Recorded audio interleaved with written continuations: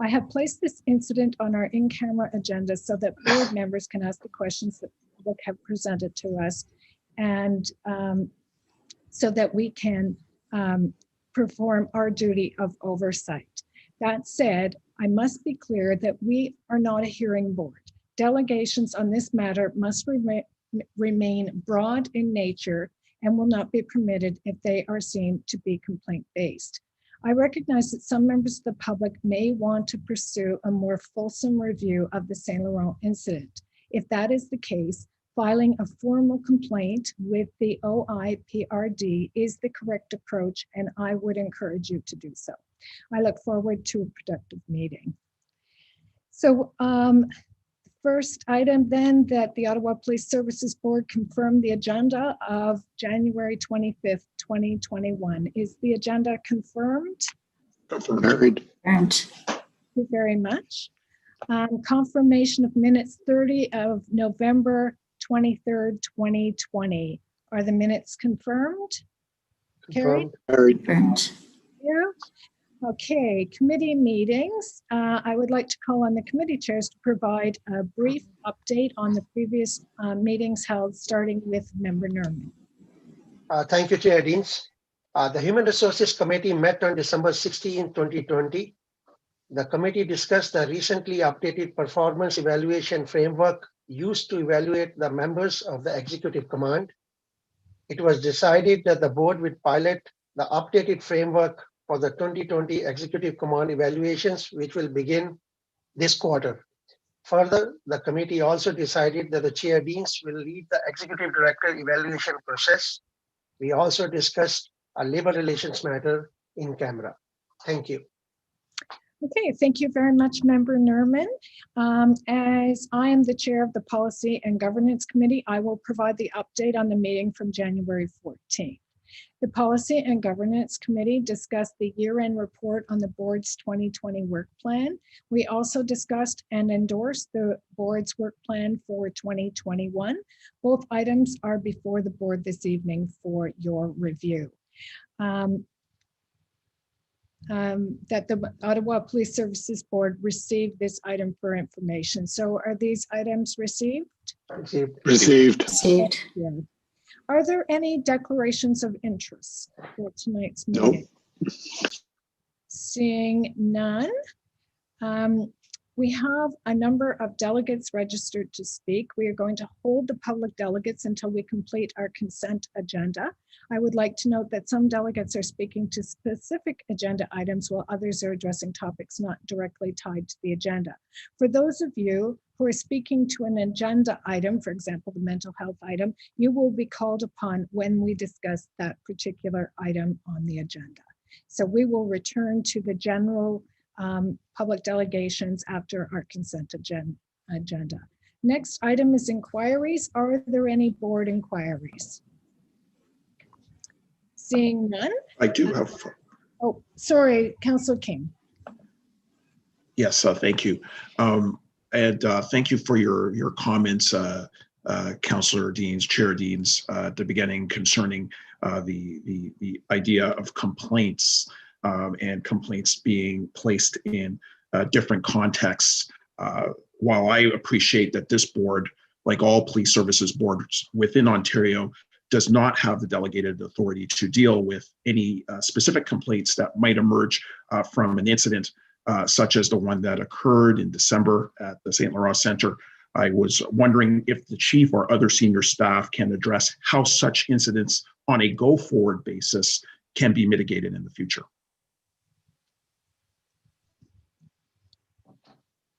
Chief, did you want to answer that now?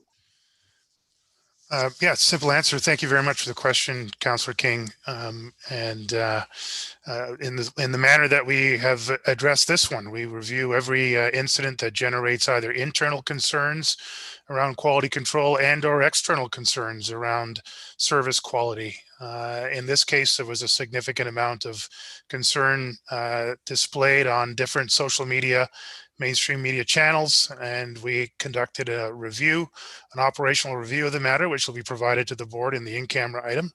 We've reached out to involved persons directly in this particular matter to have direct communication with those persons. And in some cases where those persons requested engagement with representatives or advocates, we provided that level of engagement as well. We have been active in considering whether or not there were any public complaints in this matter. To date, we're not aware of any.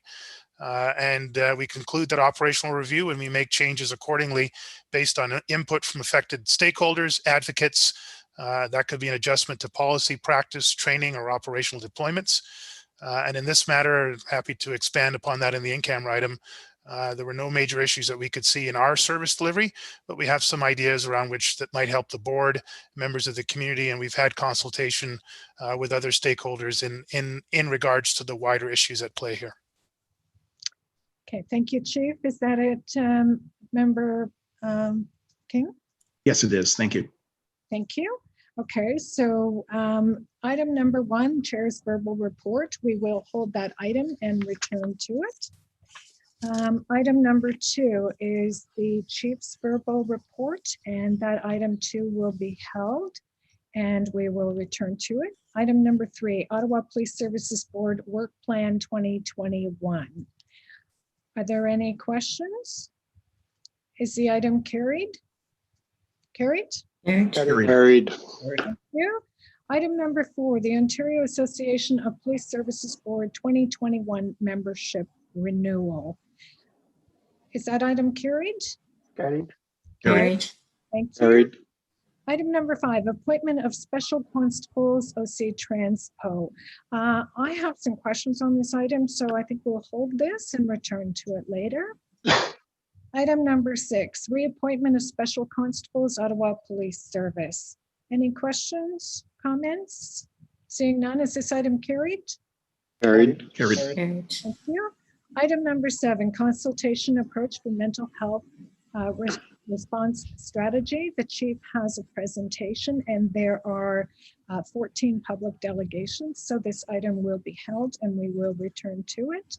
And there is one council member who also has asked to address the board tonight. Item number 8, secondary activities 2020 annual report. Is this item received? Received. Received. Item number 9, public rewards 2020 annual report. Anyone wish to hold this item? Seeing none, is the item received? Received. Received. Okay. Item number 10, appointments made under the Interprovincial Policing Act 2020 annual report. Any questions, comments? Received? Received. Received. Thank you. Item number 11, Ottawa Police Service Accessibility for Ontarians with Disabilities Act status report. Any questions or comments from board members? Seeing none, received? Received. Received. Item number 12, collection of identifying information, duties and prohibitions policy annual report. Any questions, comments? Seeing none, is the item received? Received. Received. Received. Item number 13, report on SIU investigation. And there's 2 of them, item number 13 and item number 14. Do you want to hold either of these items? Seeing none, can we carry item 14 and item 13? Carried? Carried. Carried. Item number 15, report on SIU investigation. There's another one. Carried as well on that one? Carried. Carried. Carried. Item number 16, response to inquiry 1/2018, members who have come forward following launch of sexual violence and harassment strategy. Is this item received? Is there any questions or comments? Received? Received. Received. Item number 17, response to inquiry 1/2019, trends in reporting workplace sexual violence and harassment over the last 5 years. Anyone want to hold this item? Seeing none, received? Received. Item number 18, response to inquiry 1/2021, service changes improvements since the death of Mr. Abdi Rahman Abdi. Does anyone wish to hold this item? Seeing none, received? Received. Item number 19, response to inquiry 1/2023, findings and recommendations of the discontinued outreach liaison team. Anyone wish to hold the item? Seeing none, received? Received. And item number 20, response to inquiry 1/2024 and 1/2025, justification of demonstration dismantling and OPS processes on peaceful protests.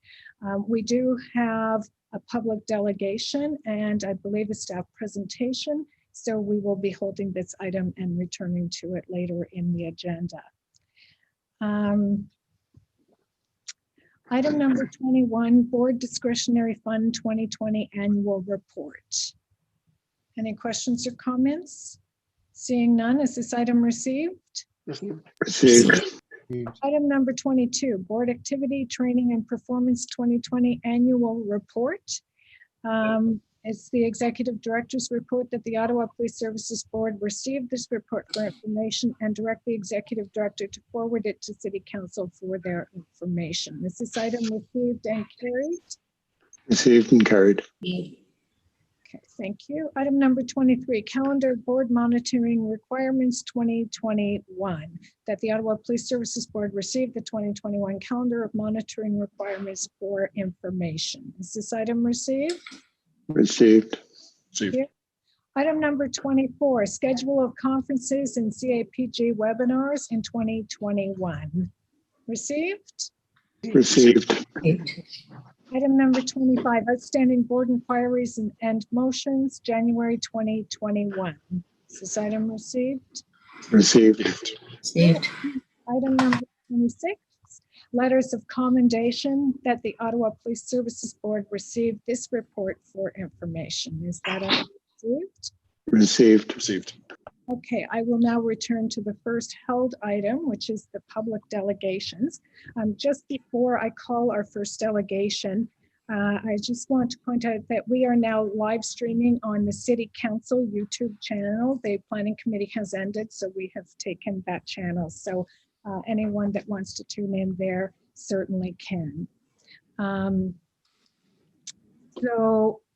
We will now proceed with the delegations who are not addressing specific agenda items. Only those who registered and were approved to speak will be permitted to address the board at this time. When I call your name, you'll be able to turn on your mic and your video.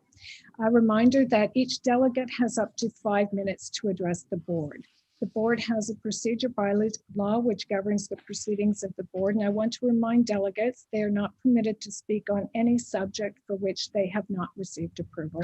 The board welcomes delegations as an opportunity to gain insight from the community on the work that is being done, and we want to ensure that everyone feels comfortable participating. I please ask that you remain respectful, in particular to other delegates, and do not contain any offensive language. Failure to adhere to these rules may result in delegations being curtailed. The list of delegates on the agenda has been updated since last Wednesday when it was originally published. We will now proceed with the first registered public delegate, and I would like to call Astor Lee.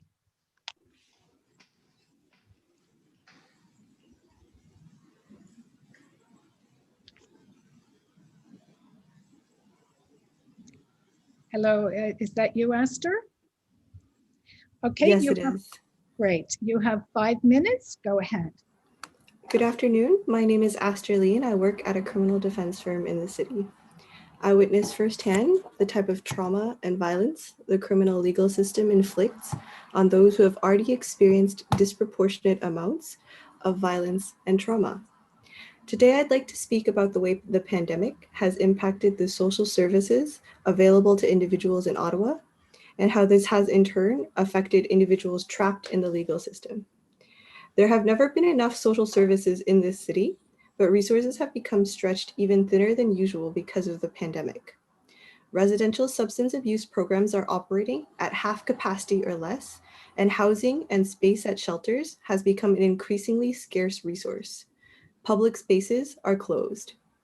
Individuals with insecure housing have lost access to the public spaces that they would normally use to send emails or use the phone to keep in touch with their supports. Counseling and addiction have moved online at reduced capacity and into virtual spheres that many of our clients cannot access, simply because they don't have phones, internet, or even the connections to understand where these groups are now meeting.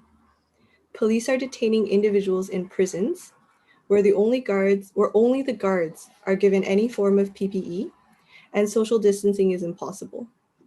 There are 16 to 20 people that are housed in tiny cell blocks where they're forced to bunk on top of each other. Super spreader activities like cell searches and transfers between prisons continue to occur, while the only things that have made prison even moderately bearable, like programming and visits, have been shut down. Prisons are an inevitable source of a COVID outbreak, which brings me to my main point. Individuals who would normally be eligible for bail and who should be released from jail, given the public health concerns the jails present, are being kept there because there's nowhere for them to go. Every shelter and residential treatment program in Ottawa is at max capacity. The best we can hope for when we call them is for a short-term bed to open up for 2 or 3 days at a time. This is particularly notable in the cases of individuals who have significant mental health concerns. Most shelters and residences simply do not have the capacity to take in individuals with severe mental health issues. They do not have the capacity to give them the care and support they require. There is only one housing program in all of Ottawa with the resources to take in mentally ill individuals, and it is the 3rd floor of the Salvation Army shelter. Unsurprisingly, it's always full. You have put the most marginalized swaths of the population at further risk of contracting COVID because you have chosen to invest in police over housing at a time when housing is more necessary than ever. More individuals than ever with minor charges and winnable cases are being forced to choose between pleading guilty and getting out or remaining in jail awaiting their trial. All you did by approving the $13 million increase to the police budget was ensure that even more individuals will face this choice in the upcoming year. The pandemic has hit those already struggling to survive the hardest, and increasing the police budget by $13.2 million has done absolutely nothing for them except subject them to more harm. You claim to understand that policing and prison is a downstream solution. But what you fail to understand is that money being invested in police is necessarily money that is not being invested in community. More resources for police will not give my clients homes or a stable income. More resources for police will not help my clients heal from their trauma, their grief, or get them the addiction treatment that they may need. All it will do is ensure that they'll be more likely to run into police harassment as they search for a place to stay. At most, the $13 increase will ensure that our clients are only beaten or tased and not fatally shot if the police are involved. It would be one thing to approve a police budget increase if Ottawa's social service network were robust enough to accommodate the demands placed on it. It is another to take $13 million from necessary community services during a pandemic and place it at the disposal of an institution that has already been proven to disproportionately harm the most vulnerable swaths of society. And that is my presentation. Okay, thank you very much, Aster, for your presentation. We appreciate your words. We did pass the budget in December and we have moved on from that now. But you will recall in our December meeting that the board did commit to forming a subcommittee to look at ways we can reduce our operating requirements for 2022. And we have committed to work with the community in so doing. So moving forward, we will definitely be working on that. We heard the public delegations in December. So to the extent that we've already passed the budget, we need to look forward in our approach going forward. But we do appreciate, I certainly appreciate the stresses on our social services, especially during COVID, and the public housing emergency that we have in the city of Ottawa. And those concerns are concerns that I share as well. So thank you very much. Are there any members of the board that wish to speak? Yes. Yes. Member Smallwood? Yep. I'll lower my hand. I want to thank you for your presentation. And I just had one point I wanted to get clarified. I believe in your presentation, there was a comment that you were saying those that were put under arrest were not provided with any PPE. And that surprises me and concerns me. So I just wanted to perhaps get a clarification. It would seem to me that anybody who was arrested would be at least offered proper protective gear. So I'm not sure. I just wanted to confirm that's what you said. And if that was the case, then I'd like to get confirmation from the chief that or from whomever that is not the case, that they would be provided with proper PPE, the opportunity of wearing proper PPE if they were put under arrest. I'm actually not sure what your question was, because in the process of being promoted to panelist and like demoted from a panelist, I was forced to quit Zoom and then re-enter. So could you please repeat the question? Yes, I'm sorry. What I just wanted to clarify was, I believe you said that people, when placed under arrest, were not afforded the opportunity or were not given any PPE. And I wanted to make sure that that's what you did say. And if you did, then I want to get clarification whether or not that is the case. It would seem to me that anybody who was put under arrest would be immediately offered the proper protective equipment in this pandemic. So that I just wanted to clarify with you, that's what you said, and then reach out to perhaps the chief or someone to find out what exactly is happening and why that is not the case. To my knowledge, none of our clients were arrested with PPE. And in addition, at the jail, there is no PPE being offered to any of the inmates while the guards are in full protective gear. Okay, thank you very much for that. And I guess I would have an inquiry if necessary to find out whether or not something that can be confirmed with the board, whether or not people who are placed under arrest are offered PPE. And if not, can that be addressed so that they are given proper protective gear if they're placed under arrest? Okay, thank you, Member Smallwood. Member Johnson, I believe you wanted to speak as well. I did, but that was my same question. Just thank you for the articulate presentation, Astor, and all the information. Okay. I was also asking about the PPE. I'm also not seeing any other hands up. Did anyone else wish to address this delegation? Okay, thank you again, Astor, for being here. We appreciate it.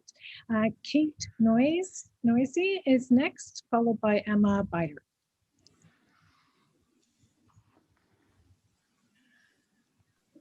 Hello. Can you turn on your video? I'd rather not, thank you. Okay. Go ahead. Okay, thank you. I certainly can't promise I'll be as articulate as you put it as Astor Lee, but I will do my best. I'm here as a career mental health worker, and I'm also here in solidarity with many, many people. I'm here in solidarity with the Valued Seven, who, as you mentioned, you refused to discuss publicly today. I'm here in solidarity with Justice for Abdi Rahman, who were thus prevented from speaking today because that's what they would have liked to comment on.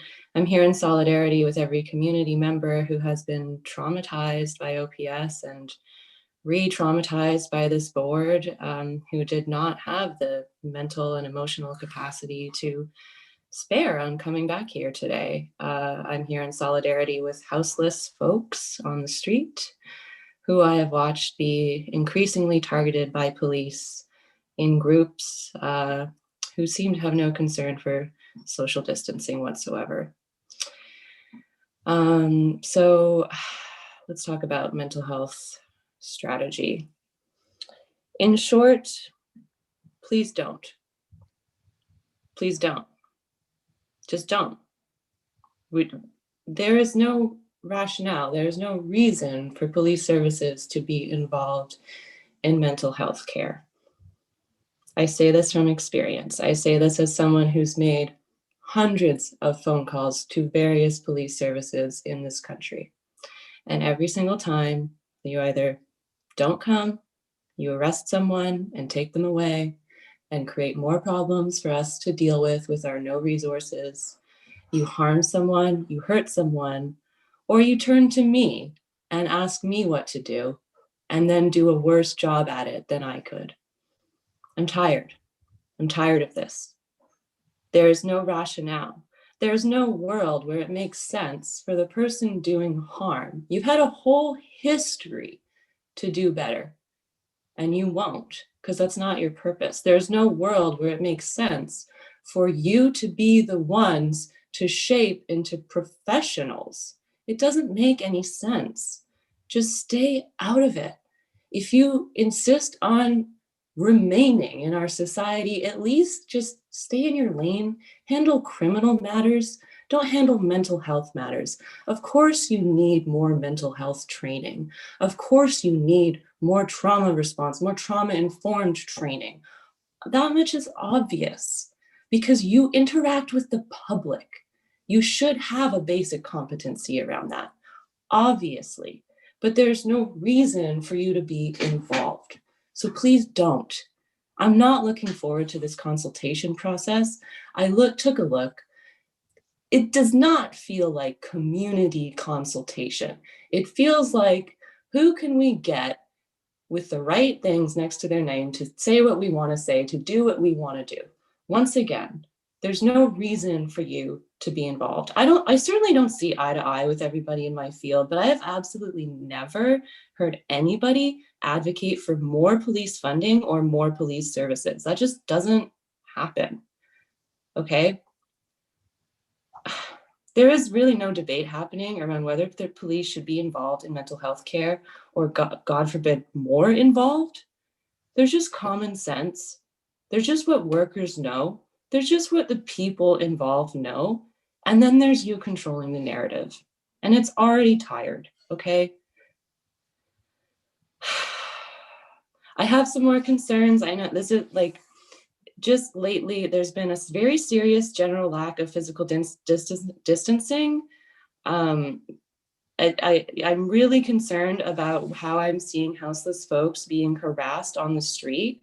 The lack of physical distancing is really absurd. If you consider yourselves community leaders, I implore you to demonstrate leadership and demonstrate good hygiene, because we're in the middle of a pandemic that is ripping our society apart. So it's the least you could do.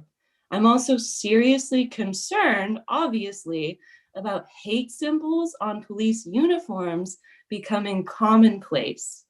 Okay, Words escape me for how to properly just wrap condemn up, this. please. I couldn't hear you, but I'm almost done. So Okay, 5 minutes is up, so if you could just wrap up, please. okay, thank you for letting me know. So last time we were in a meeting, you informed the community that you're going to go ahead and do whatever you're going to do anyway. You're going to approve the budget. That was my first impression of you, Diane. That was my first impression of this board. And frankly, the inner workings of my local hometown government that I've lived in for 30 years.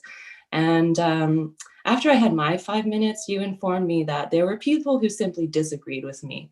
I tried to ask you who these mythical beings were and why they were not registered as public delegates. You promptly cut off my microphone and told me that's not how this works. And I just want you to know I'll never forget that. Thank you. Thank you. And thank you for being here and offering your comments tonight. We appreciate it. Are there any questions or comments for Kate?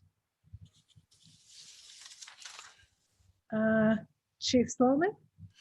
Yeah, Chair, thank you. Apologies, it was a bit slow on the raise hand from the first delegation, Astra Lee, but I have Deputy Chief Bell who can provide a very quick answer to her question.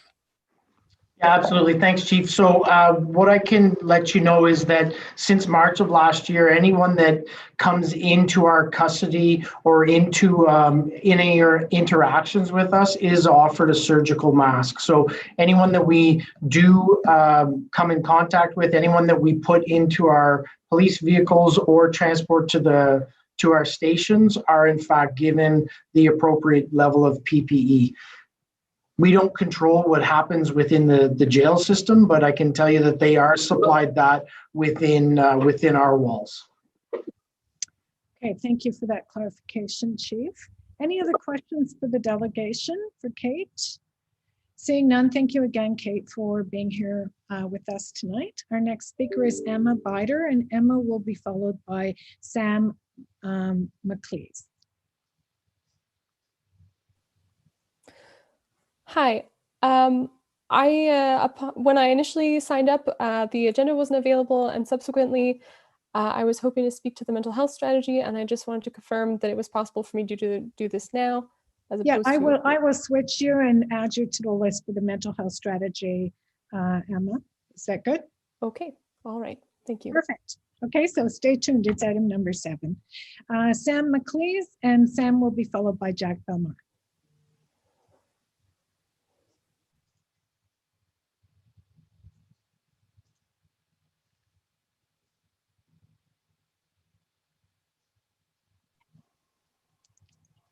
Hi, sorry, can everyone hear me? It puts you out of the meeting when we Yes, get switched. So. We can hear you, Samantha. Okay, perfect. I'm here today to speak on behalf of CAMS, so the Coalition Against More Surveillance. We're a group of community members, researchers, artists, and people with various expertise standing against invasive surveillance across Ottawa in all forms. So whether that be more cameras or more cops. So we've been coming to Ottawa Police Services Board meetings since July, and we're really encouraged to see more and more people showing up on a consistent basis. And I want to take a moment to thank everyone who came out to the budget meeting in November, specifically individuals who shared personal experiences of violent interactions with police officers. That's a really challenging thing to do in a public space, especially in this space. So just know that you do have a massive community of support here in Ottawa, and we're going to keep showing up for you. So today, many delegations will speak to the mental health strategy, and CAMS is paying close attention to that plan and discussion. But I'm here today to follow up on a question that we asked back in September 2020. So just as a refresh, over the summer, we noticed that the Ottawa Police Force has dozens of social media accounts. So apart from the main and verified Ottawa Police accounts on Twitter and other platforms, there are several others, including OPS Traffic Case Manager, OPS Youth Section, Ottawa Police NRT, OPS SRO West. And then there's, of course, accounts run by individual officers and the chief on various platforms. So as we said back in September, this seems like an excessive amount of social media to manage through one organization. And then another account was recently brought to our attention, which is an Instagram account with the handle ottawa.police.hoopstars. So this account has shared several pictures with thin blue line graphics, a symbol that fosters a divisive us versus them mentality, which in an organization with members who are still unwilling to acknowledge that systemic racism exists, this is certainly problematic. So when we brought this up in September, Chief Sully, you indicated that the issue was on the radar. Apparently, Councillor Meehan also had questions and concerns related to social media accounts. So we were just looking for an update on that. And again, we want to know who's making the decisions about what gets posted on these accounts. What are the social media policies in the force? What are the accountability mechanisms put in place? Are officers asking for consent before taking and sharing someone's picture online, to post on Instagram or for some kind of PR stunt?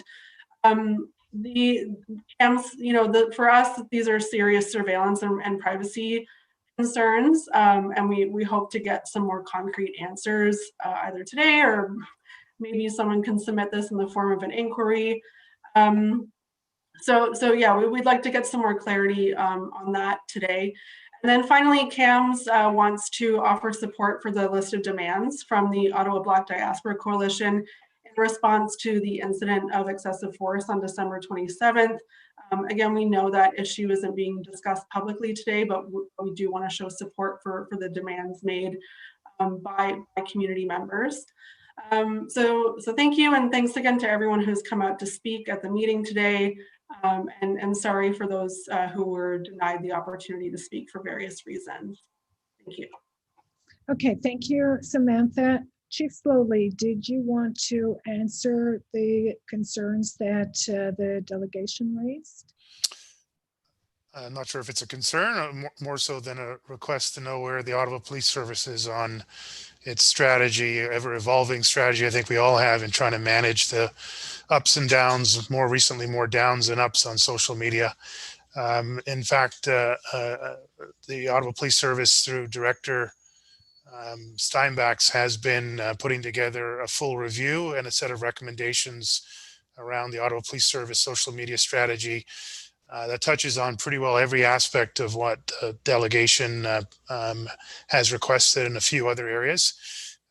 We have engaged a third-party consultant to assist with that. The command team is yet to be fully briefed on the final report and recommendations to have input. And so we're not in a position right now to provide the full results. If it's the board's desire, we can provide that at a future board meeting. Okay, thank you. I think we would appreciate that if you could. agree. Member Smallwood.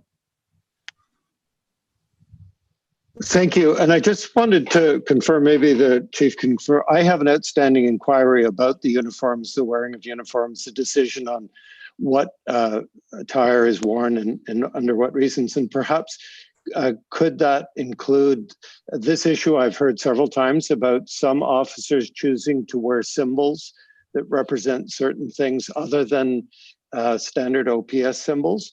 So I'm just wondering, could that be included in my inquiry as to what are the what surrounds that, what allows that, or does not allow that? So Vice Chair, sorry, did you want that included in the update on the social media strategy, or did you want that as a separate inquiry on dress and deportment? I have an outstanding inquiry for the last, I believe, 3 years. And I just want to confirm that as part of that inquiry that I have had outstanding for 3 years now, if that answer could form part of that. I'm hoping, my understanding was the answer, my inquiry was not answered because of the ongoing court proceedings.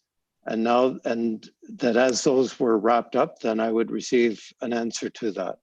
So what I'm asking is, could that answer include a discussion on the wearing of symbols on police uniforms? If it's possible to get that in advance of that, that would be great.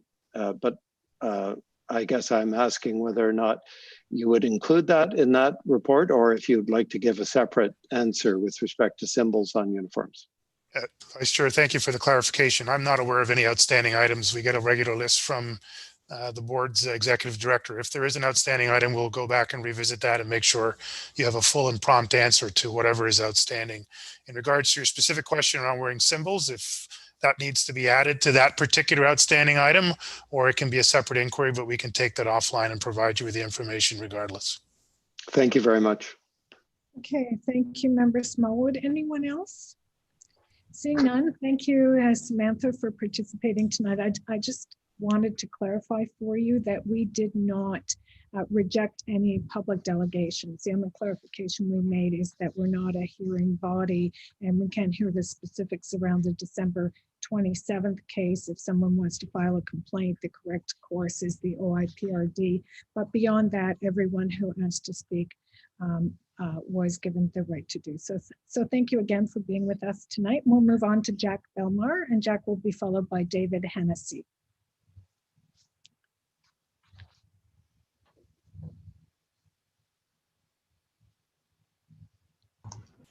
Hello, can you hear me? We can. Go ahead. You have Perfect. Hello. Thank you, everybody. Thank you very much, members of the board. Unfortunately, I didn't really have very much time to prepare anything in detail for this time, so I'm not going to be able to use my full 5 minutes. I just want to speak kind of in very general terms about the staffing issues at the Ottawa Police Service that trouble me. To a point, the fact that the Ottawa Police Service does not fire or ensure the removal of, frankly, violent criminals and people who have broken public trust within its ranks. Not to get into too many details, because there are a fair number of people who I could describe in those terms, but I'm bringing up the topic of Eric Post, who pled guilty to 4 counts of sexual assault on January 14th. And my question to the members of the board and the police leadership at tonight's meeting are, how do you feel about Eric Post continuing to represent the Ottawa Police Service? Thank you. Thank you very much, Jack. Are there any questions or comments?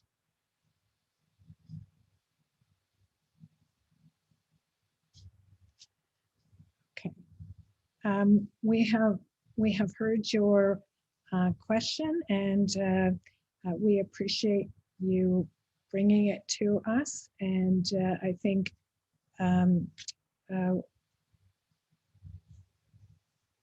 well, it's one of those issues where when you raise individuals, we tread lightly, but we have heard the question. Thank you. So we'll move on to David Hennessy, and David will be followed by Vanessa Farrow.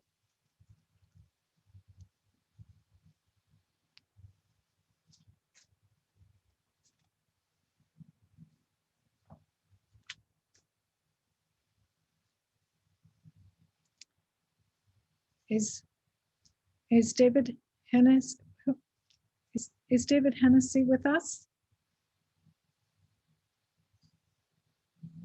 Okay, so seeing none, I just maybe further on Jack's question, point out that the board does not have jurisdiction when it comes to disciplinary matters. So we have to stay in our lane and what we are mandated to do. So we will move on then to Vanessa Farrow, and Vanessa will be followed by Ethan Sabarin. Sorry, Chair, can I just clarify something in regards to Vice Chair Smallwood's question? Yes, please. Vice Chair Smallwood, sorry, just got clarification that outstanding inquiry is in relation to the Section 11 involving the SIU matter into Mr. Abdi Rahman. Abdi. That Section 11 is still being conducted. The board, I believe, received an update on the status of the Section 11 towards the end of the year. So just to be clear, we have that item as still to be done. It is part of the Section 11.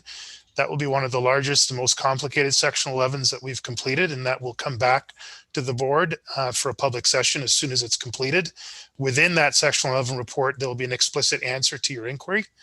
I come back again and ask if you would like a separate and earlier response to your inquiry around dress and deportment. Yes, I would. Since that was my concern, and my reason for the question to you in the first place was that I was concerned that it might be a while yet. So perhaps we could have an earlier discussion about that issue of whether or not there are unauthorized, perhaps I could use that term, symbols being displayed on police uniforms. Thank you, Vice Chair. We'll make sure that happens, and we'll work on a date for that with Krista. Thank you very much. I believe David Hennessy has now joined us, so we'll go to David and then to you, Vanessa.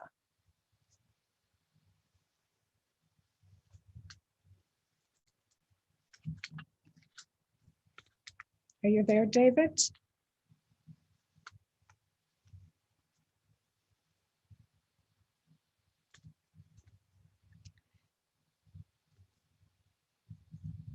Okay, I think we'll move on then to Vanessa, and we'll come back to David if we can get him hooked up. So Vanessa? Hi, thanks for joining us today. You have 5 minutes. Go ahead. Am I here? Oh, we weren't hearing you, David, so I moved on to Vanessa. So if you just hold after Vanessa, I'll call you next. Oh, sure. Okay. Okay. Go ahead, Vanessa. Okay, I'm Vanessa Farrow, and I'm speaking as a member of the community with lived experience. I'm a survivor of domestic abuse, and when you find yourself in an abusive relationship, you feel like garbage, you feel like you don't deserve better, you're already in a very dark place. The last thing you need is to be re-victimized by the justice system. The last thing you need is to be disrespected, shamed, insulted. These things only are a continuation of the abuse you're already suffering. Policing negatively affects the mental health of victims, causes more trauma, and is detrimental to the healing process. So I'd like to share something I wrote. He loves me not. He knocks me out with one shot. I'm barely conscious, very distraught, bleeding a lot, having visions of my children at my cemetery plot. He loves me, he always tells me so, usually following the solid blows he throws that break my nose and blacken my eye till it's swollen closed. He loves me, that's what he whispers in my ear. Then after too many beers, he reduces me to tears. I scream, but no one hears. I live in constant fear. He loves me, or at least that's what I wanted to believe, even when his hands close around my throat and I struggle to breathe. What a tangled web I weave when I want him to stop, but don't want him to leave. He loves me, or at least that's what I assumed. His smile greets me with an impending doom. Then I wake up in the emergency room. He loves me. Isn't that what he implied when he got me that all-inclusive ambulance ride? When I'm wearing sunglasses and it's dark outside, when I'm fighting to live but wishing I died? He loves me. He's just misunderstood. He just had a rough childhood. He treats me badly, but his intentions are good. He really does love me, I must insist. It's just that he's never been kissed. He was raised by abuse, so he cannot resist. Instead of using his heart, he uses his fist. He loves me. Was that ever true? What kind of love leaves you black and blue, leaves you fractured, stitched up, your lips split in two? He loves me. He never loved me at all. He only loved to see me fall, watch me bawl and crawl till I feel worthless and small. This is what goes on in the mind of a broken spouse, living a broken existence in a broken house, having to endure traumatic flashbacks, feelings of self-pity and disgust, having no one to turn to, no one to trust, having my physical body hurting and my mental state a wreck, and not being able to feel safe calling those meant to serve and protect. It's been years since he's been gone, but I'm sure you could understand why I still shiver at a raised voice and flinch at a raised hand. Imagine calling for assistance just to end up being shamed. Imagine going from being the victim to being the one who's to blame. So these are my lived experiences dealing with domestic violence and the police. I have been told things like, maybe you deserved it. What did you do to get him so angry? Maybe you just like the attention. You should just kill each other. You're wasting our time. So it's understandable that when my 17-year-old daughter was sexually assaulted, and I'm going to be more specific, held down and raped, I did not report it to the police. I could not bear to see my child re-victimized and blamed. I already knew the types of questions she would be asked. Did you come on to him in any way? What were you wearing? Were you drinking? Why were you in that neighborhood? And while I appreciate that the police are trying to police themselves by partnering with organizations that have no vested interest in our community, that is a joke. If your ultimate goal is to have a crime-free society, history has shown policing doesn't work. Instead of increasing police funding and creating more militarized police force with even more violence and even less empathy and building more jails, funding should go to community resources whose main purpose is actually to help communities who need it most and building affordable housing. So I'm going to be sharing these photographs taken by the Ottawa police during a domestic incident where I was arrested along with my partner. And I had to spend the night in the holding cells because I admitted that I hit my partner back in self-defense. And even though I was clearly the victim in this situation, the Ottawa police felt it necessary that I be held accountable for my actions. So why can't the police be held accountable for theirs? No one ever says, when I grow up, I want to experience domestic violence. When I grow up, I want to be an addict. When I grow up, I want to have mental health issues. When I grow up, I want to experience poverty and or homelessness. When I grow up, I want to commit crime to feed my family. When I grow up, I want to be raped. When I grow up, I want to be a victim of police brutality, racial injustices, and systemic racism. No one plans to find themselves in these situations they find themselves in. So yes, I realize there's robbers, killers, really bad people who we should fear. But in reality, especially when you look like me, a lot of people fear the police more. Thank you. Thank you, Vanessa, for your comments today. They're hard to hear. They are very impactful. I really believe that we need to hear these messages and we as a community need to move forward together. I do want to point out that if anyone is struggling in our community, they can reach out for support. You can contact the Ottawa Distress Center at 613-238-3311 or at Distress Center O. Besoin d'aide, communiquez avec le centre de distress d'Ottawa au 613-238-3311. And are there any comments? Member Johnson, followed by Chief Slowly. Yes, thank you, Chair. Vanessa, thank you for sharing your story. To hear your experiences in your own word, I think helps us all understand this better. So thank you. It takes courage, it takes bravery, and thank you for that. It's very appreciated. I just thought I'd mention it now that when we come to the mental health story, we will be asking how we ensure that a women's group with experience with violence against women is included in the network groups. And it's for exactly this reason, that we need a woman's voice. We need a group that has experience in violence against women. So yeah, and thank you for sharing. Thank you, Member Johnson. Chief Slowly. Thank you, Chair. Vanessa, thank you very much for sharing. Hard to hear, but important for you to share, important for me to hear. I also recognize you're sharing this and you've got a beautiful little child behind you there and you're multitasking. No, don't cover. It's part of your story. It's part of your lived experience. It's part of why we need to understand this and do better for you and others who have experienced what you've experienced. So I'm personally grateful on behalf of the command team, personally committed to addressing that and the circumstances you described broadly, not just for you, but for others like you who have suffered. Thank you very much for bringing that story. The images were hard to see, and I hope you'll may take advantage of the opportunity that Chair Dean's talked about in terms of supports available immediately for you and your family.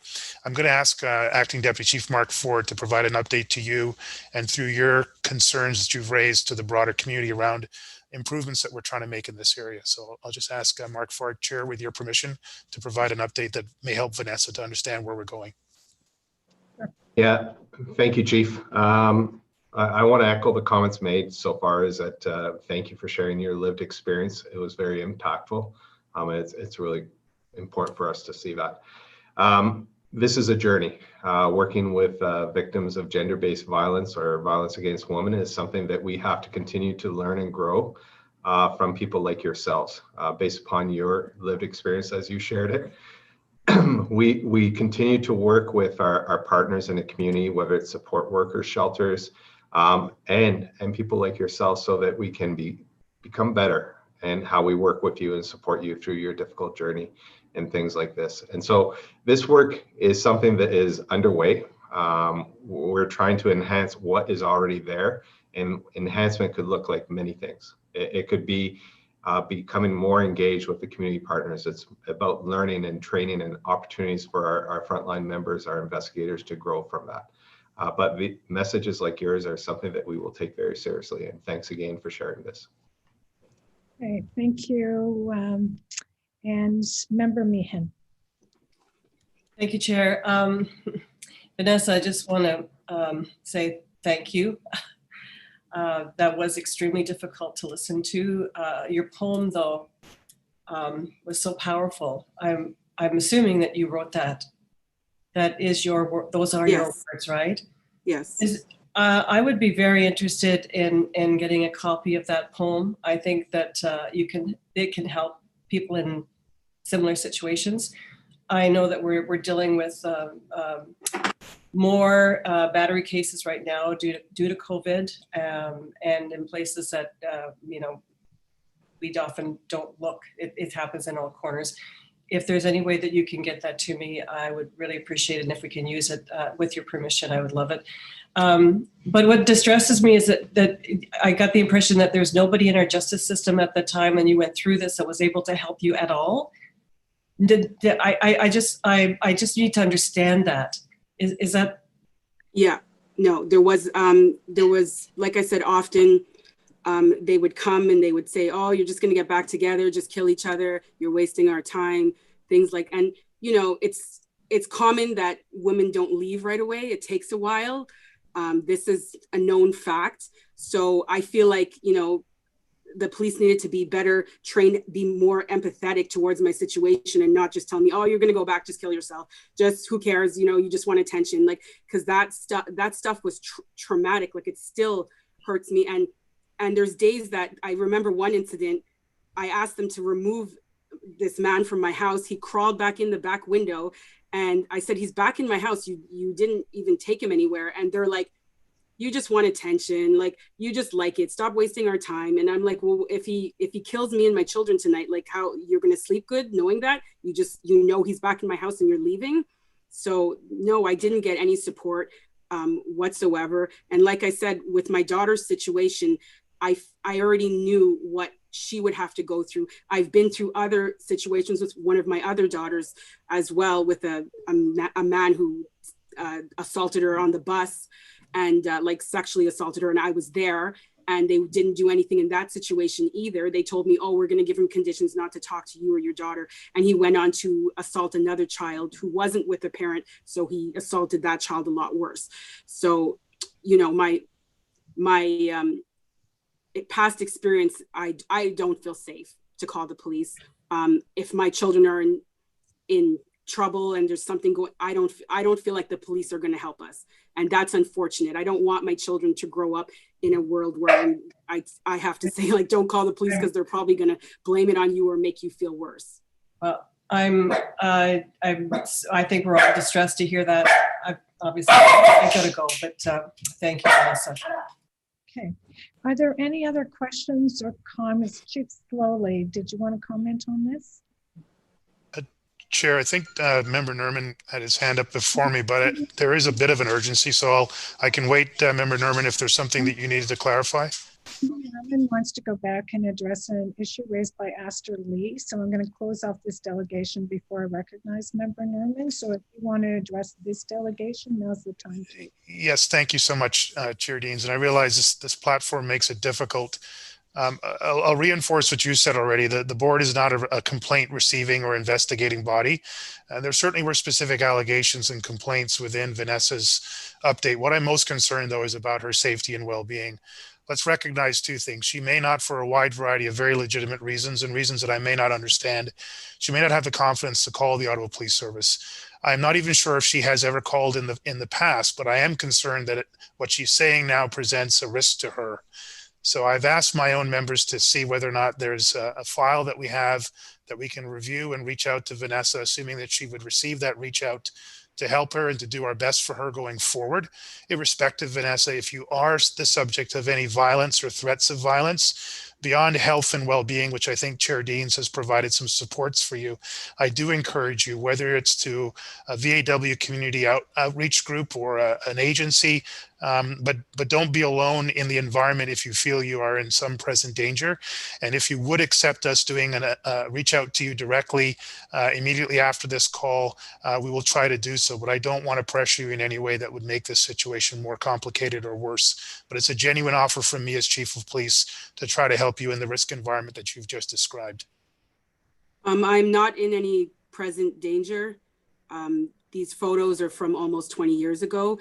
I'm bringing this up on behalf of other people going through this, that are still going through this. Like I said, I'm a survivor. Not everybody's that lucky. Okay, thank you, Vanessa. I just wanted to make sure there was no immediate risk to you that we could somehow help you with, but thank you very much again. Thank you.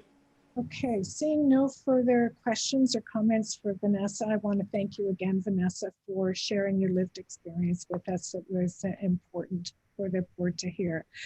Member Nerman has asked me to give him the latitude to return and ask a question pertaining to the delegation Aster Lee. So I have agreed to do that. So Member Nerman. Thank you, Chair Deans, Chief and Deputy Bell. I had raised an official written inquiry way back in September, which was replied in the November board meeting. The response was I-2016 regarding the use of the PPE by the OPS officers And in the written response, and just this is a follow-up to bridge the gap which one of the delegation, Esther Lee, has raised. And in that response, a response was given by the OPS that around 200,000 was spent on purchase of the N95 masks, P11 mask, and cloth mask. And more importantly, in response to my inquiry, OPS also advised that these are the mandatory orders which were issued to all the members who must wear either a cloth mask or an N95 mask within all areas of OPS facilities and outside in public in accordance to the best practices advocated by OPH. OPH means Ottawa Public Health. So I would like to know if the mandatory orders have been issued, and the issue raised by Esther Lee that when her teammates or her firm arrests were made, there were no PPE. Can you please give us a clarification of why that happened? Member Norman, thank you. I'm going to turn to Deputy Bell, who leads our COVID response, to see if can provide some insights to your question there.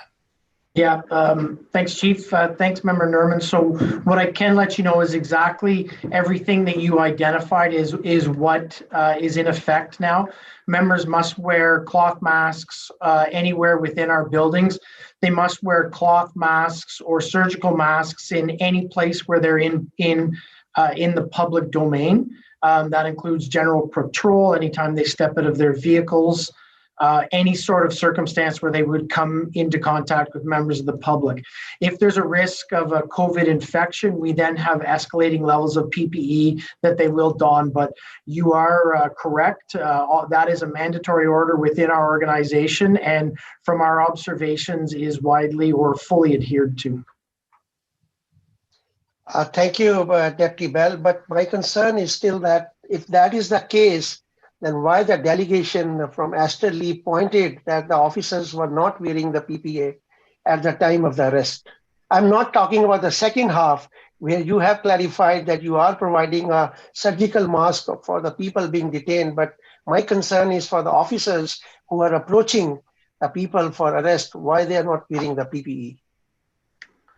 So if I understood the question, I believed it was around specifically why we weren't providing PPE to the people we were arresting. We do that. The officers are mandated to wear PPE when they're in public. If there's a specific case that Ms. Lee has information and wants to contact us with a complaint, we will absolutely take that. But it is our position, and it's mandated for all of our members. They must wear PPE when they're interacting with the public. Thank you. I will leave it here, and I hope Esther Lee is listening to this, and if she has any concerns, she can outreach to you. Thank you, Chair. Thank you, Member Norman. Our next delegation is David Hennessy, and Mr. Hennessy will be followed by Ethan Savaray. Hi there, can you hear me? We can, go ahead. Okay, great. Sorry about the confusion before. It's okay. I actually was planning on going ahead of Vanessa, so I didn't have a full speech prepared because I really wanted Vanessa to speak. I know Vanessa, I know she's a powerful speaker and that everyone on the board needed to hear that. So thank you for giving her the time of day.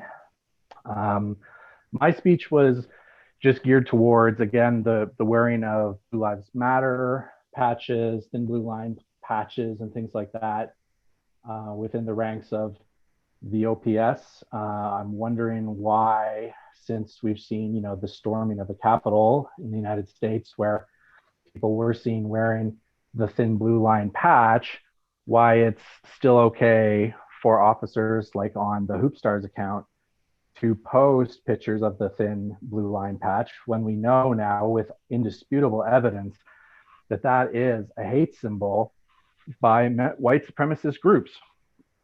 That's got to stop. And that was pretty much all I wanted to say. I guess on the matter of the PPE, I mean, the cops arrest people every day and they put people in prisons, where the biggest COVID outbreak really in the world is happening right now. If you want to look at the epicenter of those outbreaks, it's in prisons. I I don't know if I think the board should also be made aware that by, putting people into prisons where the federal government and the provincial governments are wringing their hands and not acting to give people proper sanitary equipment, that in a lot of cases they're condemning people to death or serious health risks. So I hope the board can really hear that. Thank you very much. Thank you, David. Are there any questions or comments for the delegation? Seeing none, thank you again for spending some time with us this evening. We will move to Ethan Sabarin, and Ethan will be followed by Zhu Zhu.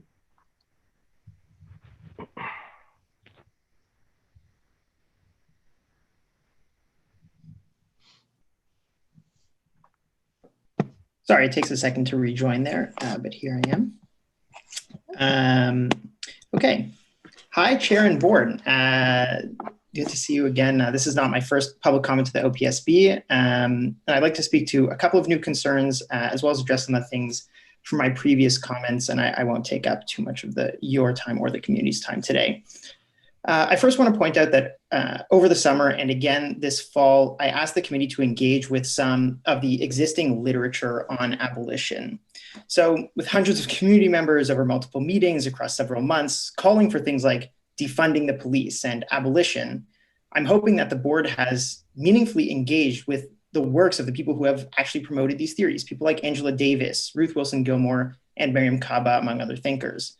So in July, I included in my deposition links to some basic introductory pieces to get started, including a really great two-part interview with Ruth Wilson Gilmore, in which she makes the case for abolition.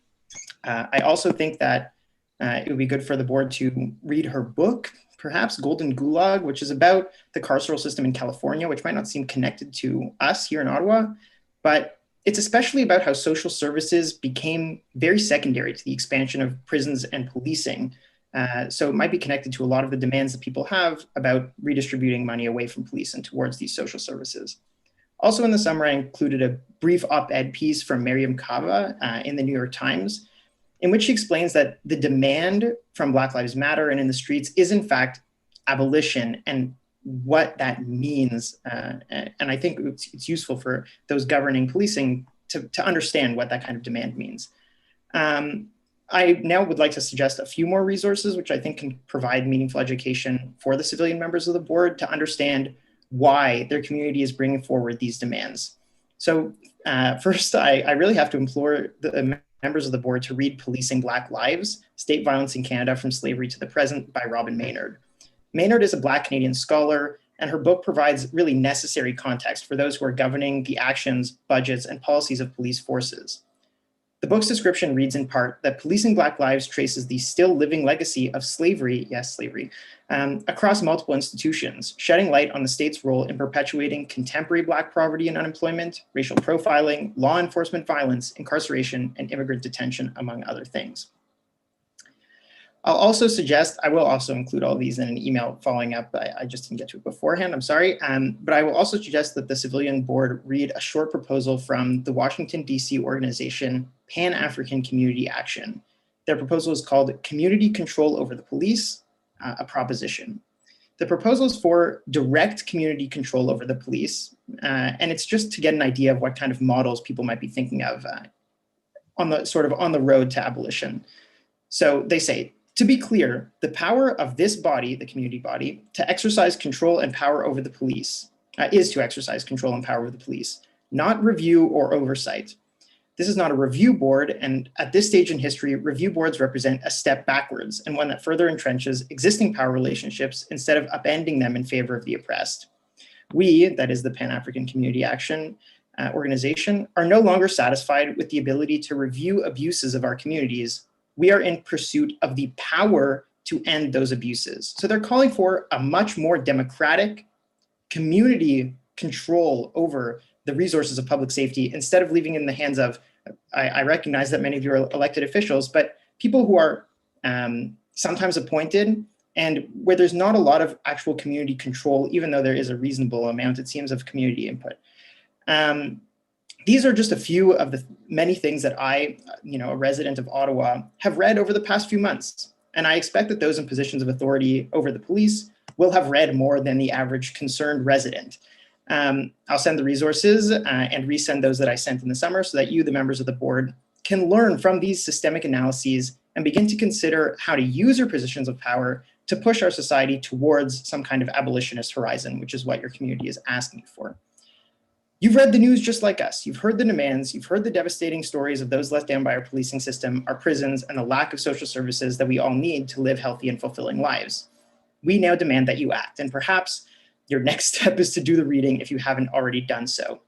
And I would just appreciate if members of the board could let me know during the question portion after my comment if they have looked into any of the existing literature on abolition. If not, why not? And if so, what specifically have you read? I believe the community would like to know how the board is engaging with this literature and educating itself in order to understand and better respond to the community's demands. Thank you very much. Thank you very much, Ethan, and thank you for the suggested reading list. I'm sure that the board members will be happy to receive your email so that they can take a look at what you have suggested. There's obviously a lot of material out there to look at, and we'd be happy to consider your recommendations. Are there any questions or concerns from any member of the board? Seeing none, thank you again, Ethan, and we will move to Zhu, followed by Jennifer.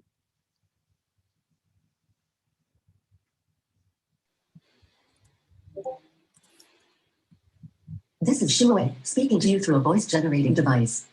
Once again, I will not be turning on my video, but I assure you there is a flesh and blood human here.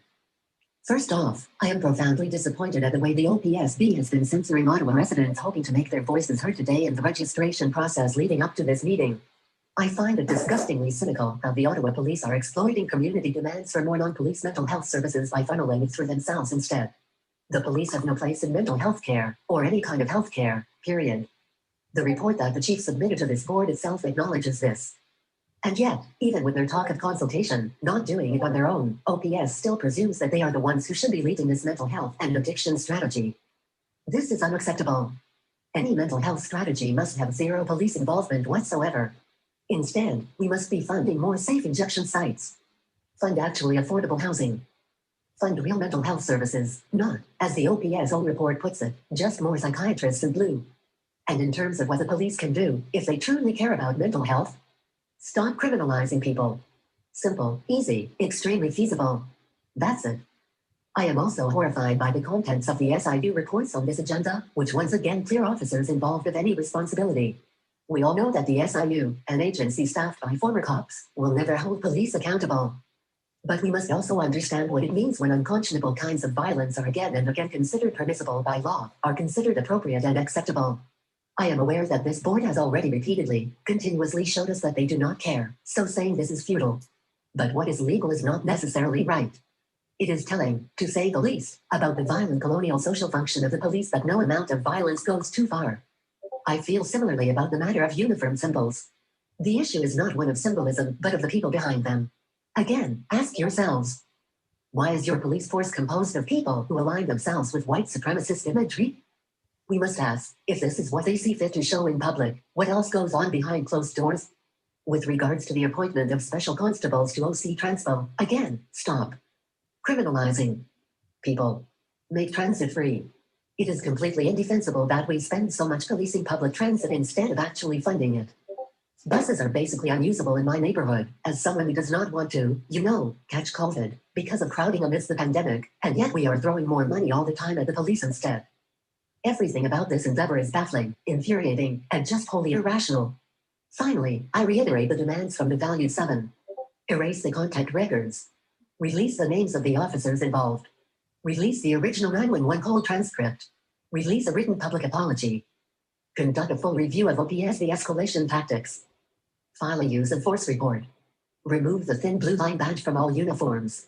Release the names of Garda personnel involved. Remove the mall ban. And release the video footage. Okay, thank you very much for your comments today. Are there any questions or concerns? Seeing none, thank you again for being here. We will move to Jennifer, and Jennifer will be followed by Farnaz Farhan. Sorry, is it my turn? Sorry, the computer went all. Yes, Jennifer, it's your Okay. turn. You can Okay. Yeah, so this will be really quick because I'm actually doing organizing stuff today, so I just had to run home and do this. So hi, I'm Jen. So I had a whole laundry list of issues I want to talk about, but obviously I only have 5 minutes, so I'm going to do my best to condense it. So while the approval of the 2021 budget was disappointing, it wasn't unexpected to myself and others. So for people who spent the last meeting telling us for a whole day, almost 8 hours, that you were listening, clearly you were not. So something that I heard many board members bring up is that there was a need for more policing, that you had all these emails coming in from people in the community saying that they're worried about the lack of police in their communities, the crime is going up, safety was an issue. However, if we're committed to public safety and actually representing the needs of the community, as the board is mandated to do, then we would not be asking for OPS to put more officers on the street, be it for the extra new 30 hires that they proposed or community policing in which community policing does not work in keeping communities safe or tackle issues of crime at its root. Police at the end of the day are responding to crime. They're not preventing crime from occurring. I also find it quite offensive to assume that the problem with the community has with policing is that there's not enough diversity or whatever liberal co-opted idea that we have among police discourse. This use of this liberal idea of identity politics tokenizes us on the margin and is a huge disservice to us. Hiring more cops who are women, racialized, part of the LGBTQ community, etc., is not a solution to the problem of policing. The individual at the other end of a gun, baton, taser, or reinforced tactical glove does not care if the officer wielding or wearing those items is Black, a woman, part of the LGBT community, or multilingual. Because at the end of the day, this is a system that will cause harm regardless of who is standing behind this uniform. So if the Ottawa Police Service Board's mandate is to serve the interests of the community, then why are you not meeting that? Again, this circles back to the needs and interests of the community not being taken seriously. Why is OPS being allowed to hire more police officers despite opposition from community members across the city? This is a city that everyone should feel safe living in. However, that is not true, and very few people get to experience that. Finally, something that I also want to bring up that it was already brought up, but I found disturbing, as well as many others have found disturbing, is the display of the thin blue line symbol. So those are patches, pins, ribbons on police uniforms.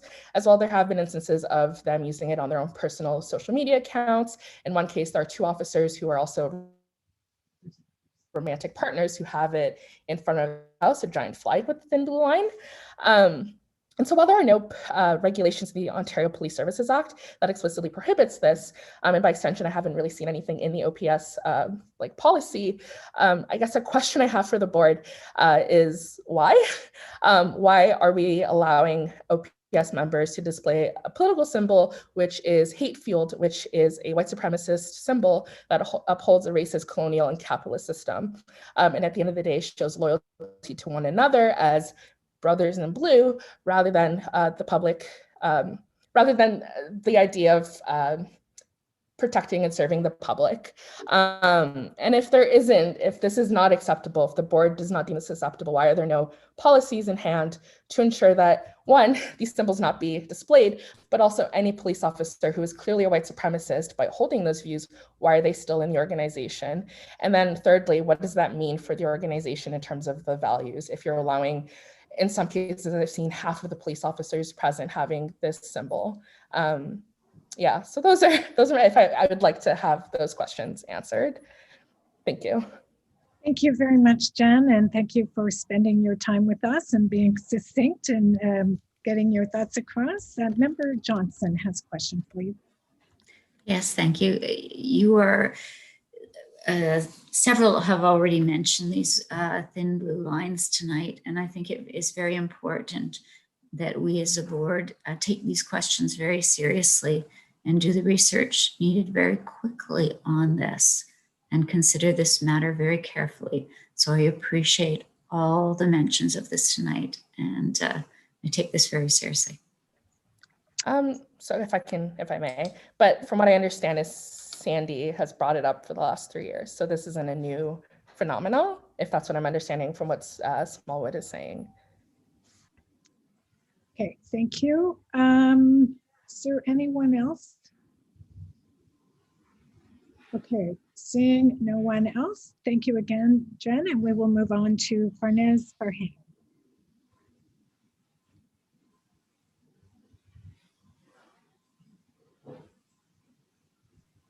Hello. Hello. Hi. One sec, sorry. All right. Good afternoon. I'm going to start with some remarks on this so-called mental health strategy report. To start, it's important to reiterate that last year, while there were many calls for proper mental health responses, particularly for people in crisis, there was a clear demand that police were to have no part in the next step forwards. And yet this board still decided to task a co-op to create this strategy. So while you've wasted the community's time and resources, at least now we can say we've seen your work. Out of over 100 delegates and community organizations that came to speak last year, not a single one has been contacted. That's no surprise since there's no rapport, support, or trust amongst them to contact you or be in contact with you, but it's telling as to what this strategy is going to play out as. The unprecedented engagement that you're looking for is going to be people showing up as delegates, as I'm doing right now, to make sure that the people who represent them aren't spreading false narratives on their behalf. Our engagement is with our own communities and showing up for them. And I'd like to clarify that we don't work for you, and we certainly will not be working with the police. In the mental health strategy report, it says, and I quote, that this report's supposed to be a review of and improvements to how police respond to people in mental health crisis. And you keep reiterating how you can't do it alone throughout this report. But what I'd like to know is who in the community has asked for police to do this in the first place. It says that there was preliminary discussions with community partners, but I just also want to know who was consulted, and also executive directors of nonprofits, no matter who they are not grassroots or considered community-led, especially when they talk to or meet with cops. The grassroots service and care providers who already lead the frontline care for those in crisis or people using substances have explicitly highlighted that police presence hurts community members and fails to treat them with dignity and respect. No amount of photo ops with naloxone fixes the dehumanizing culture of any police force or the dehumanizing language that some of the counselors on this board have recently used to describe our community members in need, particularly our unhoused neighbors. We don't accept this strategy. We don't accept that police or police partnered organizations, like, for example, Crime Prevention Ottawa, have a single seat at these tables. This is a waste of 3 years of our time and the community's resources. The 5 organizations that are being called as part of the network in this report have been cherry-picked and are not grassroots community groups. It's really out of touch with what community-driven is supposed to mean. But it's interesting that the same people chosen as that network are also the people doing the focus groups and outreach for this strategy. It shows the lack of engagement and rapport you have with broader community members and groups. Insisting that police still need to be a part of a mental health strategy is reinforcing the same narrative I've heard from this board before that conflates people in a mental health crisis with violence or violent behavior. This narrative is ableist and it's stigmatizing, and we already have examples of people doing this work elsewhere without preemptively perceiving the people in need and in crisis as a threat. So we could be moving towards that. Secondly, that it's not related to the mental health strategy. I'd like to reiterate some of the things that were promised last year as part of the budget discussions. I'd like to remind us to go towards a zero-based budgeting for the 2022 budget. We'd like a clear list starting from zero to demonstrate what the millions of taxpayer funding that the Ottawa Police Force is getting is spent on. And we'd like that well in advance of when the next budget is to be released or spoken about. Taxpayers should have a clear breakdown of where their resources are going in the name of their safety and well-being. Further, and lastly, I'm going to ask that you not use the community safety and well-being consultations and priorities as a way to push forward the police. I actually attended one of the few consultations that were in person before COVID hit, and the community members at those tables explicitly did not want police anywhere near our city's plan. As I've mentioned countless times to the chair of this board, Crime Prevention Ottawa has no credibility within the community, and their board shouldn't be serving as the advisory committee for the city's plan. And I'm done for today. Thank you.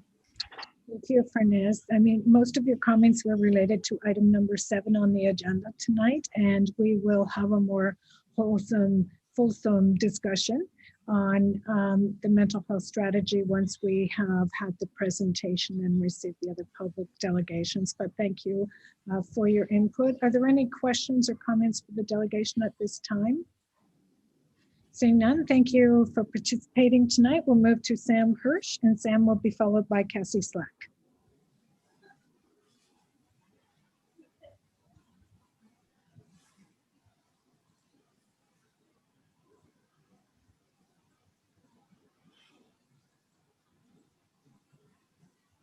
Hi, can folks hear me?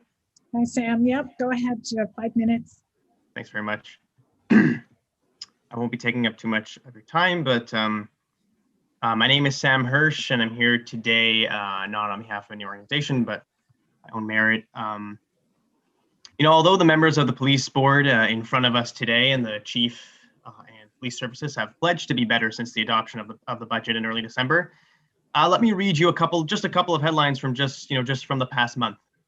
Young men shaken after Ottawa police called on them. 10 Ottawa police officers suspended, no public accounting of suspension. SIU investigating death of man in Ottawa police cruise during transport to shelter. Ottawa police accused of planting handguns, stealing $50,000.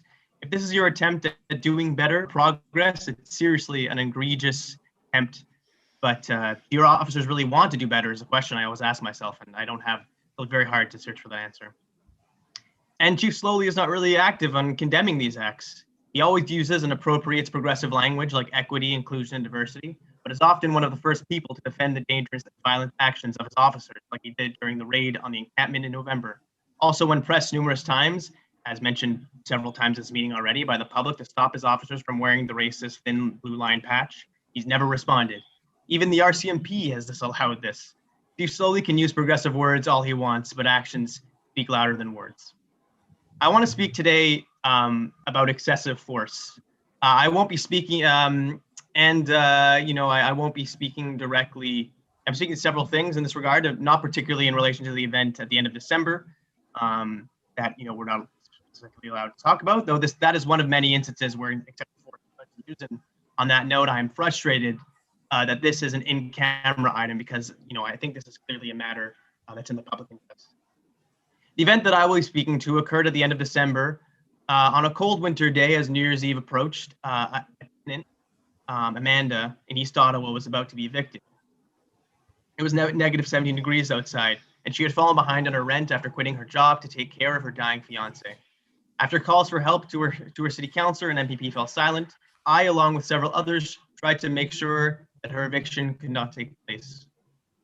More than a dozen of us from community organizations across the city tried to halt the sheriff from proceeding with her eviction and even tried to raise money so she could pay for her arrears. We were ultimately unsuccessful, and despite our best efforts, Amanda was forced out into the cold during a global pandemic. During the whole experience, at the height of it, when we were trying to block this eviction or trying to help this tenant, we were 12, and eventually we were met with 12 police officers who tried to remove us. 12, most of whom were wearing the thin blue line patch. 12 unarmed protesters were met with 12 heavily armed police officers. Why? Are police really that threatened by 12 unarmed people? Think about this, board members. The median salary for a police officer in this city is around $83,000, and that's about $30 an hour. They were there for around 4 hours. That's $1,440. That's almost 2 months of Amanda's rent. So instead of trying to force her out for 4 hours, which they eventually did, we could have used those resources to keep Amanda housed for 2 more months. And this is what it all boils down to, a misuse of resources, because that's what excessive force is, misuse of resources. Sending 12 cops with guns to a scene where it's completely unnecessary is a waste of resources. Yet we continue to fund you folks. So I want to inquire, if it's possible, to Chief Slowly about what the scenario is and what is the rationale behind sending 12 cops for 12 people or 10 cops for 7 young men. Who makes these calls? Because it isn't much of a justification for giving you that. So I want to ask that question. Chief Slowly could answer that. Thank you.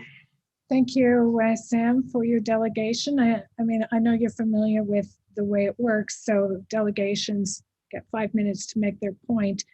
They don't really get a chance to ask question, but sure. If anyone has any comments that they would like to make, they're certainly welcome to make them now. Is there any board member of the service that want to ask or comment on this delegation? Seeing none, thank you again, Sam, for coming out. We'll move to Cassie Slack. Thank you.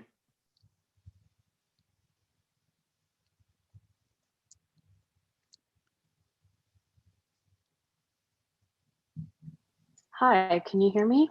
We can. Go ahead, Cassie. All right. Hi, I'm Cassie. I'm an independent designer and artist here in Ottawa. I'm here to demand that this board take real action to remove the police from our communities and repair some of the trust that's been broken with us. Based on the agenda for today, I'll give a few concrete examples of things that you could do. First, do not appoint special constables on OC Transpo buses. Item 5 on the agenda talks about the appointment of special constables, which includes giving OC Transpo employees powers under the Policing Act. When we say that we want to defund and abolish the police, we literally mean that we want less cops, and that includes transit cops. It should be really concerning to the community to have our public transportation employees being given policing powers of any kind. Next, remove the neighborhood resource teams from our communities. On item 18, you cite that the addition of neighborhood resource teams as a service improvement in the wake of the killing of Abdirman Abdi by the police. I'd like to remind this board that the neighborhood resource teams are not new. They began with programs like Vision Jasmine, which was the pilot project for the NRTs in 2006. The same neighborhood where Anthony Oust was killed in a no-knock police raid last year. These same neighborhood resource teams were built from DART, the program where Officer Monsian, who killed Abdirman Abdi, came from. Every time one of these programs comes under fire for being violent in our communities, they are rebranded and then sold back to us as improvements to the same violence that they themselves caused. I'm a designer, and again, I will tell you that rebranding will not fix a violent and toxic organization, and it will not repair the trust that you've broken in this community, but canceling the NRT program could. Next, I want to talk about addressing the violence within your own organization. In item 18, again, you talk about improving your outreach and recruitment process, which resulted in more women and racialized folks entering the force. These are the same folks who, based on your own report in item 16 on officers who've come forward about sexual violence and harassment, are more often targeted by violence in your own institution. You can't talk about funneling women and racialized people into the force as an answer to the harm that you've caused in the community when you don't address the harm happening inside your own institution. You have to fire the rapists in the police force. Next, address the community's concerns about the mental health strategy that you've presented. In item 7, your report says, we have heard loud and clear from the community that the OPS must improve how we respond to people experiencing mental health crises. We've actually said multiple times that we do not want the OPS responding to mental health crises, period. The report also states that a key issue in our city's mental health strategy is a lack of adequate resources and infrastructure. I agree with this. So why is it that the police receive more funding than all of these other organizations that help with mental health? The lack of affordable housing, the lack of mental health care, and the lack of a livable wage in our community is what contributes to poor mental health. The police have no place in any of these. You also list your key partners, but you fail to include any of the organizations who've been showing up to talk about mental health at these meetings for months. Lastly, address the lack of transparency and the censorship of these meetings. In the last year, there have been a lot more of us showing up, and the COVID-19 pandemic has forced these meetings to happen virtually. Over the time that I have been attending and presenting at these meetings, I have witnessed this board cut off multiple delegates while they were presenting, including a sexual assault survivor. I've watched you update your policies and mandate on the board website to make it more difficult and confusing for people to present on important public safety issues. You don't allow journalists to ask questions, and you don't allow question and answer from the delegates. You turn off your comments on your YouTube live streams like the one tonight, and you put important public safety items in camera and refuse to let people comment on them. And I am obviously talking about the briefing on the December 27th incident outside St. Laurent Mall. I want to remind this board that policing is a public service, and we, the public, have a right to interface with you in whatever way we see fit. Our stories belong to us, and you can't decide whether they are pertinent to your job or not, because we are the ones who decide what your job is and what's important to our communities. I want to thank every single person who continues to show up to these meetings, even as this board makes it harder and harder to participate. I'll see you next month. Thank you. Thank you, Cassie, and thank you for being here with us tonight. And I just remind the delegations that the board is a product of the province, that our mandate flows through the Police Services Act, and we are regulated in the work that we do. And there are specific items. For example, we are not a hearing board, so we can't hold hearings. And you know, perhaps it's unfortunate, but it's the reality. There is a hearing board. There is an opportunity. You can avail yourself of that opportunity, as I pointed out at the start of the meeting, if you so choose. So thank you again. Not a single person has asked for a hearing. That I just want to clarify, not a single person who has presented has asked you to provide a hearing. We want you to listen. It's okay. That's fine. You don't have to. You're maybe not understanding what I'm saying to you. We are not mandated to hear a complaint about that. The OIPRD is, and that is the correct forum. So we're just asking you to use the forum that has been set up through the provincial process. Let's go to Member Johnson. Yes, thank you. Just 2 points. One is, if there is an increased difficulty using the website to sign on, we should definitely take a look at that. And the second thing is, you know, that I hope soon, as was discussed at our November meeting, there's planned mediation with the board and the community groups. And I think, you know, certainly all we're hearing tonight, there's some important issues that we need a mediator and we need to be talking about with the groups. So I look forward to that opportunity, as I know Chair Deans does as well, to have those discussions. And I do think that we need to look at ways of engagement with the community that allow more latitude than the parameters that are set out in the Police Services Act at the board meetings. So we can talk about that through the community mediation process. Thank you, Member Johnson, and thank you, Cassie, for being here tonight. That being the end of the delegations, we're now going to move on with our agenda. Our next item is the Chair's verbal report. And I want to start by wishing you all a very happy new year. I know I speak for the entire Police Services Board when I say that we're looking forward to a busy and a fruitful year ahead. As those of you who follow the board's work frequently will know, 2020 was a particularly challenging year for us. Collectively, we have recognized that trust and confidence in police is necessary, and to the extent that that confidence has eroded, both the police service and the board must work extra hard to earn the respect of the community that we serve. The board recognizes that change is urgent and necessary and must be brought about thoughtfully. The board and I want to work with the community. I recognize the need to listen and to let the voices of people who have felt most adversely impacted by past interactions with the police be heard. That being said, everyone deserves respect, and it will be this very foundation that allows us to move forward as a community. I also want to make the board's role abundantly clear. We have a duty of oversight.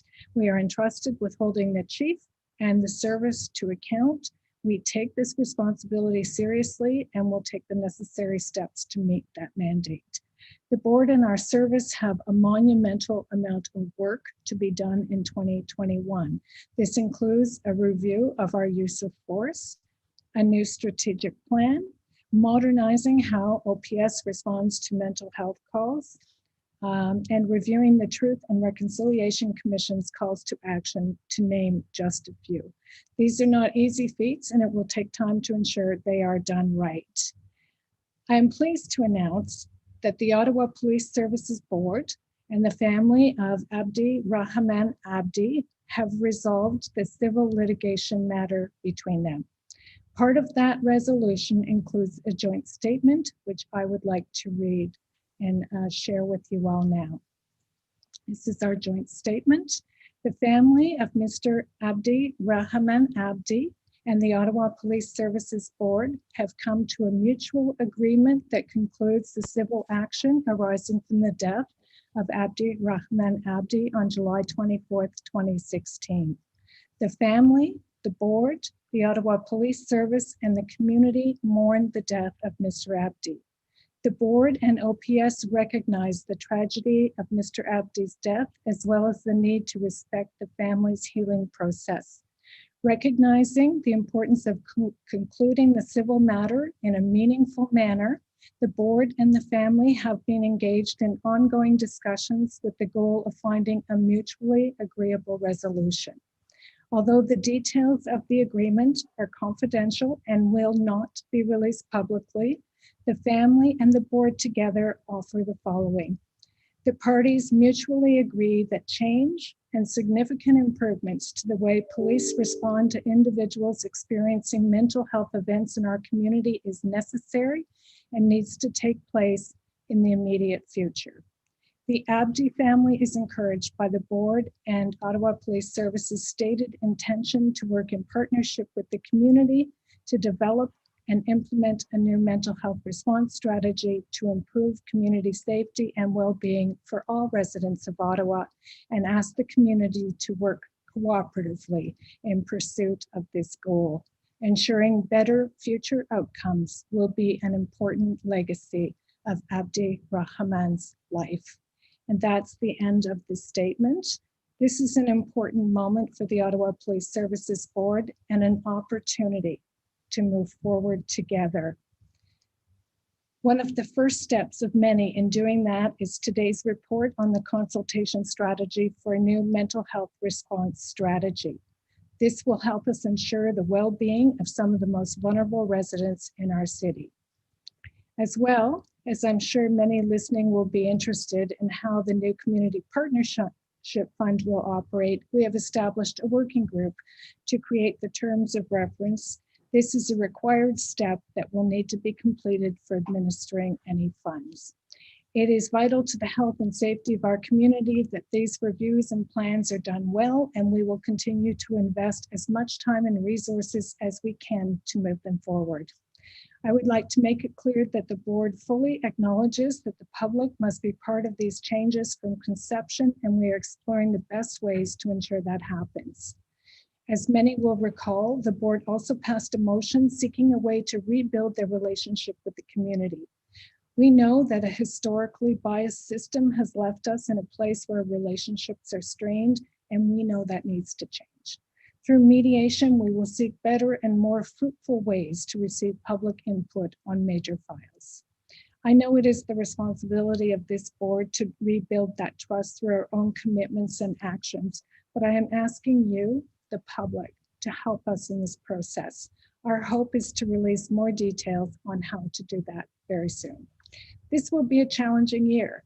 It will not be without its ups and downs, and it will be painful for many residents of our city.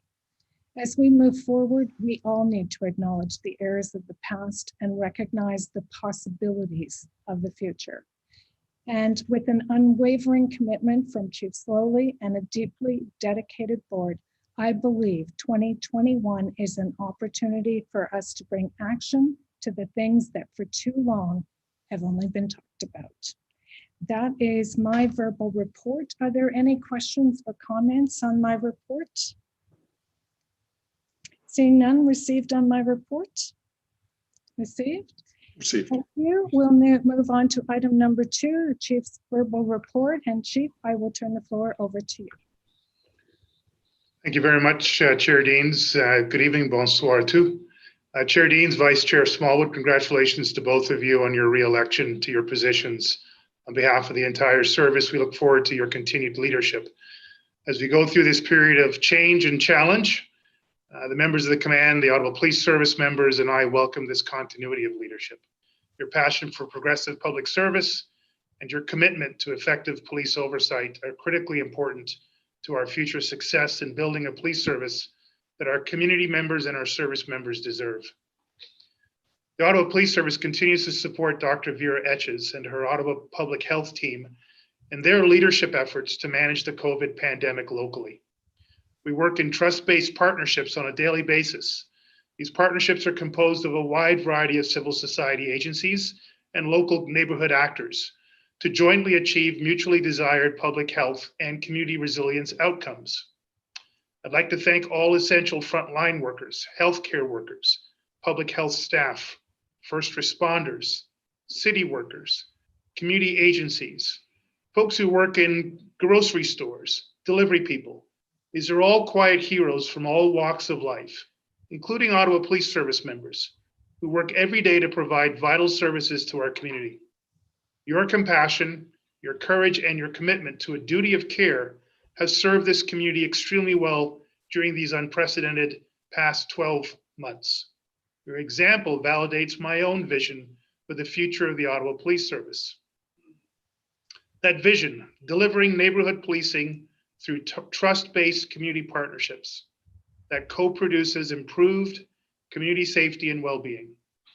Building a police service that allows every community member and every service member to feel supported and respected. To achieve such a vision, the Ottawa Police Service must overcome significant challenges and implement major changes. We are faced with making a seismic shift in the design and delivery of police services, in how we work in and with community. While the task may seem daunting, this is precisely the reason why I applied to be the Ottawa Police Service Chief and why this board hired me as the top cop in the city. Since my first day on the job, my vision has been both validated and refined through difficult discussions and hardworking conversations. That's taken place with the board members, with service members, with community members, city officials, subject matter experts, academics. These conversations have taken place over Zoom meetings, at public protests, during board meetings like tonight, at the Community Equity Council meetings, and through our own human rights forum that we held at the very end of last year. While listening and learning, we were also busy building more effective partnerships with community stakeholders from every part of the city. People invested in a wide variety of issues affecting the city, people with the lived experience to help us to truly understand what it was like dealing with those issues in every part of the city. Because of efforts like this, we were able to implement the following needed changes over the past year, despite the fact that we faced a seemingly endless series of crises.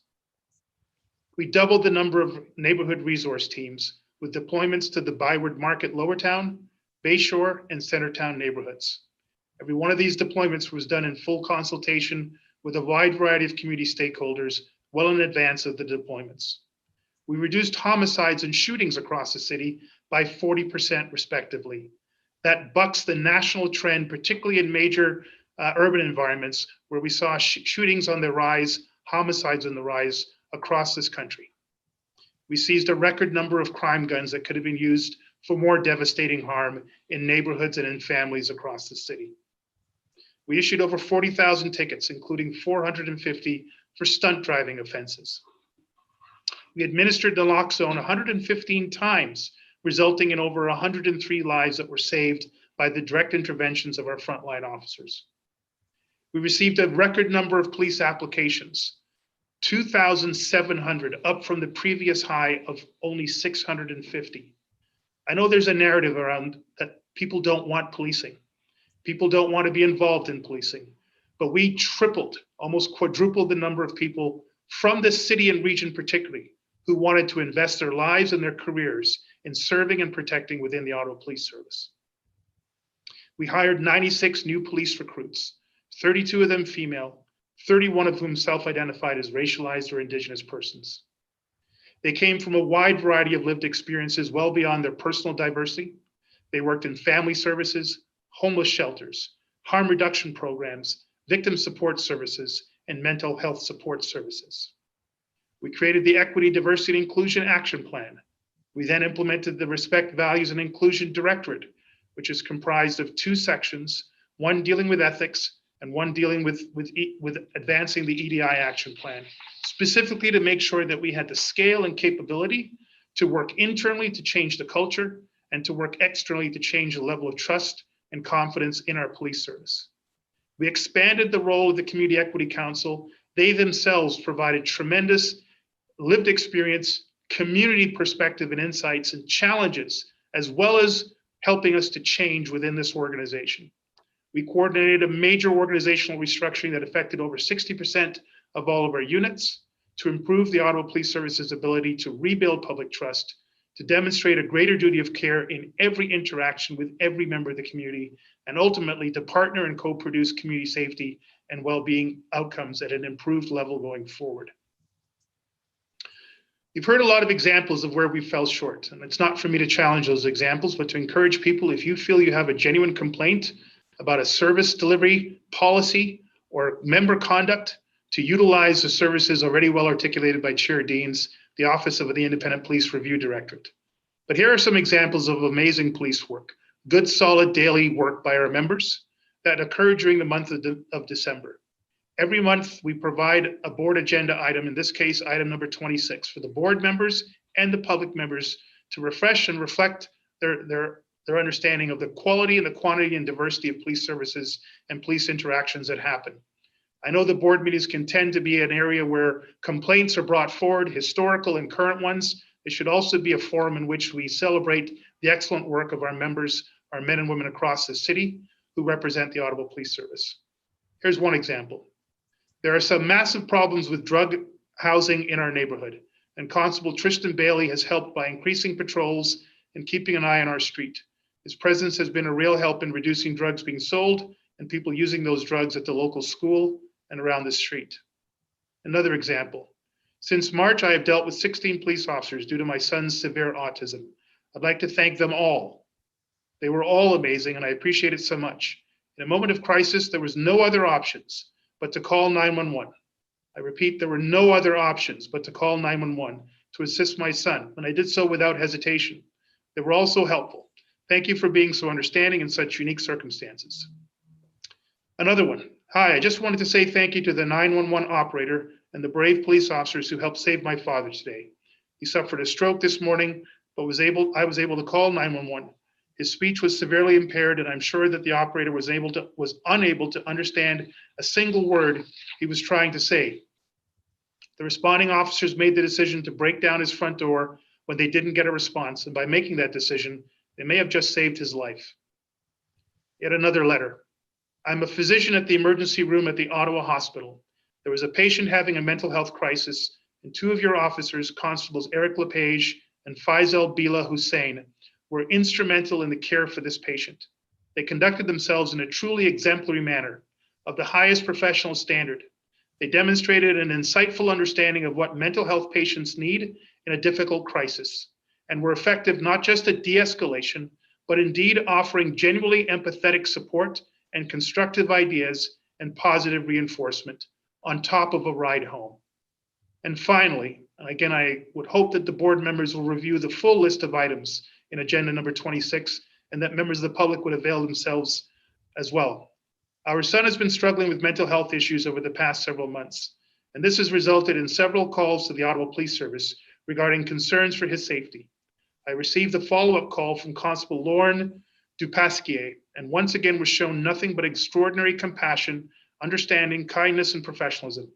She offered her expertise while providing suggestions and resources, and all with a touch of humor. She has continued to provide support with a follow-up check-in, visits with our son and our family. I cannot express the heartfelt gratitude I have for all she has done. And so we enter 2021, Chair and board members. I can assure the board and the public that the Ottawa Police Service will not be taking our foot off the gas pedal or our focus off the vision that I articulated earlier on. In fact, we established the 2021 budget as a change-enabling budget based on an ongoing series of community consultations, some of which I referenced earlier. Through the budget process, the Ottawa Police Service has committed itself to the public, to this board, and to the city to accomplish the following in partnership with the affected community stakeholders. The mental health response strategy. You will hear more about this later in agenda item number 7 from Deputy Chief Steve Bell. Through a new approach to community consultation with mental health care and addictions professionals, community-based organizations, academics, and those with the lived experience in this area, there will be a co-design and implementation of a whole of community approach to responding to those persons dealing with mental health and addictions issues. Our neighborhood policing strategy. Additional neighborhood resource teams will be deployed in suburban and rural neighborhoods, in addition to the 6 NRTs currently deployed in our urban areas. The expansion will come from the 20 new permanent hires that was approved in the budget. These hires will be a combination of police officers and civilian members with backgrounds in areas such as mental health, addictions, social services, youth outreach, to name but a few. These members will serve our suburban and rural areas. They will work in consultation with those communities to develop the rollout and the implementation and ultimately the evaluation of those neighborhood resource teams across the city. The expanded neighborhood resource teams will work with local residents to rebuild trust, integrate services, prevent and solve crimes while improving community safety and well-being. Our training on equity, diversity, and inclusion. There will be an increased focus on the rollout of our anti-Indigenous and anti-Black racism and de-escalation training, while we also conduct an overall efficacy review of all Ottawa Police Service related training. The Ottawa Police Service will begin the process of co-production of training with the community, where community members themselves will be involved directly in the design, implementation, and evaluation of all training. Violence against women.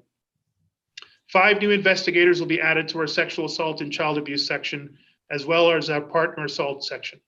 2 of these positions will be focused on improving coordination with the violence against women community, as well as developing the coordination of our missing and murdered Indigenous women and girls efforts. Finally, last but not least, our members' health, safety, and wellness. There will be a significant investment in our wellness section, including adding of 4 new positions focused on improving the overall health and wellness of our own members. We will also be completing the evaluation of the pilot project involving Reuben Tomlinson, the third-party provider for intake and investigations for all types of harassment, including sexual harassment. This pilot evaluation will be part of the larger report and recommendations stemming from the boards and the services project to address workplace sexual violence and harassment. Board, please know that there is a growing recognition across police leaders in Canada, and certainly within all of our leaders, no matter what rank or what role they happen to hold within the service, that the traditional model of policing needs a change and it needs to evolve significantly. We hear that from our community, we hear that from you, the board, and we hear that from our own service members. Change is needed, change is happening, and much more change is coming.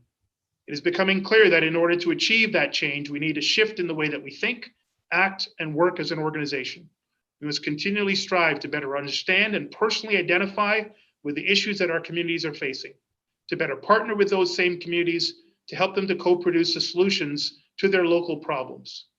Today and every day going forward, we will relentlessly focus on the following 3 areas. Public trust, to ensure our thinking, actions, and systems will improve member trust and public trust. Duty of care, to demonstrate for the community and to one another that we truly care for each other. Community safety and well-being, to work in partnership with the community to integrate our services and co-produce improved community safety and well-being. We need to ensure that our approach to policing avoids exposing people to additional risks through our own actions. We must seek the lowest possible police intervention and the most optimal social intervention to get to the best public good outcomes. All of these efforts must be viewed through the lens of equity, diversity, and inclusion. These changes will must involve every service member. I hope they will involve every board member and every community member. We can only do this when we understand the values of one member and one service and one team and what we can do together. And all members must recognize that change starts at the individual level, that we must challenge ourselves in how we think and perform our duties with a focus on duty of care, public trust, and community safety and well-being. All new Ottawa Police Services strategies, policies, and practices will be community informed and community involved through community co-production, from design, implementation, to evaluation, to ongoing improvements. I want to repeat again that vision statement that I had when I joined this police service as chief. Delivering neighborhood policing through trust-based community partnerships that co-produces improved community safety and well-being. Building a police service that allows every community member and every service member to be properly supported and respected. There's a lot of work ahead of us. I've never shied away from hard work, particularly hard work that produces good and needed outcomes. I know I've got the right team here at the police service with my command team, senior leadership team, and the entire police service team. I know I've got a board that can push and pull, lead, advise, engage, and enable this to happen. And I know that we've got community leaders across the city, in every neighborhood, at every social stratus, and from every background, who are willing and have proven their ability to work with us. Challenge us, constructively give us advice, tell us when we're going in the wrong direction, hold us to account, and hold us up when we need help. We can get this done. This is a time, and this is a team. Thank you very much, Chair and Board. Thank you very much, Chief Slowly. Are there any questions or comments for the chief? Pardon me. Okay, seeing none, received on the chief's report. Received. Krista. Okay, the next held item, I believe, is item number 5, the appointment of special constables at OC Transpo. And it was me that held this item. I just had a number of questions. The first one is, can someone please explain the level of training received by those appointed as special constables? Do they receive the same amount of training as a sworn officer on things like use of force, de-escalation, and mental health?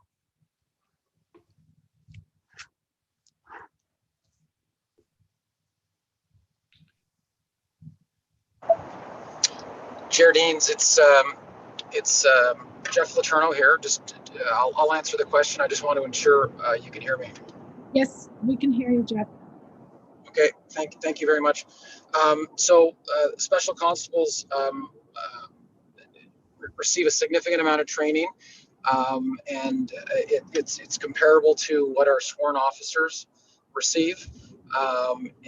The one use of force item they don't carry is the sidearm, so obviously they don't receive any training related to the sidearm, but they receive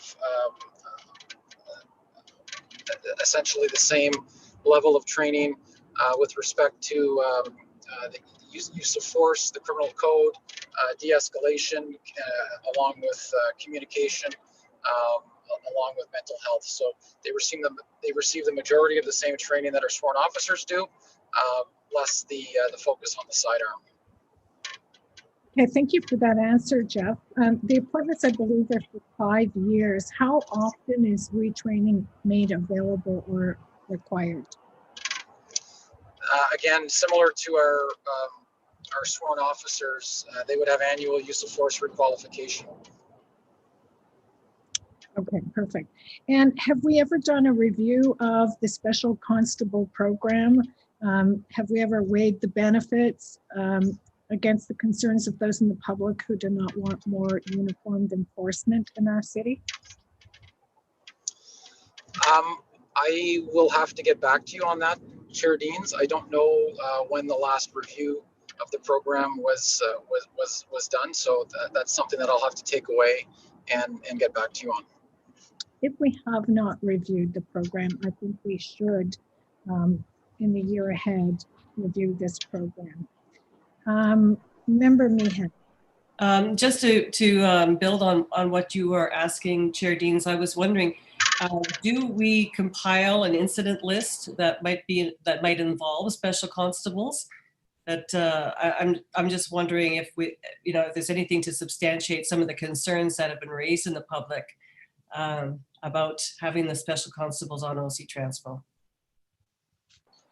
Well, so in this particular case, this is a partnership that the Ottawa Police Service Board and the Police Service has with OC Transpo. These would be OC Transpo employees, and they run their own program. They're appointed the sworn duties by the Police Services Board pursuant to the Police Services Act. However, they're managed through the program within OC Transpo. So we have access. We work quite closely with that group, and we can have access and get access to any incident reports and any records. However, the program is managed by OC Transpo. Okay, so OC Transpo would have those reports. If we wanted to get it from them, we would ask them. Okay. Yes, correct. Okay, thank you so much. Chief Slowly. Again, just for clarification, OC Transpo has determined through its own board, its own governance practices, and its own ridership, their security needs. They've made the case for special constables. They've gone through the provincial legislation, which requires oversight from this board and supports from ourselves. Within the MOU, which the board has itself signed off on, there is a requirement for a regular review. We'll get some more details on what came out of the last review and make sure that the board is as updated as it can be. Ultimately, though, OC Transpo will be the one to trigger any additional efforts around its own security system, including its special constables. So if we wanted to consider for the future the efficacy of this program, it would be the Transit Commission that would do that, or it would be the Police Services Board?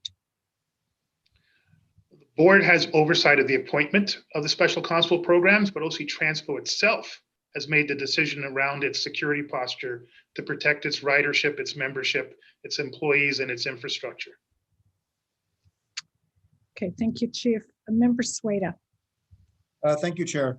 Who pays for these special constables? Is it OC Transpo or is it board? These OC Transpo special constables are OC Transpo employees. They would be paid for through OC Transpo. Okay, so just for clarification, so it's more of a the police side of things is more of a licensing, if you can say, of these individuals.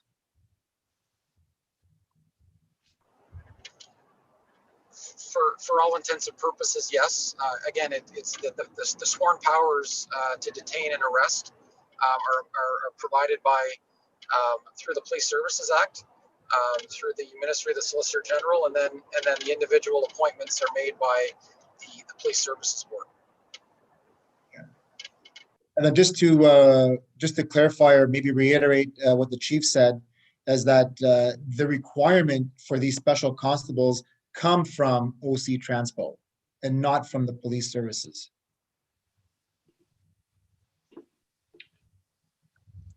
That's correct, Member Saleda. We don't determine the security model or employee requirements for OC Transpo. That is their decision. If they decided at some point in the future to discontinue the practice, as the Toronto Transit Commission did about a decade ago, that's their decision. As long as they have them, the Police Services Act has a requirement for the board and the service to be directly involved in the licensing. May not be the best word, but I think in the spirit of what you meant it, that oversight and appointment procedure. And finally, the training costs. Who picks up the training costs for these individuals? Training costs are covered by OC Transpo. Okay, thank you very much.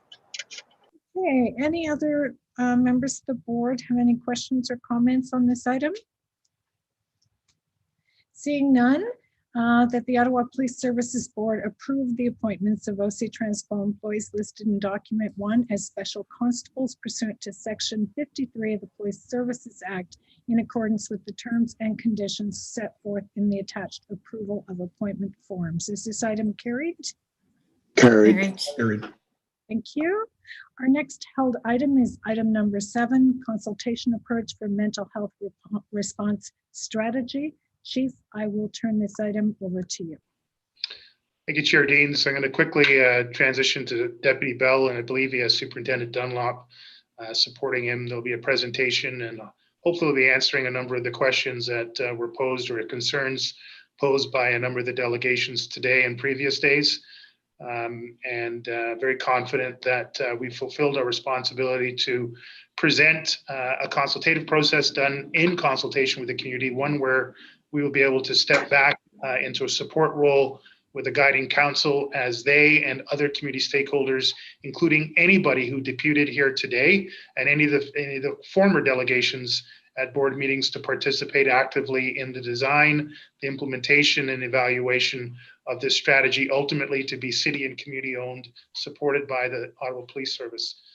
I'm very proud of the efforts to date by Deputy Bell and his team internally, and very grateful to the leadership of people like Dr. Etches and many other public and civil society actors who've worked with us to get to this far and who've committed to working with us to develop a whole of city approach to addressing mental health and addictions in a much more effective, collaborative, and sustainable way than we've ever experienced in the modern life of this city.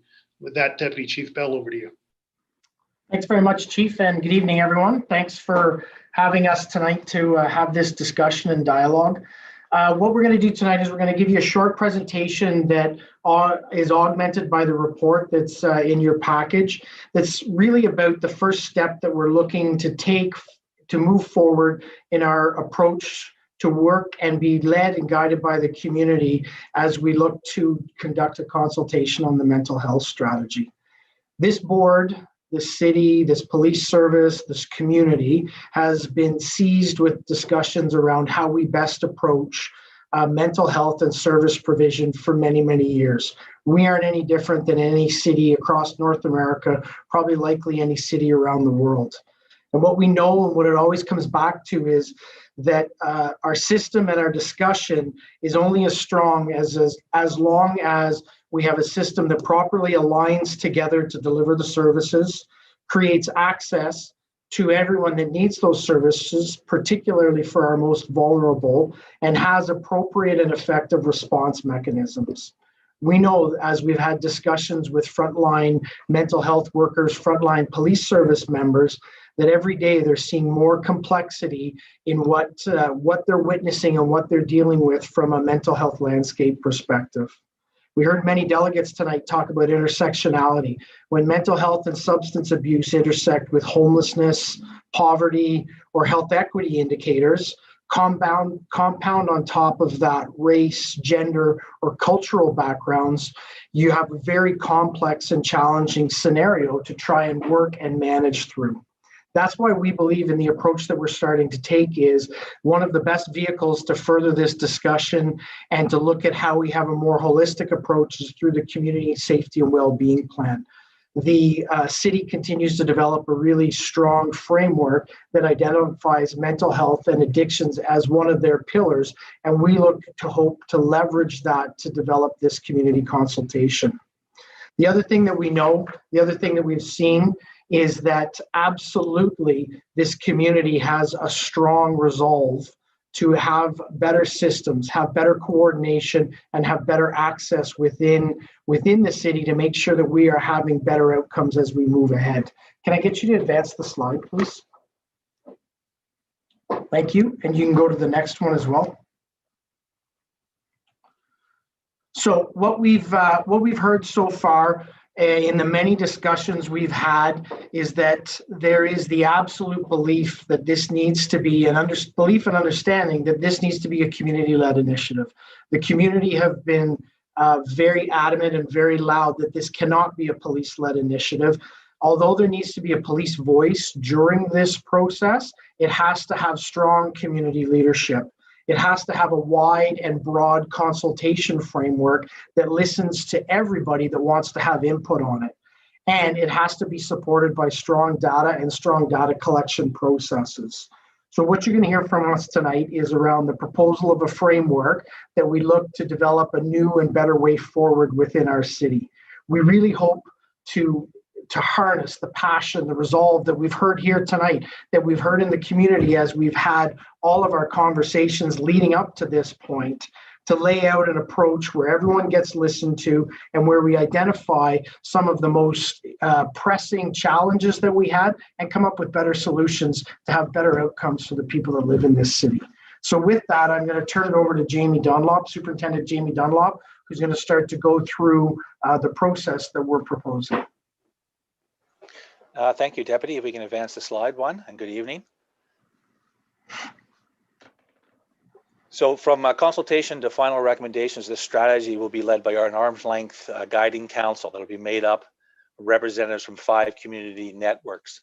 Those networks include the Champlain Mental Health and Addictions Network, Kids Come First, Community Development Framework Coalition, Ottawa Black Mental Health Coalition, and Ottawa Local Immigration Partnership Health and Wellbeing Sector Table. It's important to note that the actual consultations have not took part. This is a framework as to, in terms of how do we go forth with those public consultations, and the expertise from these 5 networks, which represent almost 100 varied and diverse organizations across our city, will assist us with designing that and how to move forward. The council frameworks, the council's framework needs to be a representative of the community, including an eye on gender, BIPOC, and LGBTQ specific issues. It's important that the council is representative of the community, which hopefully will also include the fact that at least 50% of the representation on the council should be women. The council, once formed, can bring in others as it sees fit and sees a need for, and will be the drivers behind what the consultation process for other professional agencies and the public will look like. It is important to note that no decisions have been predetermined. This group will drive what work needs to be done. I also want to highlight that we spoke with the chairs of the Ottawa Aboriginal Coalition. The conversation was very helpful in assisting us in framing this current process. The Ottawa Aboriginal Coalition has declined a membership on the Guiding Council at this time due to an already ongoing collaborative efforts with local hospitals, but ensures us that we will continue to maintain a view on the process and how their work we can find synergies with the work that they are doing to better serve the local Indigenous population. Next slide, please. So the Guiding Council will help us better understand the needs of the community and help us drive this initiative forward. And by doing so, the members will be identified by the networks themselves. As I mentioned, the networks consist of almost 100, if not over 100 different organizations. And through conversations within those networks, the members will be identified by who should be sitting on the council. The council itself will select a chair, be it amongst their own membership or be it through discussions on reaching outside of that. But that is a decision that will be made by that governing council. And hopefully will also ensure diversity of voices are heard. That will be the goal for this process. The important piece is that it will be supported by a secretariat. Obviously, these organizations are very busy in their own right, as you can well imagine, with the work that they have to put forth in their obligations to the community. So it'll be supported by a secretariat that will be composed of Ottawa Police Service, the City of Ottawa, members of the community itself, Ottawa Public Health, and they will work under the council's direction. So what will that look like? The funding will come from for the secretariat, with the secretariat being the worker bees, if you will, that'll take the information that'll come from the Guiding Council, that'll come from the consultation, generate reports, take direction on whether they want to do some research, things like that to report back, and we need people to do that. So that work will be funded by the Ottawa Police and the city itself. Ottawa Public Health will support through their expertise and in-kind support. The community expertise, which will be selected by the council, will be supported by funding going back to their organization so that those organizations can continue their important work within the community. The Secretariat's function is to do the work as directed by the council. So although these 5 networks represent almost 100 organizations, we recognize that others will want to be involved, and we need their input. The council is designed to develop the framework on how to be inclusive as possible and to ensure that all have input who wants it. Next. So consultation approach has been informed through conversations with community stakeholders. Obviously, there's a lot of people yet to be reached out to. We know this, but we needed to start somewhere. And this approach and how to develop that, what the consultation will look like, has been provided to us by key partners in our community.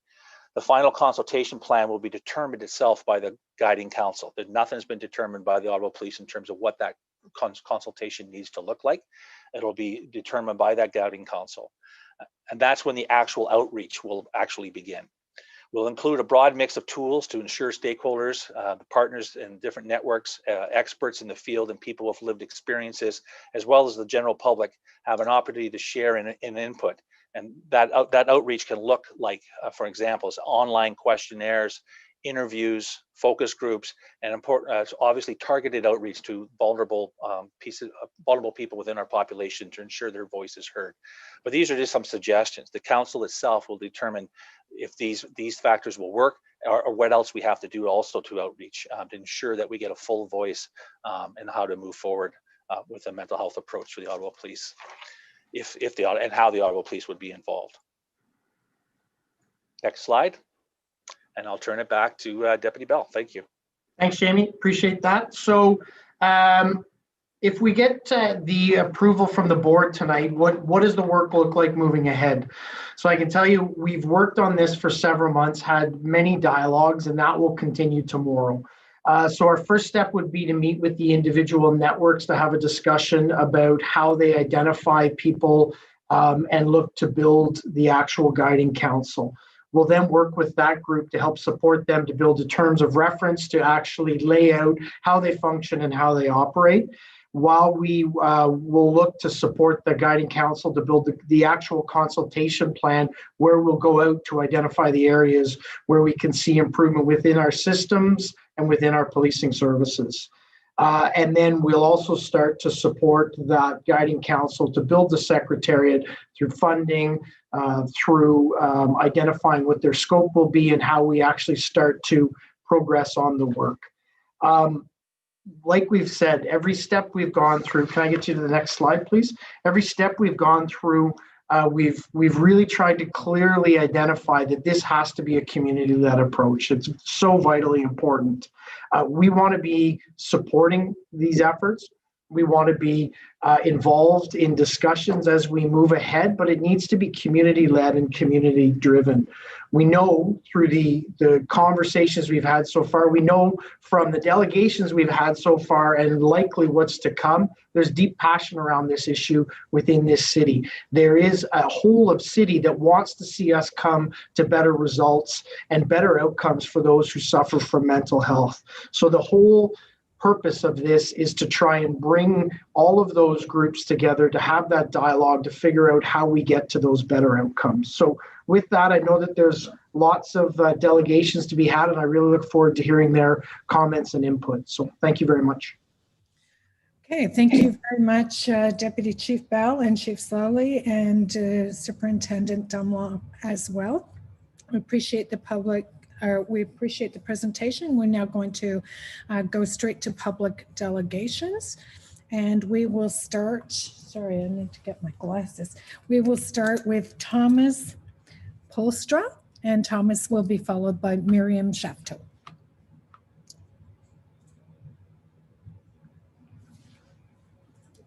Hello? Can you hear me? Yes, go ahead, Thomas, you have 5 minutes. Thank you. So my name is Thomas Polstra. I'm here as an educator in a high school in the East End. And I apologize if this is a bit all over the place. It's my first board meeting, but as an educator and teacher, obviously the issue with the valued 7 is a concern to me. And I bring that up because mental health, obviously in the pandemic, is quite difficult for almost everybody, I would imagine. And for me, it's very troubling because I see something like that happening, and I think about how I can help my students. And our school is a largely Black school, and so I think about what can I tell them. Like, I can't tell them, oh, like, here's a to-do list of how not to get targeted by police. Right? It just doesn't make sense. So I think about that, and although I don't know any of these young men, I think about my students and how they would feel seeing that situation. And in regards to the mental health report, I was reading this today, but within it, it says this is at its heart an issue of public trust. And I highlight that because I think, again, in regards to the incident at Saint Laurent, the lack of transparency and accountability by OPS is just a prime example of how we're lacking that trust. And I think that is something that is important moving forward. And as well, in the mental health report, it says the community's mental health sector has been in deficit for decades, and it worsened with deinstitutionalization. The key issue is lack of adequate resources. So again, I find it very concerning that that's literally in the report from the board.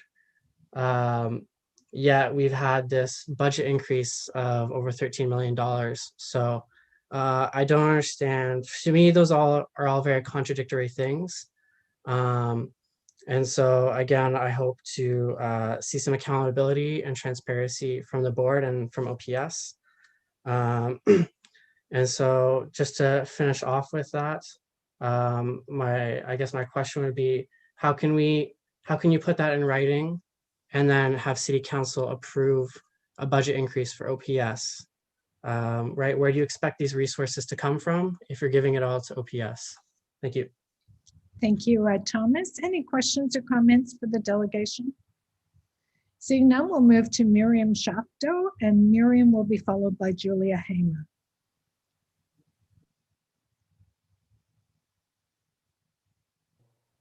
Hello. Just checking that you can hear me. Yes, you're welcome to turn on your video. All right. So hi, today I'll be speaking about the OPS mental health strategy. I'll keep my comments pretty brief because I know I'm speaking to and echoing many of the same points as my fellow delegates. So firstly, I think it's important to reiterate what many delegates have spoken to both today and in many past OPSB meetings, which is the need to defund and eventually abolish the police and to instead invest these funds in the community. In Ottawa, folks' mental health struggles are exacerbated by the lack of affordable housing, lack of mental health care, expensive cost of living, and lack of a livable wage, as well as the lack of access and resources for addiction and overdose prevention programs and services. And as such, defunding the police and investing those funds in affordable housing, in strategies to end homelessness, in mental health strategies within public health organizations, and in organizations that support folks struggling with addiction must be an essential aspect of any comprehensive mental health initiative. We've seen time and time again, both in the city of Ottawa and elsewhere, that bringing the police into situations where someone's experiencing a mental health crisis is incredibly harmful to the person in distress, and in some cases even deadly. And in addition, interactions with the police regularly cause trauma, particularly for members of BIPOC communities who experience disproportionate police violence. We've seen countless examples of this in Ottawa, recently including the incident with the Valued 7 at Saint Laurent Mall. It's very, very clear that the police should not be involved in mental health response. With all this in mind, the consultation approach to mental health strategy has some significant issues in terms of the lack of concrete decision-making power of the community-led guiding council, as well as which community organizations were chosen as partners. And other delegates have talked about these issues in more detail earlier in the meeting. A strategy related to mental health and policing has the potential to be a positive step only if it recognizes the dire need to replace police interventions in mental health crises with alternative approaches developed by the communities most affected, and which truly guarantees the implementation and funding of these community developed alternative approaches once they're recommended. So for a start on this front, the OPS and OPSB could begin by taking concrete action to address the demands and recommendations of community-based grassroots organizations who have been regularly engaging with the OPSB and tirelessly advocating for community safety and alternatives to policing. For example, the Justice for Abdirahman Coalition, the Ottawa Black Diaspora Coalition, the Ottawa Coalition to End Violence Against Women, Horizon Ottawa, CAMS, Overdose Prevention Ottawa, the Criminalization and Punishment Education Project, Hit the Streets, and Ottawa Street Medics, as well as other organizations who have direct connections to the community. Thank you. Okay, Thank you very much. Are there any questions for Miriam? Seeing none, we'll move to Julia Hamer, and Julia will be followed by Julia Falco.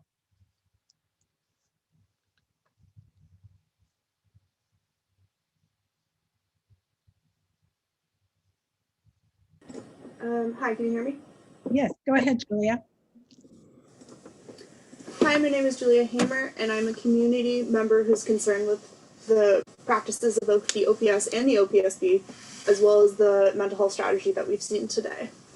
I find it concerning that despite many calls from community members and organizations to have a mental health strategy that is separate from the police, the proposed plan continues to have police in the center of it.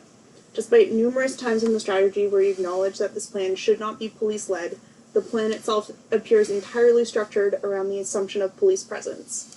You've acknowledged that the OPS officers are not equipped to handle mental health crises and calls.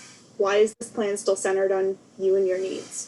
What did the police add to a mental health crisis other than the threat of violence? It is concerning that in this plan that you identify that you have been dealing with mental health calls for 50 years, but are only this year looking to increase de-escalation and mental health training. It's concerning in this plan that you state without nuance that the mental health sector has worsened with the institutionalization. To me, this demonstrates a severe lack of understanding of both the institutions of psychiatry and of policing. This lack of understanding is one of the many things that should disqualify the police services from this project. I'm also concerned with the vague processes and intentions outlined in this plan. Your plan for consultation, again, a phrase which continues to center the OPS, as you were the ones doing the consultation, mentions 5 organizations but does not go into detail in any way about what you're seeking from those organizations or what their role in your process will be. Again, your process.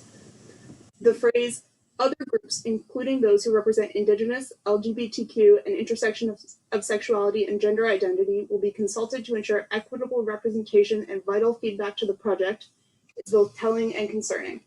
It is concerning that the stated goal is equitable representation rather than specific safety concerns.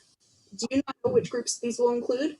The statement is effectually meaningless as well as vague, and it reads very clearly like you are not prepared or equipped for this project. The strategy makes no mention of the fact that community groups who may be best equipped to understand and take on mental health crisis support are also groups who may be understandably uninterested in dealing with the police, specifically because of the actions and violence enacted by the police on their communities. It's those communities whose voices are consistently being silenced and not listened to, something which is evident even in the allotment of this project to the police instead of to community members themselves.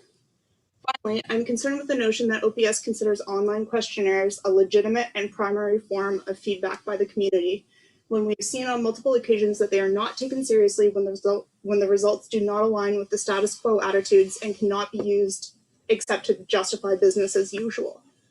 There's no way for communities to hold police accountable, another reason that this project should be entirely in the hands of the community and not the police.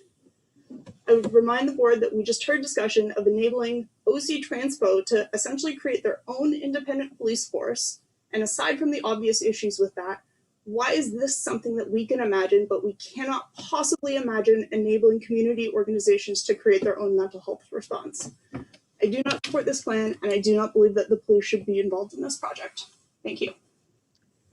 Okay, thank you very much, Julie. Any questions for the delegation? Deputy Chief Bell. Yeah, thank you, Chair Deans, and thank you, Julia, and the delegates that have come so far. So just a couple of things that I think I really want just to take a moment to clarify. This isn't an exercise about increasing police jurisdiction or increasing the size of the police service. This actually is really about us engaging the community to be led, directed, guided by the community about how we better align in terms of how we deliver mental health services in the city of Ottawa. At the beginning, the task that was identified was to look at police response, just figure out how you respond better in crisis situations. Everyone we've talked to said, that's not enough. We don't go far enough. Unless we come together, we start to have the dialogue and discussion about how do we create better alignment of the social services that we have? How do we create better access for members of our community, particularly the most vulnerable, so that we can decrease those crisis responses? So the Guiding Council, it has been set up as an arm's length community group. We won't be picking the people on that. The networks that represent over 100 community service agencies will be the ones selecting those that sit on that council. They will then be establishing their terms of reference, which will identify their scope that they are going to be involved in from a decision-making perspective. So we're really trying to highlight this is a different way for us to do it. This is a different way for our community to do it. But we do believe that through all the input and the cooperation together, we can actually come to a better outcome. So Julia, your voice is heard. It's important, and it's really important to this whole dialogue as we move ahead. Okay, thank you, Deputy Chief Bell. Member Johnson. Yes, this is a comment, and I too am listening very closely to the delegations here tonight. You know, we've talked about mediating, the board mediating with the community group. So I just want to put it out there that I wonder if we should have one of those mediation sessions soon so that we can make sure that the mediator helps the discussion, so that if there's any input that the board needs to give to this process, you know, that might be a good way to get that effective input and turn it into action-oriented you know, solutions to concerns that the community is expressing about how this has been set up. So just for other board members and just to comment, really. Thank you, Member Johnson. Anyone else? Seeing no one, thank you, Julia, for coming out tonight. And we will now move to Julia Falco, and Julia will be followed by King Kimbit. Hi there, can you hear me? Yes, we can. Go ahead. Thank you. Good evening, everyone. My name is Julia Falco. I'm speaking today in solidarity with the Valley 7, Justice for Abdirahman, and the list of demands by the Ottawa Black Diaspora Coalition. The previous speaker, another Julia, spoke to some of my concerns, and Deputy Chief Bell, you said that Julia's voice is heard. Contrary to this statement, I feel that actually a lot of Julia's concerns and other members of the community are not being heard. I mean, I see what you're saying in terms of the police being at an arm's length from this process. But I see a lot of value in a lot of the critiques that have been brought up. In the plan states that we have heard loud and clear from the community that the OPS must improve how we respond to people experiencing mental health crisis.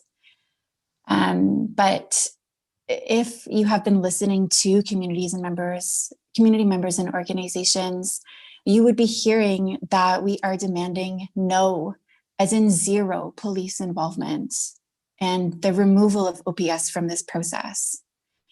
You speak about consultations and community, and I think we really need to sit with the questions here of what community and whose community. I'm curious as to why the organizations that have been working to really bring concerns to the forefront of the OPSB and have been presenting at these board meetings were not included and were excluded initially, at least, from this work. So I'll mention again the Justice for Abdirahman Coalition, the Ottawa Coalition to End Violence Against Women, Ottawa Street Medics, Hit the Streets, CAMS, Overdose Prevention Ottawa, Horizon Ottawa, and the Criminalization and Punishment Education Project. I also want to echo the lack of concrete decision-making power that this guiding council seems to have. That's a real concern. If you want this to be community-led, the power and the decision-making needs to be with community.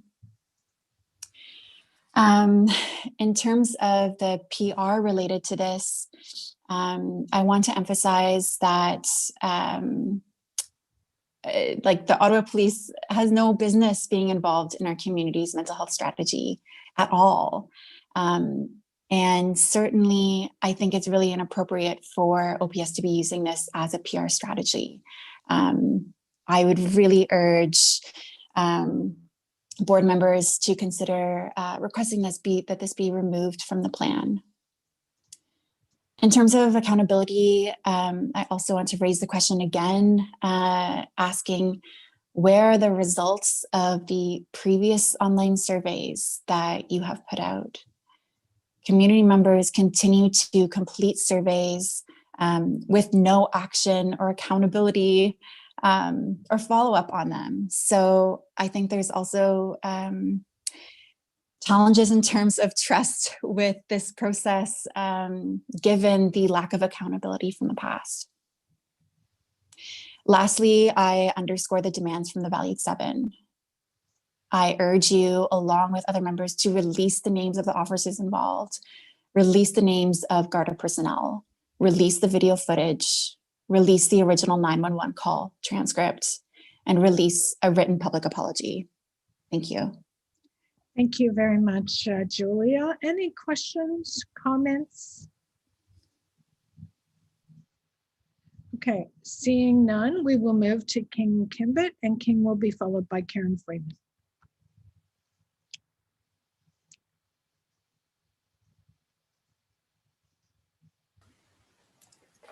Hi, can you hear me? We can. Can you see me? Minutes? Go ahead. We can see you too. Okay.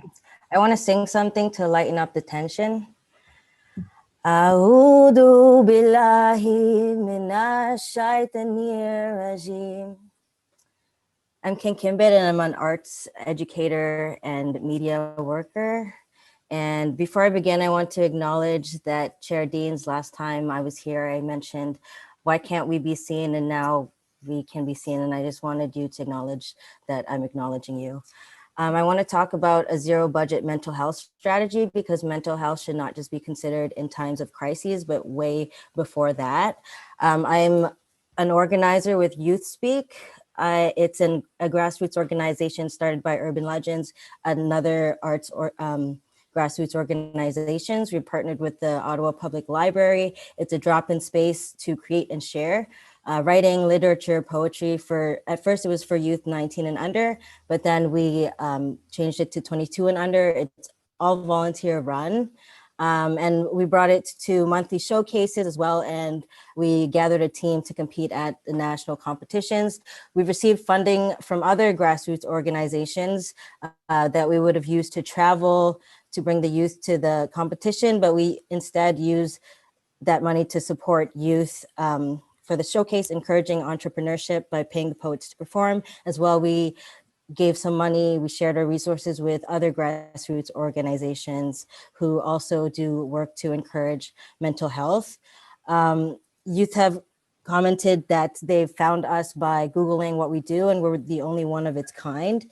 And the youth in attendance include victims of foster care industrial complex that plague the Indigenous communities across Turtle Island, especially in Canada. We have children of OPS workers who've experienced racism. So instead of spending $13.2 million of our tax money on more stuff, you should use your own resources to look within to see how you're causing mental health issues among us.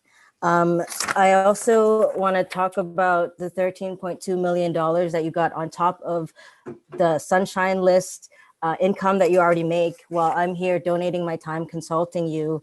I live in the poorest income strip. According to the 2016 census, we're number one at 59.4 low income prevalence. My mailbox is being broken into. People try to say it's resolved by arresting the person, but my mailbox is bolted. Like that's such an issue. It's not resolved by police.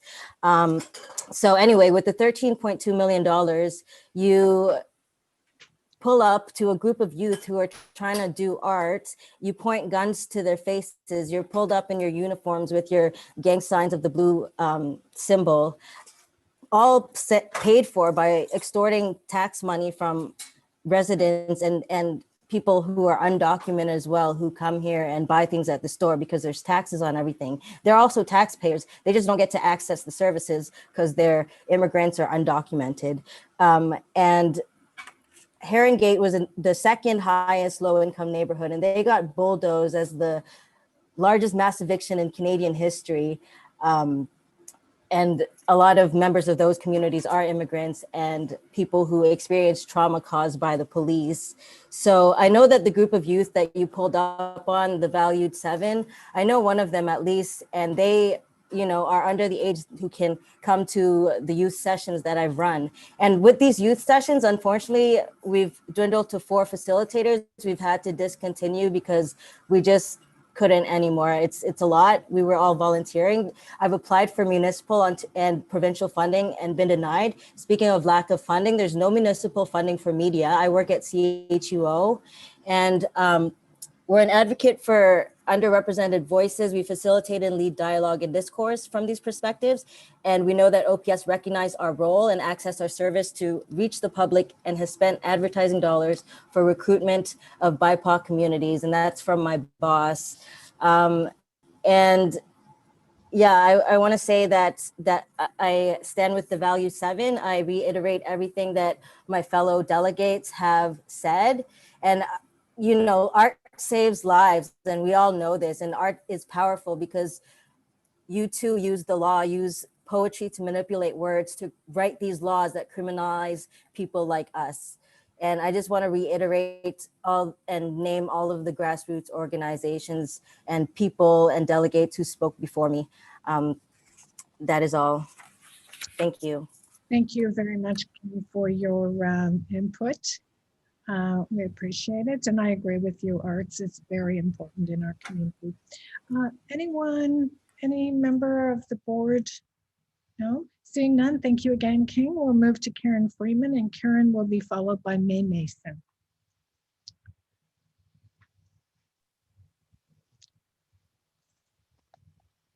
Are you waiting for me? Is this my?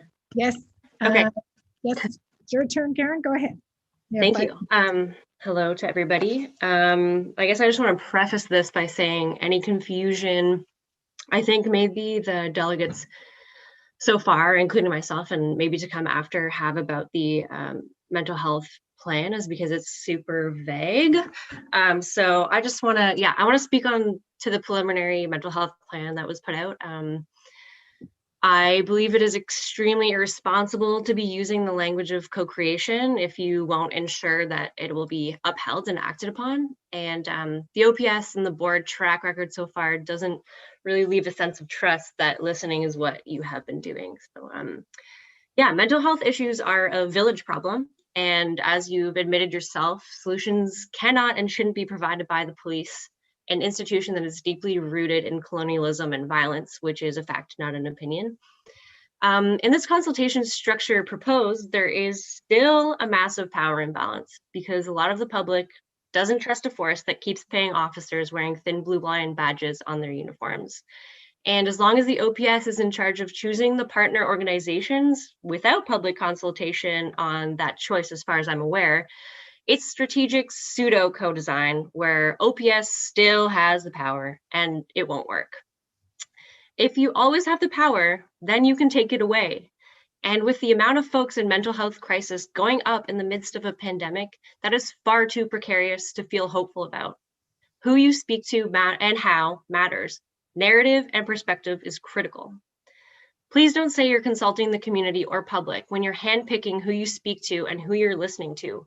Consultation has to center Black, Brown, and Indigenous voices, not just for the optics of do-gooding, but for the legitimate relocating of authority and power. Numerous members of the public, including many delegates, have called for a mental health response that is non-police led and non-police including. And yet here we are. We don't, and you don't want or need cops to become social workers. And the appropriate and only response is peer support and community response networks, which have been proven to be hugely impactful on a large scale. What communities do best is take care of community. And we know that if you focus on crime, you're going to end up with police as key actors like now. Whereas if you focus on safety and well-being for everyone, That's when you end up with communities as key actors. So who you speak to and how matters. You have been getting and are getting so many amazing, innovative, and legitimate ideas from public delegates in this, for free, might I add. So please, please listen to them. And on that note, consider your consultation to include honorarium for participants, especially with lived experience, as it is an important acknowledgement of the labor that is involved. Additionally, on that note, member Meehan, if you want a copy of Vanessa Farrow's Problem, you should definitely pay her. Just want to put that out there just in case. The proposal mentions a secretariat funded in part by the city, OPH, and OPS. I'm just wondering why the approved budget increase of $13.2 million couldn't cover it. In the document released, it says funded in part by OPH, but the presentation said OPH will provide support, not funding. So just want to clear up, seeing as those two are very different situations. I've been living in Ottawa for about 1.5 years and have participated in a few OPS surveys. And in that time, during that time, and I must say that as one of your primary points of public consultation as listed in your document, it's not great. I'm a tech-savvy, able-bodied person, and I'm telling you, it is not intuitive. Your surveys have confusingly worded questions and require participants to jump through hoops in the form of done buttons in order to even submit it. I highly suggest you incorporate more user design into your surveys, or else your survey consultation will not be accessible, even if you call it so. Lastly, anecdotally, in my line of work, I work at a social service agency in Ottawa, and I've made several calls to both crisis and distress center lines of Ottawa in order to avoid calling the police in situations. Each time, lines were overwhelmed and my calls went to voicemail. And that is not me trying to complain about the work of the folks working these lines, but just highlighting that these drastically underfunded resources perhaps could have used support. And what we required from you, the board, is visionary and innovative thinking in order to fight to relocate authority and reallocate money, not reinforce the status quo. I know we're moving on from the budget, but I think that is worth sitting with and reflecting on. Thank you. Thank you, Karen. There are. I'll start with Member Johnson.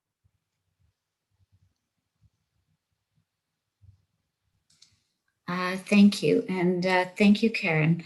I just wanted to comment, and you raised this, so just that I agree with you that it is important, and we'll be asking the question when it's our turn and commenting, that the Guiding Council representation, the governance, include 50% Black, Indigenous, and people of color.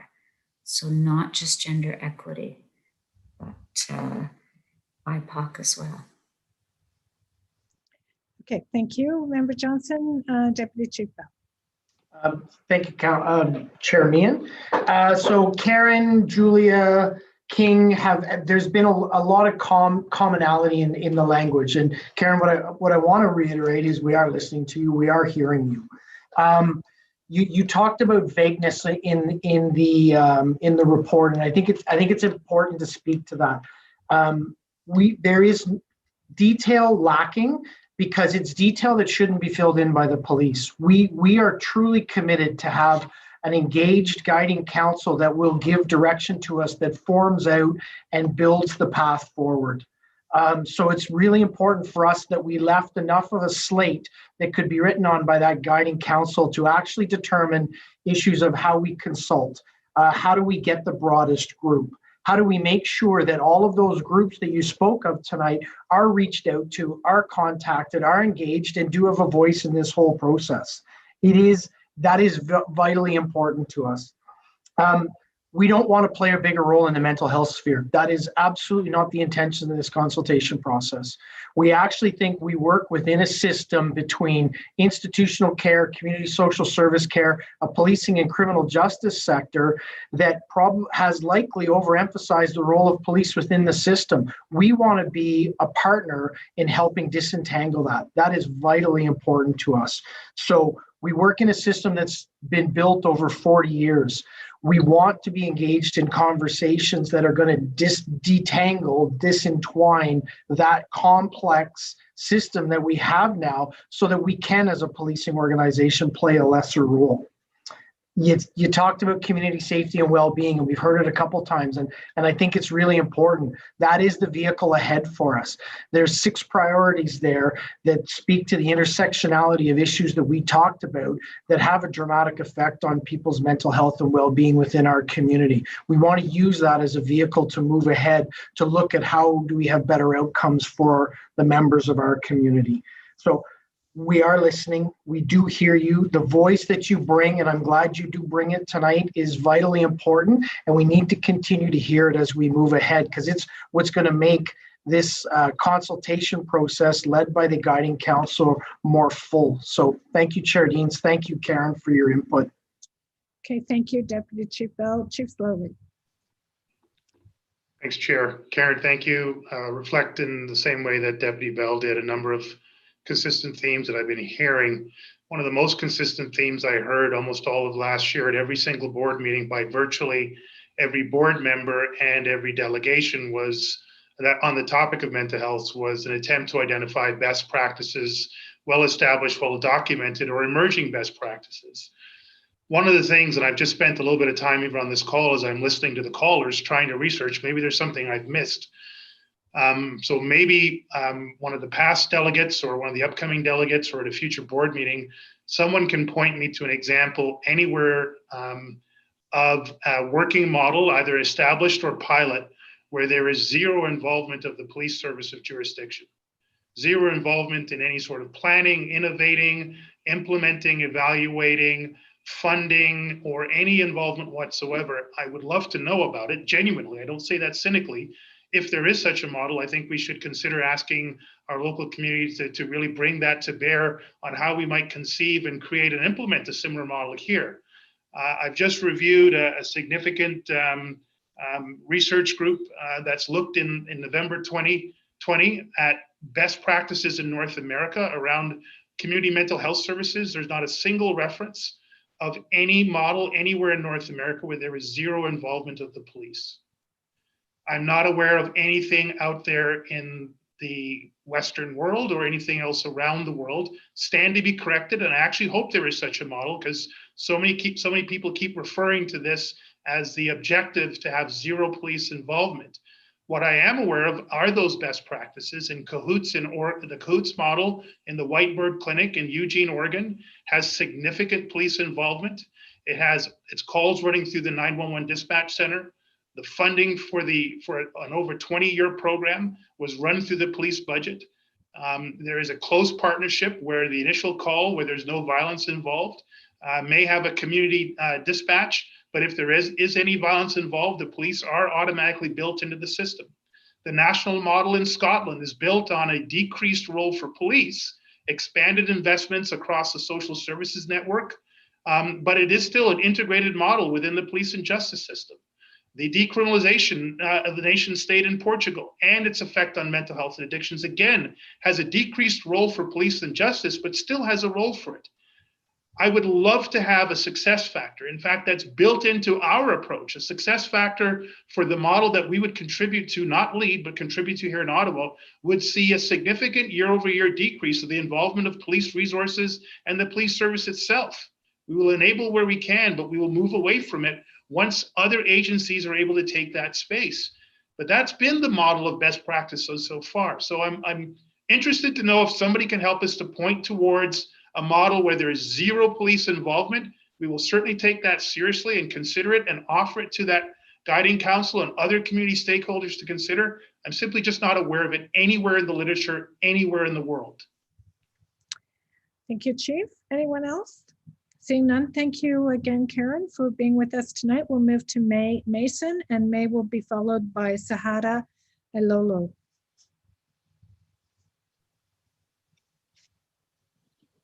Hello. So I'm going to be starting off by talking about a direct quote by Courtney W. Dom citing Zeus Leonard. In the original quote, I will be actually replacing white privilege with police spending and racialized people of color with other social services that support BIPOC, mentally ill, and houseless communities. Describing police spending as the process of having money put into your pocket comes with certain discursive consequences. First, it begs the question, if money is being placed into police spending, who places it there? If we insert the subject of actions, we would conclude that social supports that support people of color, Indigenous, Black people, mentally ill, and houseless individuals are the ones who put the money in police spending. It does not take long to realize that this maneuver has the unfortunate consequence of inverting the real process of police spending accumulation, whereby police take resources from these other social services and often build a case for having earned such resources. Second, we can invoke the opposite case. It might sound something like this. The experience of the social services that support BIPOC, mentally ill, and houseless individuals is akin to walking down the street and having money being taken from their pockets. Historically, if money represents material and even cultural possessions of these social services, then the agent of such taking is the police, real and imagined. As Leonard explains, the theme of privilege in regards to police spending obscures the subject of domination, or the agent of actions, because the situation is described as happening almost without the knowledge of the police and without their consent. It conjures up images of domination happening behind the backs of police instead of on the backs of the social services that support the houseless, the mentally ill, and BIPOC communities. Why do I bring this up? I bring this up because when I read your mental health strategy, I saw the words impacted away from redirects those impacted away from the criminal process and towards supports that will provide a foundation of wellness. And I ask you, what supports can you redirect people towards when those supports do not have the funding to help them? In 2016, I was in a hospital for 4 hours trying to get help having an acute suicidal episode. And I could not get help for all those 4 hours because there was one person on staff with the ability to help me. And there was someone triaged above me, having a man with schizophrenia, having a crisis, who was getting the help instead of me. And I was sent home with pamphlets because there wasn't even a bed to admit me. This is because year after year, boards like yours and boards like the City of Ottawa's council keep giving more and more, and institutions like the Ottawa Police Services keep demanding more and more funding. Now, I would find Chief Slowly's question a little bit less ingenuine if he stopped asking for so much money year after year and then being like, where are all the other places that have this kind of model, when it is well known across North America and most Western societies that we continue to fund police and their services instead of funding things like mental health, housing, and other supports that will really help the lives of those who are made vulnerable in our society. So I have spent out of pocket $2,000 in the past 9 months getting help for my mental issues after spending 5 years trying to access affordable and no out-of-pocket pay services. They do not exist. When you go to get a walk-in counseling session for 2 hours here in Ottawa, you have 3 a year. That's it. That's all that they can provide for you. After that, they have to redirect you to services that cost money. Yes, that's a failing of our universal healthcare system. Yes, that's a failing of so many other things, but it is also directly because police services dominate our budget every single year and our taxpayer dollars.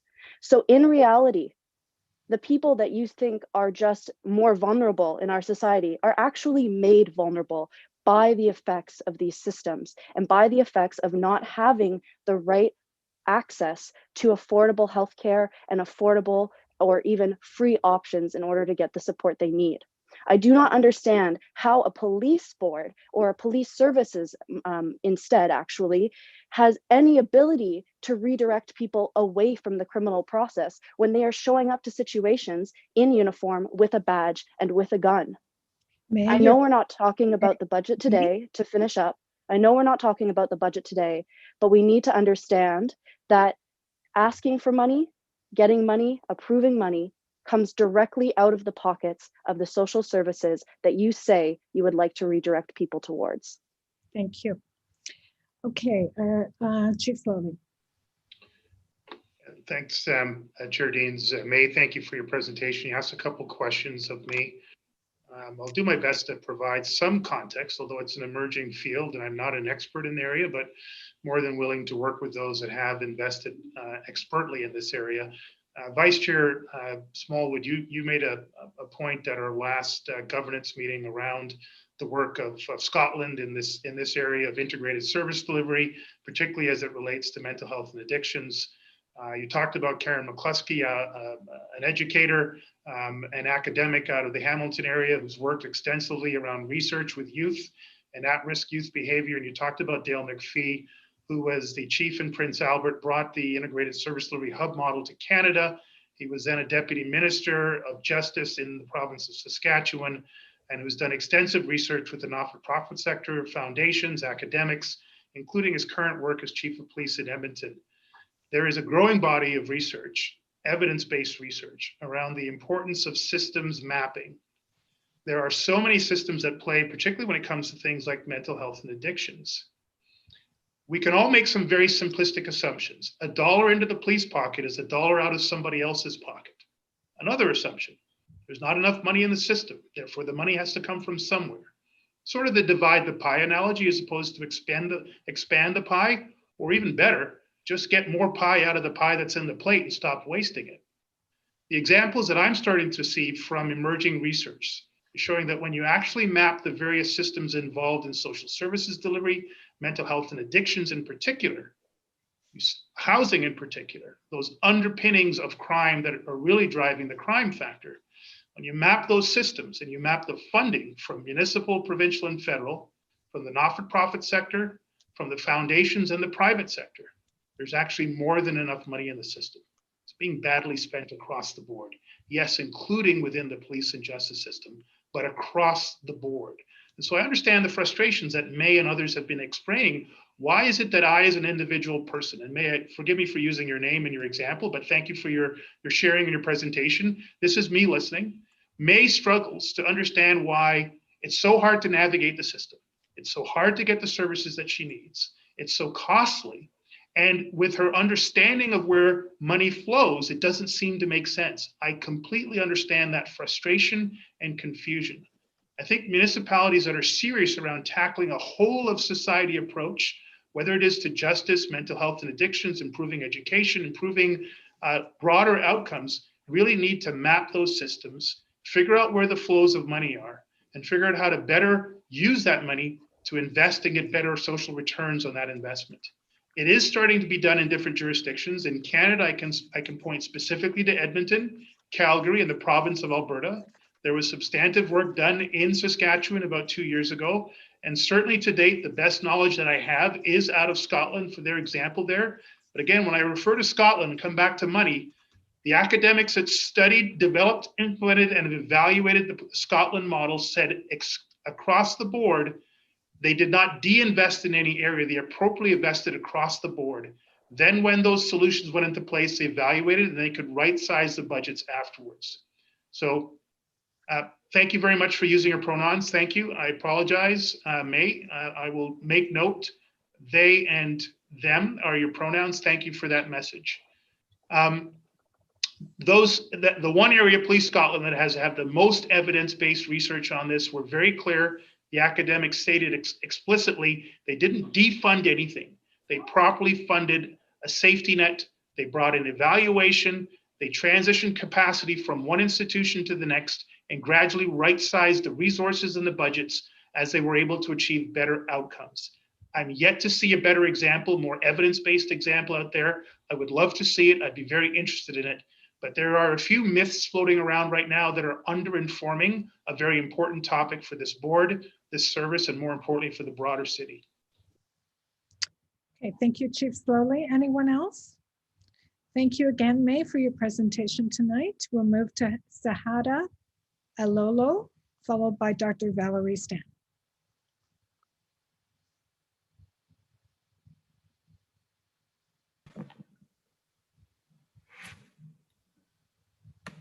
Can you hear me? Yes, Sahada, you have 5 minutes. Please go ahead. Good evening. Thank you, Chair Deans, and thank you to the Ottawa Police Service Board. My name is Sahada Alolo, and I'm a manager at Multi-Faith Housing Initiative, where we provide affordable housing in the city. Today, though, I am here in my capacity as the community chair for the Community Equity Council of the Ottawa Police Service.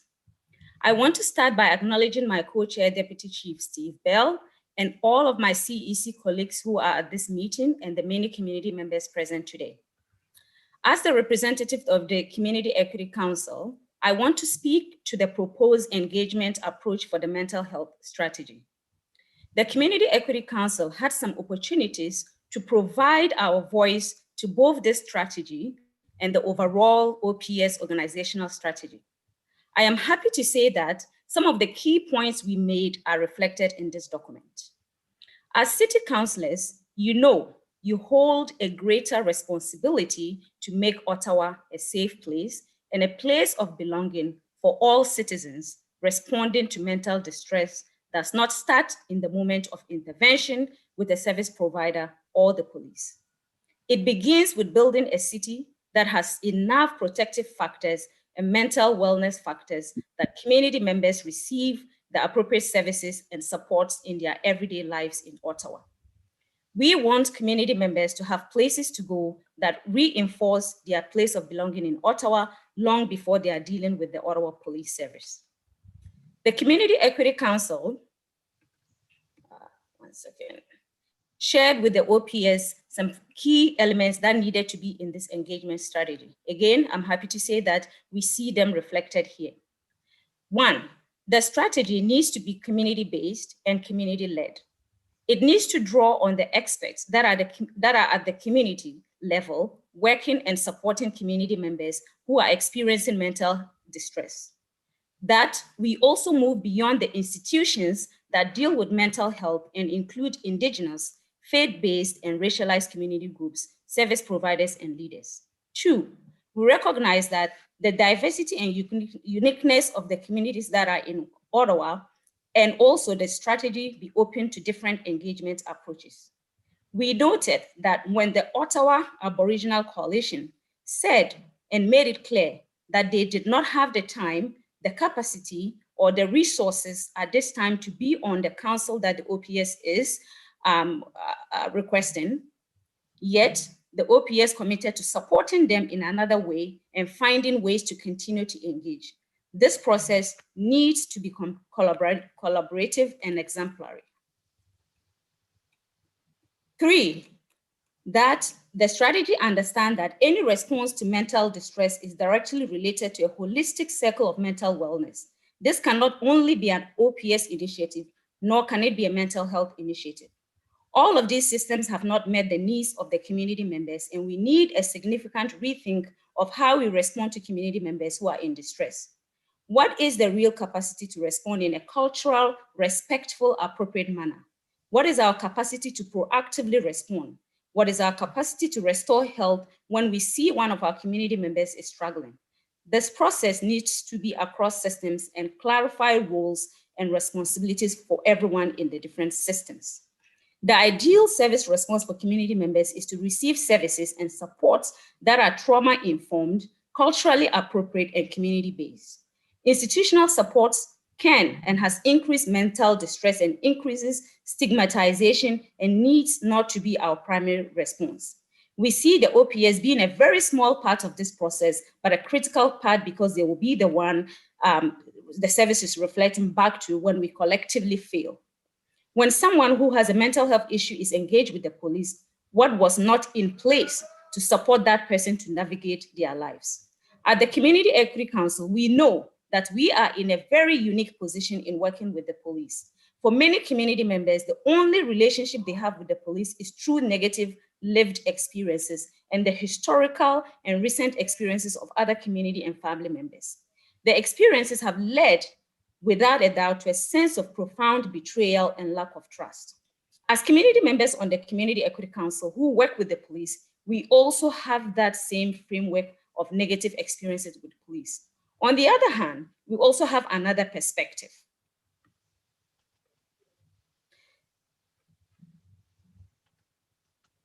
The police are the people that we have worked with over the last 2 years and have had some very hard conversations. When those people who are police members say to us that they are prepared to work differently and make changes, we roll up our sleeves and get ready to work with them in that change process. We know that change needs to happen, and we will leave no stone unturned in engendering the change we wish to see.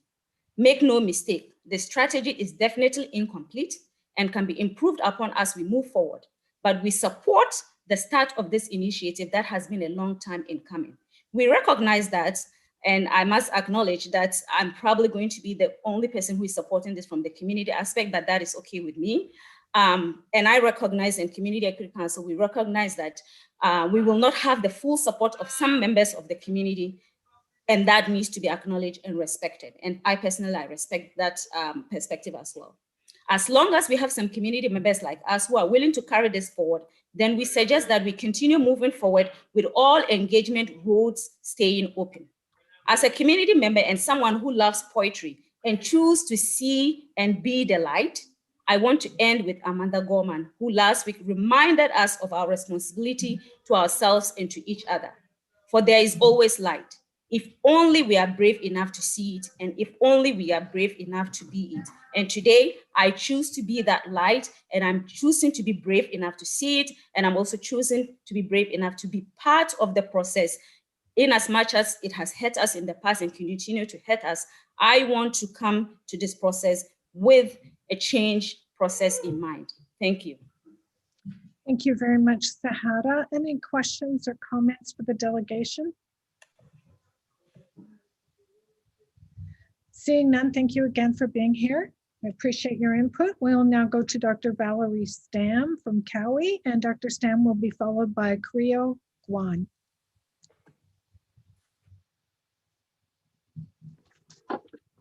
Hi, everyone. Can you hear me?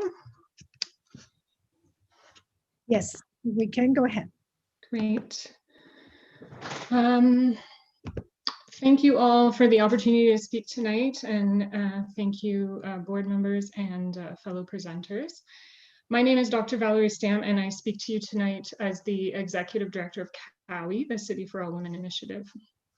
Cowie works closely with the City of Ottawa to ensure an intersectional gender equity and inclusion lens across all services and programming. We also work with community leaders, training and supporting them to make their voices heard in decision-making. Tonight, I would like to specifically address the report tabled on the consultation approach for mental health response strategy. Cowie is disappointed in this report, which reads as a justification for ongoing police control over what is mischaracterized here as an organic community-driven process on page 9 to establish an alternative model to police intervention in mental health-related calls. If OPS is truly committed to an organic community-driven process, now is the time for OPS to cede control of this process and the accompanying funds to community groups and the grassroots so that they can define and explore alternatives to policing that will truly make a difference in people's lives. We make the following specific recommendations. If the new approach to mental health crises in Ottawa is to be a non-police-led mental health crisis response that is community-driven and community-based, then grassroots community members and the services that support them should be leading the planning process. We specifically recommend that the Guiding Council be made up of at least 50% women and non-binary people and 50% BIPOC. The Guiding Council must reflect the communities most affected by police brutality. The Guiding Council should have limited police participation. OPS should only be present to inform and be led by the Council. The Council should be supportive to have in-camera discussions and decisions without OPS civilian or sworn officers present.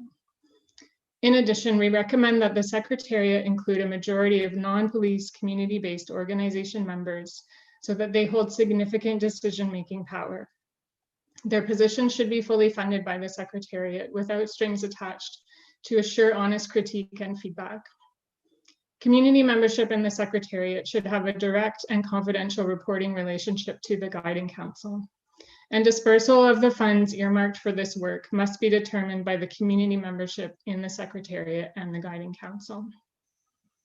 Second, it will be important to build trust with community members who are racialized, immigrant, and marginalized in Ottawa.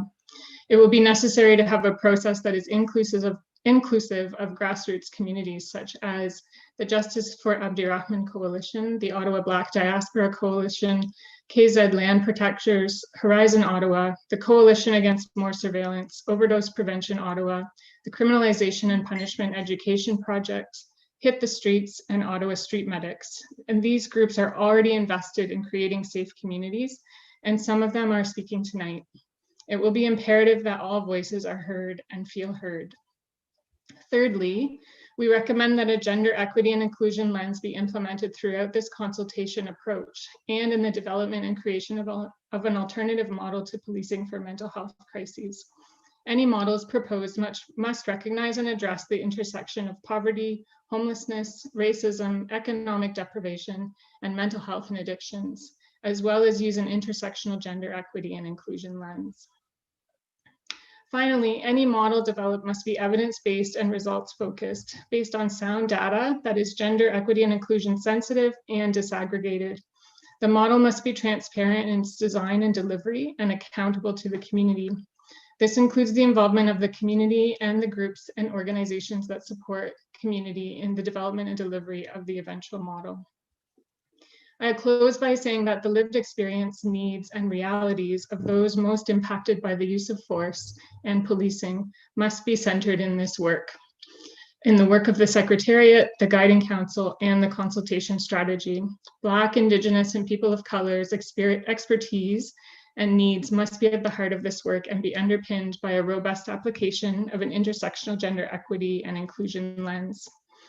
I fear that if these changes are not made, this process will only reinvent the status quo and we will continue to lose lives to police brutality. Thank you so much for your time. And thank you very much for your input tonight, Dr. Stam. We appreciate it. Deputy Chief Bell. Yeah, thank you. And Dr. Stam, thank you very much for your input. Can I ask to get a copy of that? Because as I listened, every one of your points was something that we had considered, discussed, and we're looking to make sure was inclusive in the model that we were delivering. So if you could provide me with those, and then we can have a follow-up conversation, we can make sure that arm's length guiding council, the wide consultation, the gender equity lens and diversity lens, as well as the evidence base and robust data collection are all achieved. So if we can connect on that, I can make sure those are incorporated. So Sure. thank you very much Steve. for that. I would also like to acknowledge the previous speaker. Sahara Alola is a co-chair for me with Community Equity Council.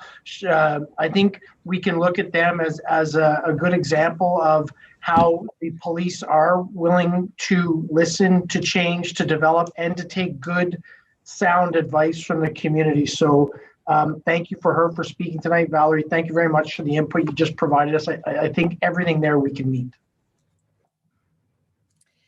Okay, Chief Slowly. Thank you, Chair. Just echoing Deputy Bell's comments.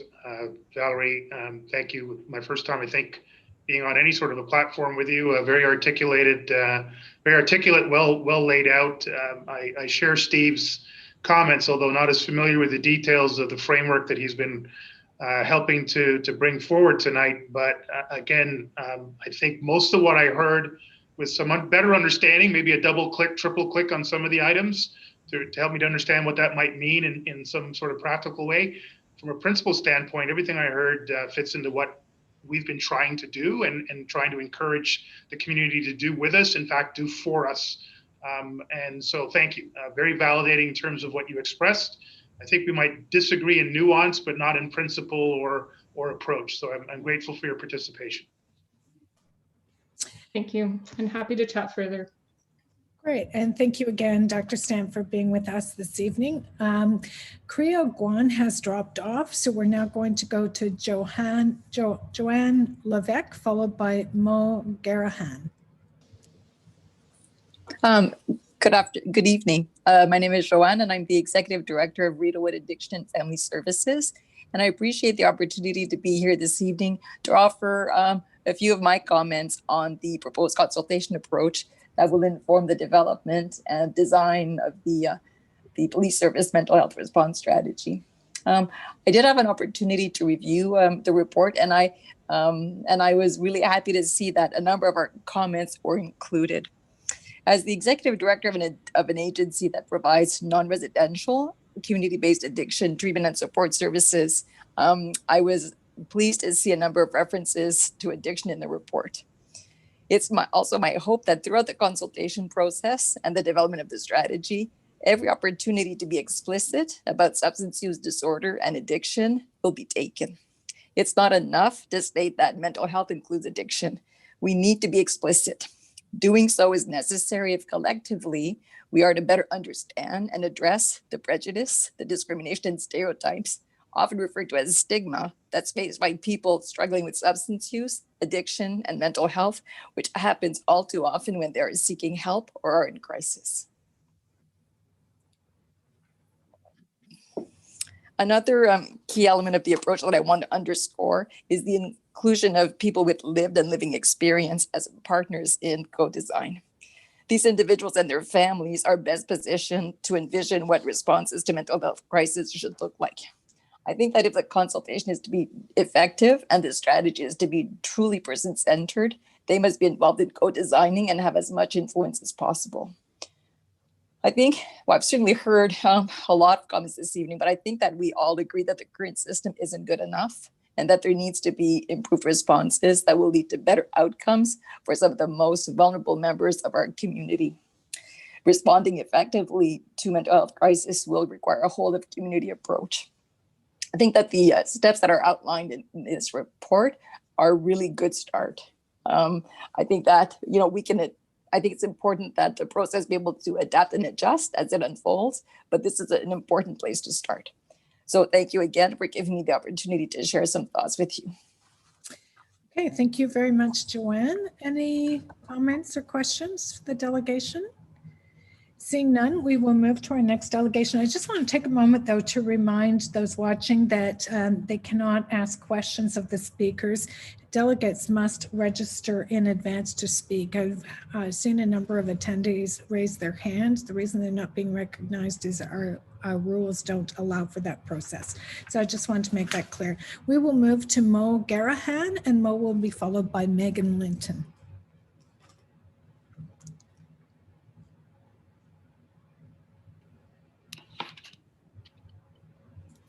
Hi, folks. Can you hear me? Yes, we can. You have 5 minutes. Go ahead. Okay. I want to start with a specific thank you to Vanessa and Shahada for your critical analysis this evening, and thanks to Chief and Deputy Chief and staff to opening up to a new sort of different approach, and also confirming my support in solidarity for the broad input this evening. My name is Mo Garahan, and I'm speaking today as a longstanding resident and worker in Ottawa. Experience working within the shelter system, health, social services and addiction sector, violence against women, community development, and food insecurity. So while not speaking on behalf of any organization, I speak with a familiarity of police relations in the city. I support the concerns stated clearly here that Ottawa Police Services Board, as part of the broader system, policing must change in a systemic way the responses to situations involving people struggling with mental health. So wanted to add these emphases. So given that the budget has passed in 2020 for police services, I ask that OPS sufficiently financially support diverse groups to do the work of engaging community members who are most affected by policing, to develop and engage in an ongoing way, not just development, but engagement into the mental health strategy, including those most suffering. So even within COVID, we need different mechanisms to the existing online surveys and consultations to provide that meaningful engagement. And even the agencies identified in the guiding council don't currently have the means to meaningfully do this work of engagement, let alone more grassroots organizations, all of which need to be engaged. So I'm hopeful someone tonight on your board can provide more clarification about the financial supports that are attending this strategy proposal. Notwithstanding the need to shift mental health response to outside of police services, you are a body who will continue to engage with the public, and thus there's serious need for training on trauma-informed approaches, crisis de-escalation, and working with those struggling with broad mental health issues, including poverty, addictions, and violence, not on a basic competency level, but on an ongoing elevated level of expertise, similar to what we are expected to have in the community sector. So this has to start at the initial training levels prior to becoming an officer, and required by all officers involved in Ottawa Public Services, regardless of position, and critically evaluated every year as part of performance. I ask that the Ottawa Police Service Board seriously use your advocacy power within City Council and with the province to immediately and effectively increase funding for affordable housing and mental health services. We are in a confirmed housing emergency, yet the emergency funding released for COVID-19 has not been mimicked within this growing, well-identified housing emergency and mental health crisis. Community agencies at the front lines of mental health services and housing are now going through an exercise to determine community funding over the next few months within a static envelope of funding, but with rising need. So of course, this is an untenable situation. I also sit on the community development framework team with the police department, and I can attest to the truth that police management have raised concerns over years of having increased interaction with community members who aren't able to access shelter and mental health services in the city. This has to be elevated to be identified as the emergency it is and be addressed. As consistently identified here today, police are not the ones mandated to deal with this. So this shift needs to happen. And I understand that the need to have a plan for the shift is paramount. We need to get from here to there. I appreciate, Chief, your confirmation that you will bring forth a reduced budget once sort of evidence of that shift is happening. But given the budget that is passed for 2020, the budget is in your hands as a board right now to contribute financially to that shift required. So you speak about the hires and the work plan for 2021. And what my goal is to ask this board to place your money as a reflection of your understanding by not hiring more staff within Ottawa Public Services, but rather immediately invest those dollars into seconding mental health trained professionals from the community agencies within a partnership framework, not an employee framework, so that you are part of shifting these resources effectively to community agencies and allowing for that community leadership and building a collaborative approach on an equal footing with community expertise that then can work through new protocols to adjust response to mental health issues, including updating protocols with 311 and 911, directing calls to appropriate services, including more accessible and proactive neighborhood services in every community, and including skilled community development approaches to justice within police services, in addition to the supported mental health strategy that we're talking about today. So I believe that secondment is not something that has been discussed and looked at as a way that your board can right now today in 2021 lead that shift. That is the request. Thank you. Thank you very much, Mo. There are a couple of people that want to speak, starting with Deputy Chief Bell. Thanks, Chair Deans. Mo, thank you so much for that. That between yourself, Joanne, several of the other, that's exactly the type of input that we're looking to get from the community in terms of how do we do that trauma-informed training that you spoke about that's so important for all of us to understand. We've really taken our time to not prejudge any of the steps we want to take. We've identified in the report 2021 will be a year where we will look to develop and enhance training to our frontline membership, but we don't want to do that without the Guiding Council's direction, guidance, and co-production of that type of initiative. So it's really important for us that we staged it properly so that we could actually deliver what the community dictates or the community identifies are the important things for us to do. So thank you so much for your engagement in this. The second thing that both you and Joanne identified was the issues of intersectionality. That's why we believe the community safety and well-being plan that identifies and looks to address from a whole of systems perspective, so many of those intersectional compounding issues like mental health, like homelessness, like food sustainability, like systemic racism, that they're approached and they're actually looked to be addressed at the community level in a coordinated and cohesive way. So I just wanted to say thank you for this input. This is exactly the type of feedback, guidance, direction that we're hoping to get through this process. Okay. Without losing the financial elements of what I was saying. Yeah. So yes, so that you did, you absolutely, that was the first one. So there is going to be, we're looking to build a secretariat. The secretariat will be funded by both the City of Ottawa through social services as well as the OPS. Public Health has agreed to give us in-kind funding and supports as we move ahead. No direct financial support. But what we will be doing is looking to build that secretariat using community resources, using the ability so that our community already has through that funding. So there will be funding to help support the initiative.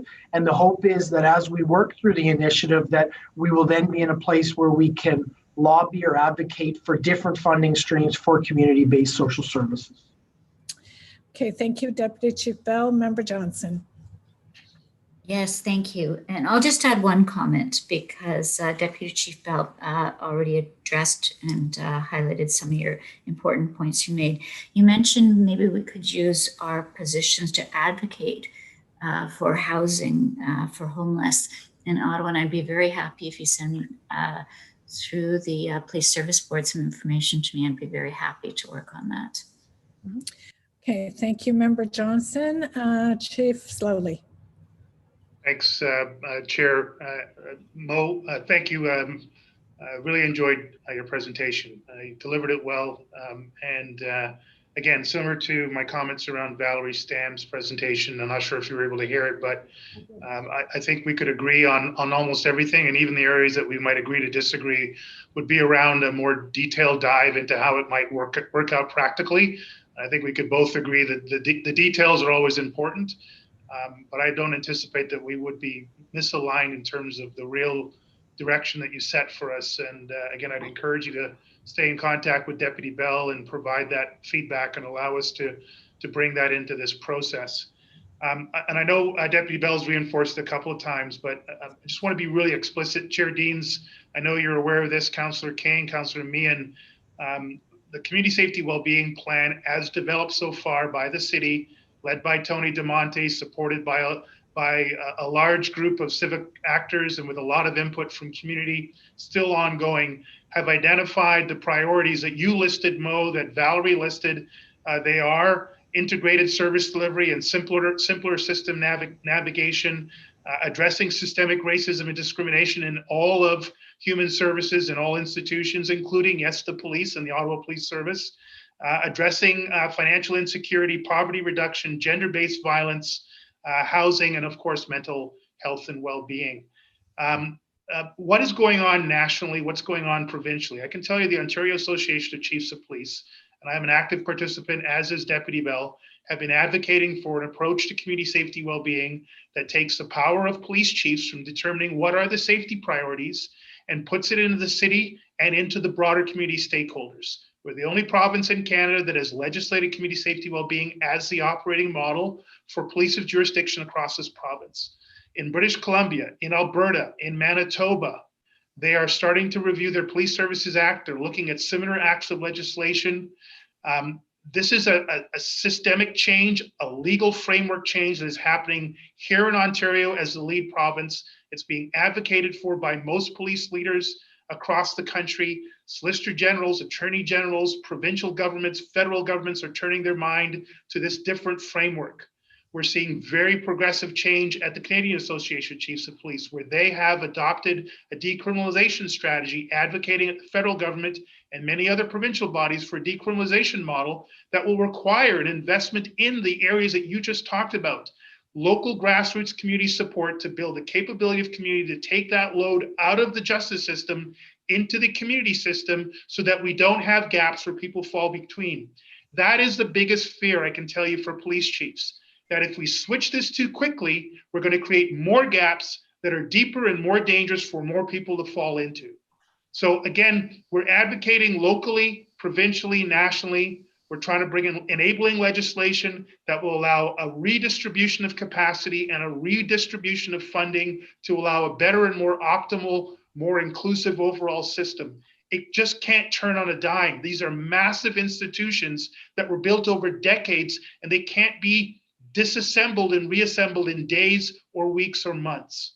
So thank you very much. I really appreciate your contributions here today. I understand that this is a common element around the new hires. You are able to do some of that within 2020 mainly. And I certainly am a systems approach person. And part of that, though, I do think the good news is you do have power in your hiring and the models that you work with community in this year to look at something of not employees, but secondment in a partnership model. I think that is a way to shift immediately towards that long-term. Oh, I'm going to have to hold you here because we don't allow dialogue in this way. And we have a very long meeting agenda still to come tonight. So seeing no further speakers, I would encourage you, if you wanted to follow up with the chief or deputy chief, to please do so. I'm sure they'd be quite happy to meet with you directly to discuss some of these issues. And Chief, I see you put your hand up again. That goes for you too. We got a very long agenda. Did you want to add something? Mo, I'm totally into that's a common idea. Let's talk offline. Thank you. Thank you. Perfect. Thank you. Our next speaker is Megan Linton, and Megan will be followed by Ifra Yusuf.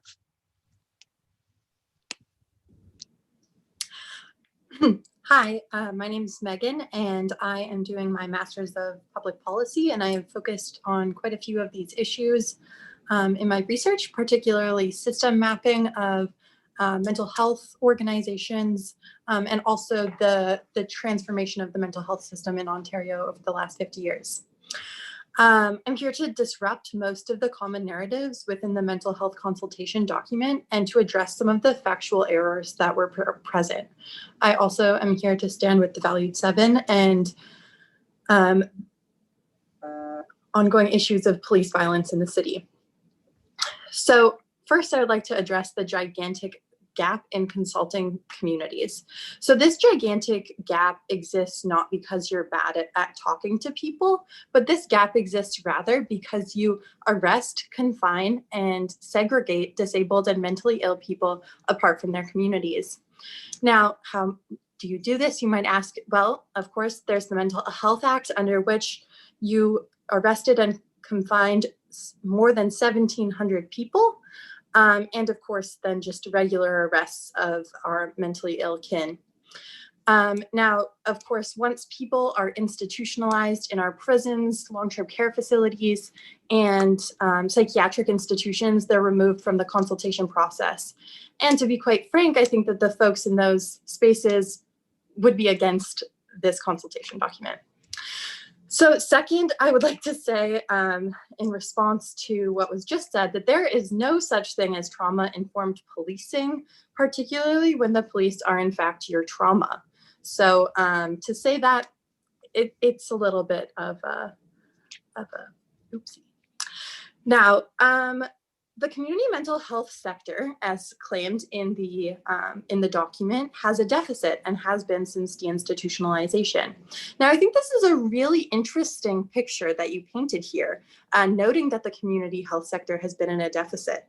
So if we think about this, if we look at the 1970s, that was in fact when the Toronto Police and Ottawa as well expanded their police to include riot police, which were destined to control emotionally disturbed and terrorist groups. So see how we lump those two together with an expansion of the policing project on the way. Now, further, especially Chief Slally, you were talking about how we should get more pie. I think this is really interesting because in the late 90s, the city of Ottawa was forced to amalgamate. Now, in the process of this, tens of thousands of employees were lost. Contrarily, the Ottawa Police Department, in its amalgamation, actually increased budgets and increased the size of the force. This is amazing. So, where is the budget? What happened to the budget for the community mental health sector?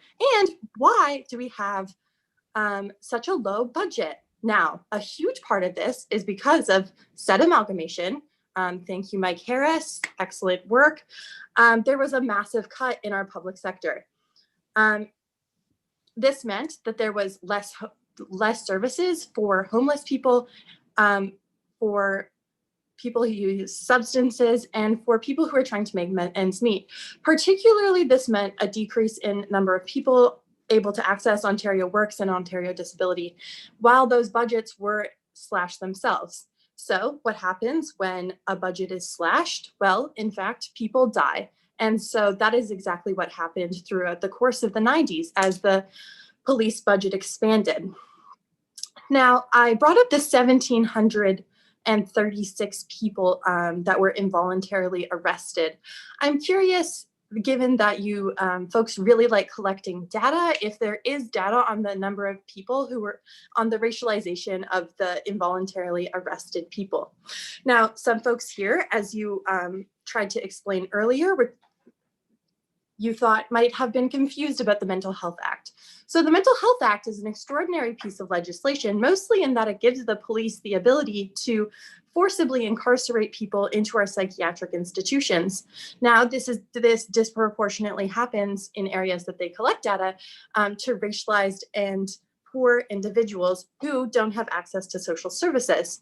So I think that that is a very suspicious number and something that we should trace carefully. Further, the highest number of calls with the mental health stats that were provided were to other. What is other? I would like to know, we would like to know, why were there so many calls with no forms, and how many of these changed into involuntary admissions? Megan, your time is up. If you could wrap up, please. Okay, so Chief Swally, you asked for where the models are with your involvement with the police. Well, I would like to give you 3 quick examples. Number 1, I live in a community where we take care of each other. We do not call the cops on each other, and we support each other when we are mentally ill. I have stayed up numerous nights. Megan, your time is up. So if they're going until 5 a.m. Okay, this is my last thing. I have stayed up until 5 a.m. all the time so that my friends do not have to interact with the police, and that saves their lives. And so why don't we have a model elsewhere? Because the police take all of the money and there is no more pie. And if you want more system mapping, I can certainly provide that. But that is all. Thank you. Any questions or comments for the delegation? Seeing none, thank you very much, Megan, for joining us this evening. We will go to Ifra Yusuf, and Ifra will be followed by Emma Bider.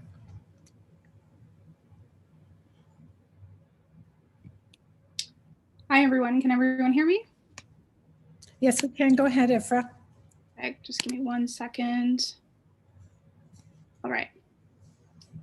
My name is Ifra. I am the co-chair of the Justice for Abdurrahman Coalition here in Ottawa on these unceded and unsurrendered territories of the Algonquin Nation. We are a group of Black and allied activists. I want to start by thanking Vanessa for allowing me to take her spot in the speakers list, as well as the other speakers who had the courage to speak today. The Justice for Abdurrahman Coalition would also like to show its solidarity with the Valued 7 and supports the demands put forth by the Ottawa Black Diaspora Coalition. I am here to discuss the mental health consultation outlined in the report provided in the meeting minutes. And I, along with the rest of the community, as seen today, have several questions. To start off, the report mentions that this project will be community-led. How will it be ensured that the OPS will have no seat in the leadership of this project? Will the guiding council hold public meetings to ensure full transparency? There is also a mention of key data on the project, such as updates, frequently asked questions, and important background documents of the online questionnaire being facilitated and hosted on the OPS website. This could cause and would cause a huge conflict of interest, as the data would be handled by the members of the police establishment, as opposed to the community members. Another point mentioned in the report is that there will be internal meetings with the OPS that will be held so that, and I quote, the OPS members are kept informed about this work and will have an opportunity to provide their input. This can lead to a lack of transparency and the continued mistrust between the community and the police, as we would not be aware of the amount of input and influence the OPS would have on these consultations. Also, several community members have mentioned tonight that several community groups have been present during these public delegations with the police board, but how come none of them are participating in leading the consultations? Lastly, how much emphasis will be put on those with lived experiences? We would want the consultations to best reflect the state of our community. So will their consultations be considered first priority? These are just a few of the several questions that the community has in regards to these consultations. As the overseeing body of the police, this is on you, the board, and your responsibility to ensure that these questions are answered and that those who refuse to answer those questions are held accountable. I want to conclude my speech by mentioning the ongoing censorship being used and weaponized by the board during this meeting, along with several past meetings. Asking public delegates on what they will speak on about before the meeting is a method of vetting out what you don't want to hear. Not to mention, this question has never been asked by the board. It is clear and blatant censorship. The community will not be silenced. The questions that I've asked, along with several others today, is why we need more transparency from this board, the OPS, and beyond. We need more inclusion with the community and with those who take time to speak at the police board meetings. These individuals and groups are looking for an outlet to use their voice in support of a safer Ottawa, one where our loved ones are not met with guns during a mental health crisis. A safer Ottawa where there aren't statistics such as 70% of those who die in the hands of police are in a mental health crisis. The people here today, along with those who did not get the opportunity or the spot on the speakers list due to censorship, deserve a seat at the mental health consultation table. Thank you. Okay, thank you very much, Ifra. And if you wouldn't mind, if you could send me a copy of your remarks, I would appreciate receiving them. Chief Slowly. Oh, no, sorry, Deputy Chief Bell. Thank you, Chair Deans, and thank you very much, Ifra. If it's okay, if you could send us a copy of those as well, that would be appreciated. So I'm going to start, because I can answer some of the questions in terms of an approach. I'm going to start where you ended. A safer Ottawa is actually what we're all seeking. That's absolutely the whole genesis, the whole intention of this. We want to see better outcomes in our city for people who are struggling with mental health issues. You asked some specific questions around how the guiding council will be structured and how it will be governed. So what we've done to date is we've gone to 6 different networks within the community who represent over 100 social service agencies within the city, and we've asked them to identify people to come forward. So the Ottawa Police aren't going to be the ones selecting those groups. From there, we're actually going to once we get approval from the board, we're going to build that guiding council, and we're going to support them to build the terms of reference so they can actually work within themselves to identify how they function and how they're going to lead the consultation within our community. So we haven't created a lot of specificity around, get that word out, a lot of specifics around exactly how that guiding council is structured, because we want them to do the work, because it needs to be community led and they actually have to make those determinations. We're seeking as broad input as we can get. There is nobody that wants to speak on this that we aren't going to listen to or that we aren't actually going to solicit feedback from. So some of and included in that will be our membership. Our membership right now play a role in our system, and they have a perspective of how we deliver services. And we think that's an important voice to listen to amongst every other voice. And including in that, and specifically particular to that, is people with lived experience. And you did talk about that. So we also have indicated through the report, and we will seek for the guiding council to make sure that the people with lived experience and their consultation and input is vitally important to this whole process as well. So I hope I've answered some of your questions. Some of it there isn't a lot of structure around because we really need that built by the community with community input.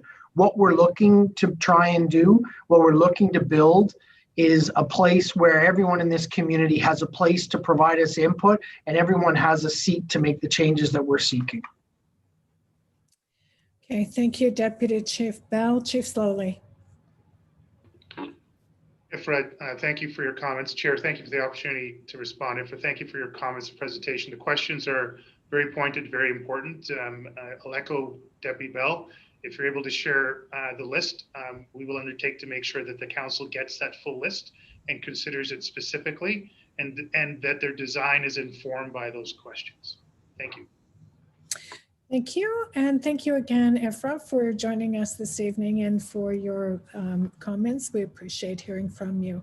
Our next speaker is Emma Bider.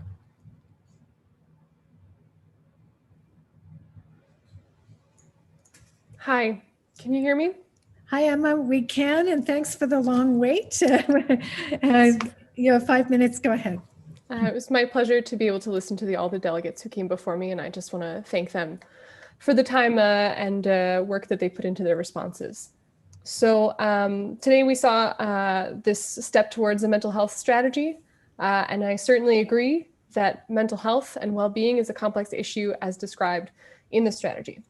I am not, however, particularly confident that OPS is the organization to tackle these complex issues, and I don't think that they should be involved in the creation of a mental health strategy, although it seems like that is something that has been responded to several times in the consultation, in the delegations right now.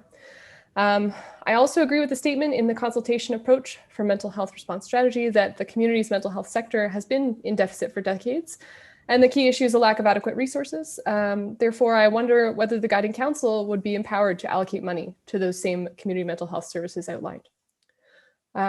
Given that this is the path that OPS is taking with this strategy, one thing that I see as a gap are the voices of those who have been traumatized and have suffered mental health crises because of their interactions with the police. That is, of course, they may not have any interest in discussing these things with those who have traumatized them, but I believe that those who have had their mental health affected by police interactions should have their voices heard, should be actively sought by this Guiding Council in order to ensure that they can have their thoughts included in this in order to have these kinds of instances avoided. And in fact, those types of engagements should be considered an opportunity to think about how mental health crises are addressed and can be addressed by those beyond OPS. A 2019 study from the University of Texas, San Antonio revealed that youth experiencing intrusive police stops are a risk of heightened emotional stress. And here I am certainly thinking of the valued 7. One of the main researchers said that while not all encounters were experienced as hostile or threatening, our results suggest that when stops were characterized by a greater number of intrusive officer behaviors, youth perceptions of heightened social stigma and experiences of post-traumatic stress were more likely to follow. Closer to home, children and teens in Montreal and Ottawa in 2020 have reported feeling traumatized when police either encounter them or their family members. According to the Ontario Human Rights Commission, profiling negative interactions with police can affect children's success in school, can affect their future goals. And of course, these interactions and experiences of racial profiling have been commonly identified as reasons that the people have lost faith in police across Ontario. I'm sure that OPS and the board here is aware that mental health issues can affect a person for life. And those who have had their mental health affected by police interactions should be considered in this consultation as priority voices. A comprehensive strategy should deal with potential or emerging issues alongside longstanding ones that were addressed in the strategy. If OPS is likely to have an adverse effect on someone's mental health, they also need to consult those folks who've had this experience in order to never have this happen again. Mental health responses certainly do require a whole of community approach, but it only takes one terrifying, unexplained police interaction to harm someone's mental health, and that part of the equation should be taken seriously. I wanted to discuss a specific issue today. I was told it was not appropriate for discussion at this meeting. Obviously, I'm not alone in this. So in general, I will say that the victims of racial profiling and traumatic police interactions need to be part of this process, given that we are having a process and in the development of the mental health strategy. And I will say that this, in despite of my own personal approach and the approach of the many people who spoke last December in the budget, that I align with an approach that funds community mental health services as opposed to the police. However, as it stands, I can only emphasize that these responses to mental health issues by OPS is a problem with OPS as an institution. It's not just about calls that OPS gets related to mental health crises. This should also include thinking about how OPS responds to calls at all, and how that response can cause detrimental, long-lasting mental health effects. I am certainly not an expert in the field, as I assume was clear, but I do think that some creative, radical imagining about what mental health responses might look like without police will be important moving forward. It is definitely worth the time. Thank you. Thank you very much, Emma. Are there any questions or comments for the delegation? Seeing none, we will move on. Thanks again for joining us tonight, Emma. We now have two members of Ottawa City Council who have asked to address us on this issue, so I'll call them next, starting with Councillor Jean Cloutier.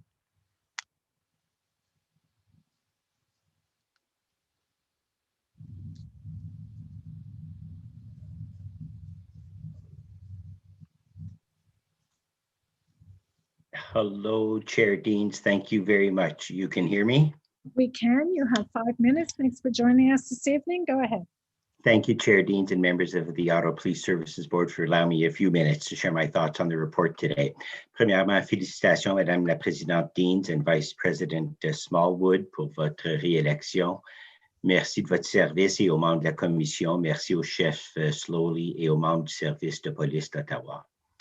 Let me start off by acknowledging the previous delegations. While I don't sit on the Ottawa Police Services Board, I am listening and my council colleagues are listening. And I thank you, previous delegations, for holding space to share your perspective and your experiences. I virtually sit before you today as a city councillor for Alta Vista, but I'm also a 60-year resident of this city and a neighbor and a parent. And I want everyone in our community to feel safe and secure, and that we provide the services our residents need. I support the collective efforts of the Secretariat, the Guiding Council, and the community in the path forward as we all work together to find a collective solution for the mental health response strategy for Ottawa. With regards to the proposed governance structure and Guiding Council, I offer some thoughts. From day one of this initiative, it's critical that the voices of those with lived experiences be members of the Guiding Council. We've heard this emphatically from the community. The reality is that family members and individuals in crisis are the ones often making the 911 calls, and their perspective is invaluable. As a starting place, I suggest you consider reviewing the Ontario Centre of Excellence for Child and Youth Mental Report from June 2020. It's titled Quality Standards for Family Engagement. In this report, they outline why co-development is critical in the outcome when we are working in the mental health sector. They suggest that families and those with lived experiences must be partners in this work. They must be valued for their experience and expertise and have equal opportunity to co-develop organizational projects and system-level transformations. That's on page 12. I want to particularly highlight two sentences in the report, which reads to family members and those with lived experience.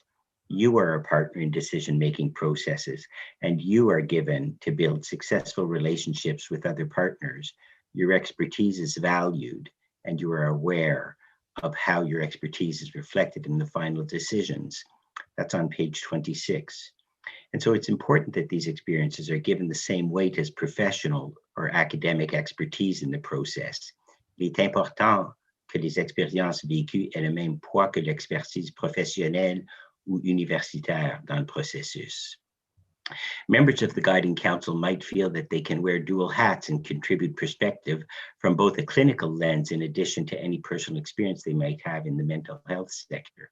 Respectfully, though, these members may have a real or perceived bias given the nature of their work and experience, and so I believe it's critical that there be dedicated guiding council members who are community members. Their experience and their expertise should also be recognized through honorariums. This week, Toronto City Council will be receiving a report from the Reach Out Response Network, who have embarked on a very similar journey that we are all proposing here today. Although I can appreciate that the needs of Torontonians and the pilot service they are proposing might look entirely different than what we'll land on here in Ottawa, we shouldn't reinvent the wheel. I encourage you to explore how they conducted their community engagement efforts within the context of the pandemic, as well as review the comprehensive environmental scan they did on the mental health crisis response models in Canada and in the United States. In the Reach Out Network's final report on alternative crisis response models for Toronto, it was published in November 2020, a noted key ingredient to the success of the proposed crisis response service is that the service be culturally competent, anti-oppressive, anti-racist, and diverse. That's on page 26. Given what I've heard thus far in the delegations today and from community members who engaged with me during the budget consultations, I'd like to see the Guiding Council develop and adopt terms of references. In the terms of references, it would be beneficial to determine a shared and a public definition on how they define equity and anti-oppressive practices, anti-racism, diversity, culturally appropriate practices, and accessibility, just to name a few. In conclusion, we all want to see improvements to our response system, and I am hopeful that the process set out by the board will be successful. We need to ensure that the lived experience is included at the beginning of the process, throughout it, and evaluated from time to time. En tant que décideur et de leader, vous avez la possibilité d'appuyer le modèle d'un service de crise de santé mentale qui est façonné et informé par la recherche universitaire, les parties prenantes de services locaux et experts, et ceux qui ont une expérience vécue dans et des centaines de résidents d'Ottawa. As assistant decision makers and leaders, you have an opportunity to support a model of mental health crisis service that is shaped and informed by academic research, local and expert service providers, and those with lived experiences and hundreds of Ottawa residents. I appreciate the time of the board today. Merci énormément. Merci, Conseiller Cloutier. Any questions for the delegation? Seeing none, I just have one. You mentioned, Councillor Cloutier, in your comments that we should consider honorariums for guiding council members. And I mean, I know you and I both know that there are volumes of people in our community that give freely of their time on all kinds of boards and commissions and offer a lot. And I guess I'm just wondering, what, in your opinion, sets this council apart from all of the others where we ask community members to give of their time on a voluntary basis? Thank you, Chair Deans. Excellent question. We want to engage community members, parents, partners of persons with a lived experience. And I recognize the commitment of time of other members of the Guiding Council as I've read through the list. These persons might not be working in that field, of course. It would be a request of their time and volunteers, and I do absolutely acknowledge the volunteerism of many members of our community in all our wards, and we appreciate them so much. It would be a recognition of the expertise and the context that they bring to this effort. Thank you. Anyone else? Seeing none, thank you again, Councillor Cloutier, for joining us tonight. We'll move to our next delegation, Councillor Sean Menard.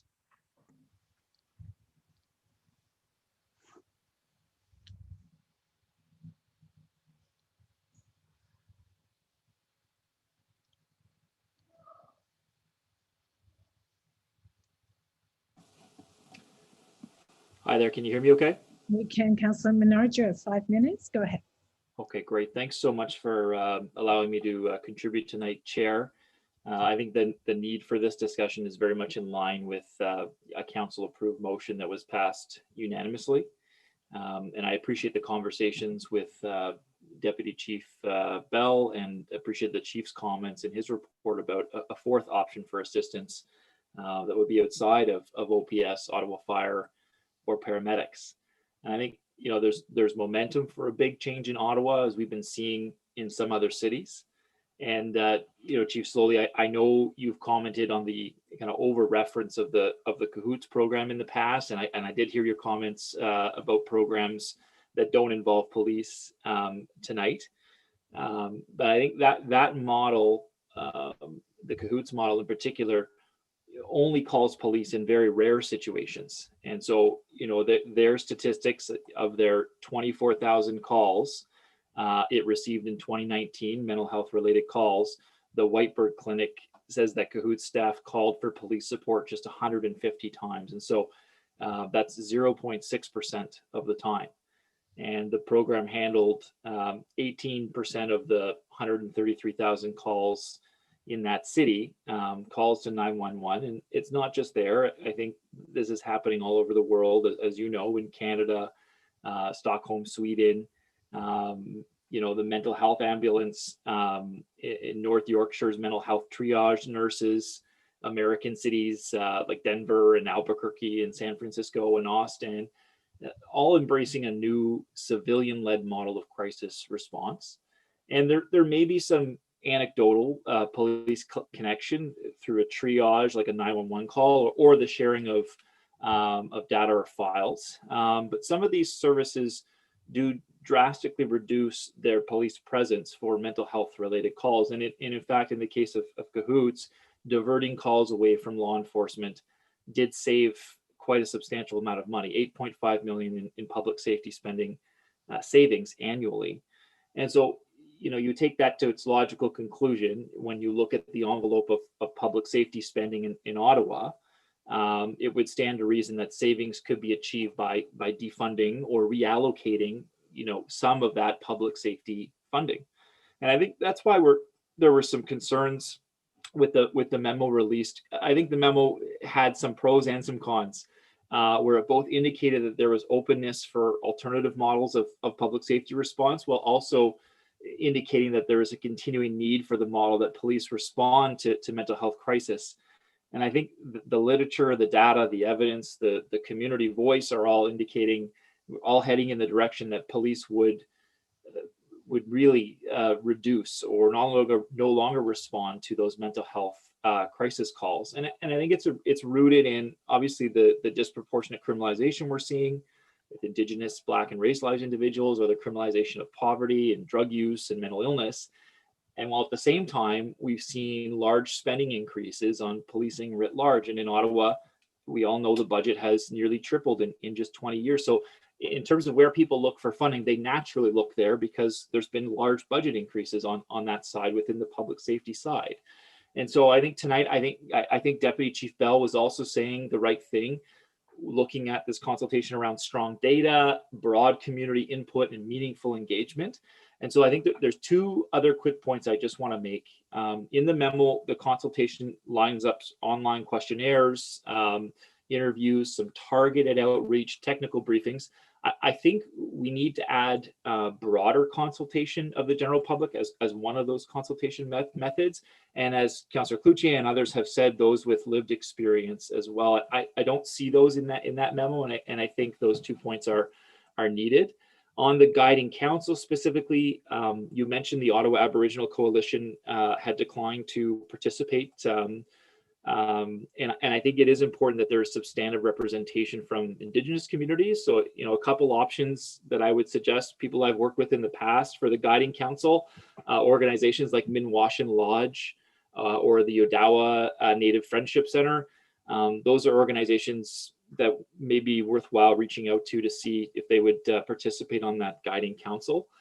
And so I think the consultation specifically, as I say, the general public call out for an in-person or online engagement would be important. And then academic organizations need to be included as well. A lot of the groups and people that are speaking to you regularly come from criminology programs out of the University of Ottawa or Carleton, and there's some fantastic research that goes on there. So, you know, the criminology department at Carleton University or academics from the University of Ottawa, there's a lot of great resources there that I think need to be included in this discussion. So I just think, you know, hopefully we're on the right path here. I've been hearing the chief talk about the fact that there's a need for this not to be led by OPS, that it needs to be led by other health organizations. And so in my conversations with Deputy Chief Bell, he confirmed that as well. So I think, you know, we're on the right path overall here, and I'm looking forward to the next steps in working with everyone collaboratively on this. Thanks for the time, Chair Deans. And thank you very much, Councillor Menard, for coming out tonight and offering your comments. Chief Slowly and then Deputy Chief Bell. Thanks, Chair Deans. I'll leave Steve to maybe address some of the more detailed areas that the councillor suggested around the consultation, but I agree, councillor, in principle to the suggestions you've made. I do want to touch on two things. First of all, thank you for being eloquent and expansive around the different models that exist around the world. Again, you've made my point for me. Every one of those, including the cahoots model, still has some element of police involvement, no matter how small. Cahoots, again, is almost a 30-year-old model. And over the course of 3 decades, it's been able to identify the capacity, identify the opportunity, build the capacity to absorb over 99% of those calls for service and demonstrate a reduction in budget that can be reallocated. We should probably be able to do that in less than 30 years, but it's not going to happen in 30 days or 3 months. So I think we're all saying the same things. Let's make the investment. Let's recognize there are long established models like cahoots, and there are more emerging models in places like San Francisco. All of them require a reduction in the involvement in police. All of them require ultimately evaluation that leads to redistribution of resources and ultimately will produce better outcomes, safety outcomes, economic outcomes, equity, diversity, inclusion outcomes for a broader group of people, particularly those most marginalized and affected by this. The second point, again, I've raised it a couple of times, the challenge of trying to identify which dollar goes and gets spent where is one of the most difficult challenges for any public sector effort in this area.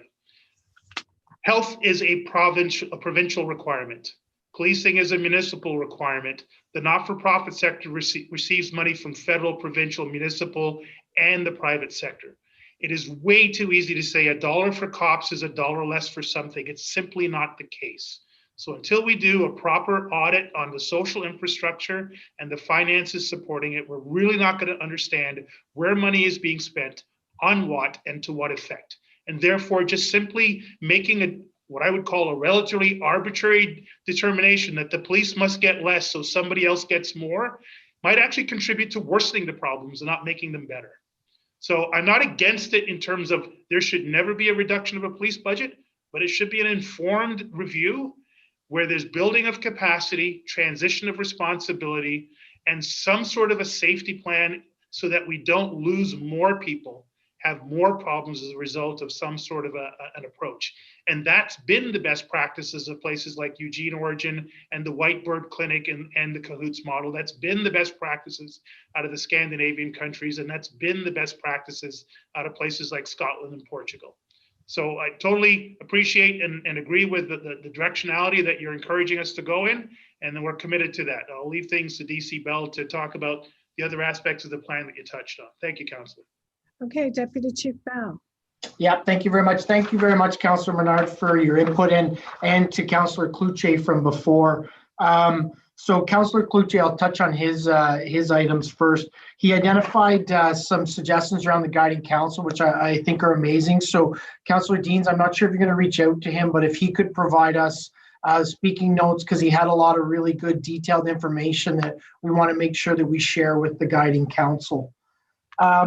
So Councillor Menard, I think I'm happy to hear, because I actually think we are very aligned in our thinking in terms of how we want to move this ahead.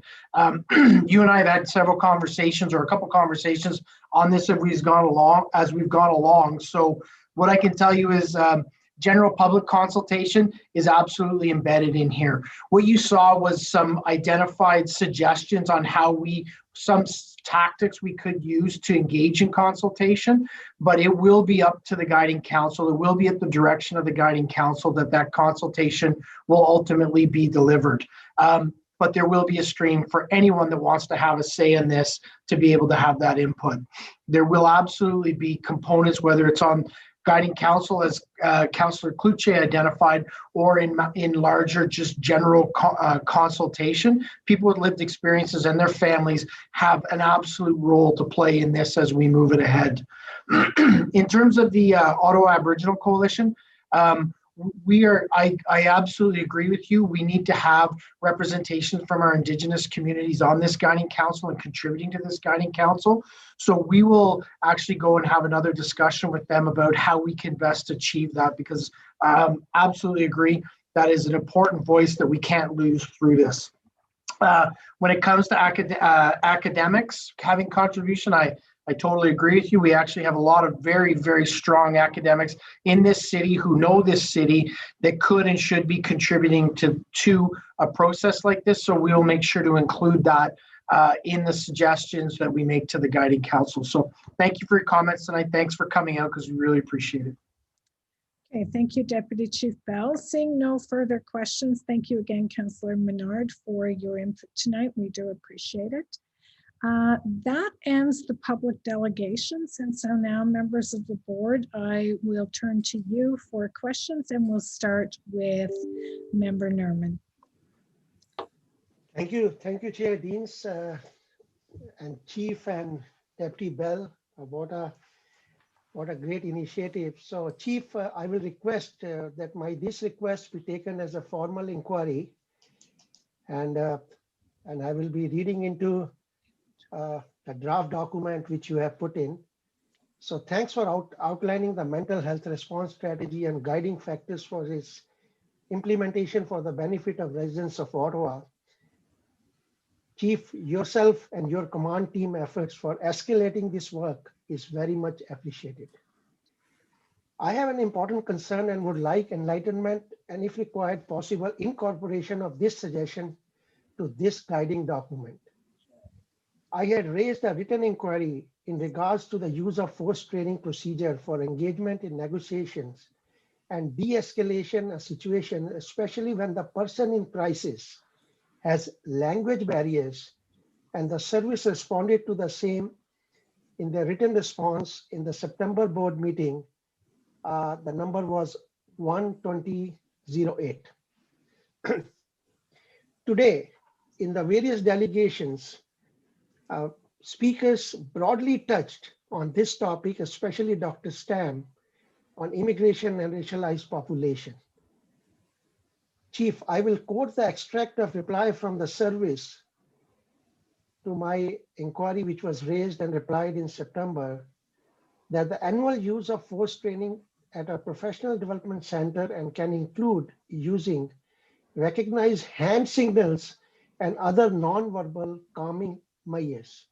The service replied further that if an incident is emergent, an officer can request an ad hoc translator to attend. So I am emphasizing this, ad hoc translator to attend, which be an on-duty officer who speaks the required language. So in your recent document, which is under discussion now, you have stated various components to be considered to underpin the overall consultation strategy. But however, this aspect of communication by a frontline officer on such a call with language barrier, which could quite instrumental in de-escalation, is missing. One such example, a recent example I will quote, a situation in the Rideau Hall when an armed intruder breached the security, and the communication skills were used to de-escalate the situation. But the one in Mississauga, where an individual by the name of Mr. Ahmed in the apartment was probably shot, as the tactical team lacked communication skill and was not able to de-escalate the situation. So Chief, though per the draft proposal of the Guiding Council will be leading this initiative, I strongly believe that discussions around this issue is critical in bridging the gaps in communication and de-escalation efforts in dealing with such persons in crisis. Okay, thank you. Chief or Deputy Chief, did you want to add anything at this point, or we just move on? So Chair, if we can actually take that that information, we'll take it in and we'll look at how we incorporate it in what we move to the Guiding Council. Thank you. Okay. Thank you, Chair Deans. I have two other small questions concerning this document. Yep. So Chief, you have brought this guiding document, which is, and was it reviewed or researched on the practices which are in place for such mental health response strategy in other police services across the province or other cities across Canada? Yeah, Member Nerman, all that we've done here is outline a framework for consultation. Point at some sort of a basic level of governance, in this case, a guiding council. What we're trying not to do, we're really trying hard to not do, is to do the work of the council. Got it. Inevitably, when this group is fully formed, it consults broadly, locally, it will consult broadly, nationally and internationally to look for best practices. But you've heard Deputy Bell say repeatedly, we're trying not to get down into the details of the final plan. We're trying not to do the work of research and vetting the research. We're trying not to choose which models should be looked at and prioritized, because if we do that, we will fall into the same old trap of the police doing all the work and imposing it on the community. So I appreciate the urgency of the board, but we really are trying to let this be done by the community with the right amount of support, but not any more support than necessary from us to get to a final outcome. Very well said, and I withdraw this last comment. Very well said. Thank you, Chair Deans. Thank you, Member Nerman. Member Johnson. Yes. Okay.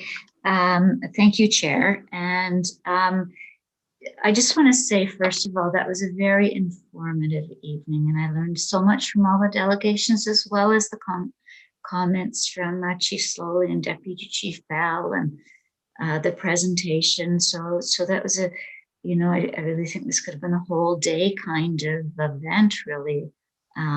So yeah, great discussion. So I'm just going to go back to the points I've mentioned through the evening, but it's really the governance, the guiding council. And just then, maybe I'll just quickly list them off. So I think it's all been said. And really it's, how do we ensure that, number one, a women's group with experience of violence against women is included. So how do I know that as a board member that's going to happen? How do we ensure that a community organization, a grassroots organization is part of the guiding council? How do we ensure that Ottawa residents with lived experience are part of the council? How do we ensure that the guiding council is, best efforts are made for the guiding council representatives to be 50% women and 50% Black, Indigenous, and people of color? We've got lots of qualified members that can fill these roles. And I think that's it. Thank you. Okay, well, that's a lot of really good questions. So Deputy Bell, did you want to address those? Yeah, for sure. Thank you very much, Member Johnson. So how do we ensure that those happen, that those different pieces are met? Because actually I agree. I think they're very important components to build up the guiding council. We've had a lot of discussions internally, and I want to see a council that's built exactly the same way. I want to see a council that has that absolute representation on it.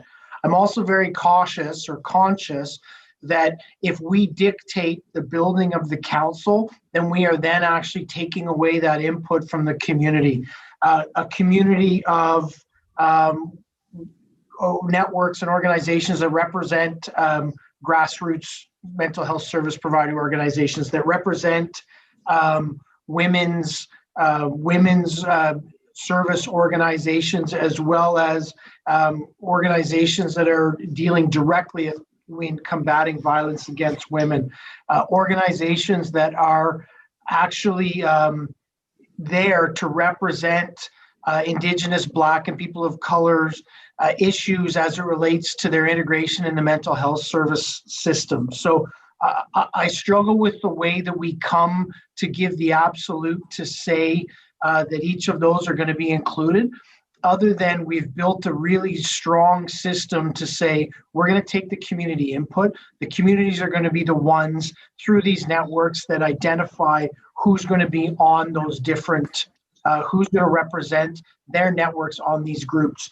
What I would suggest we can do is, as direction to us, we can take these pieces, provide it to the guiding council as overall guidance on how the board would like to see considerations given to the selection of their members, and then report back on what the formation of the guiding council looks like.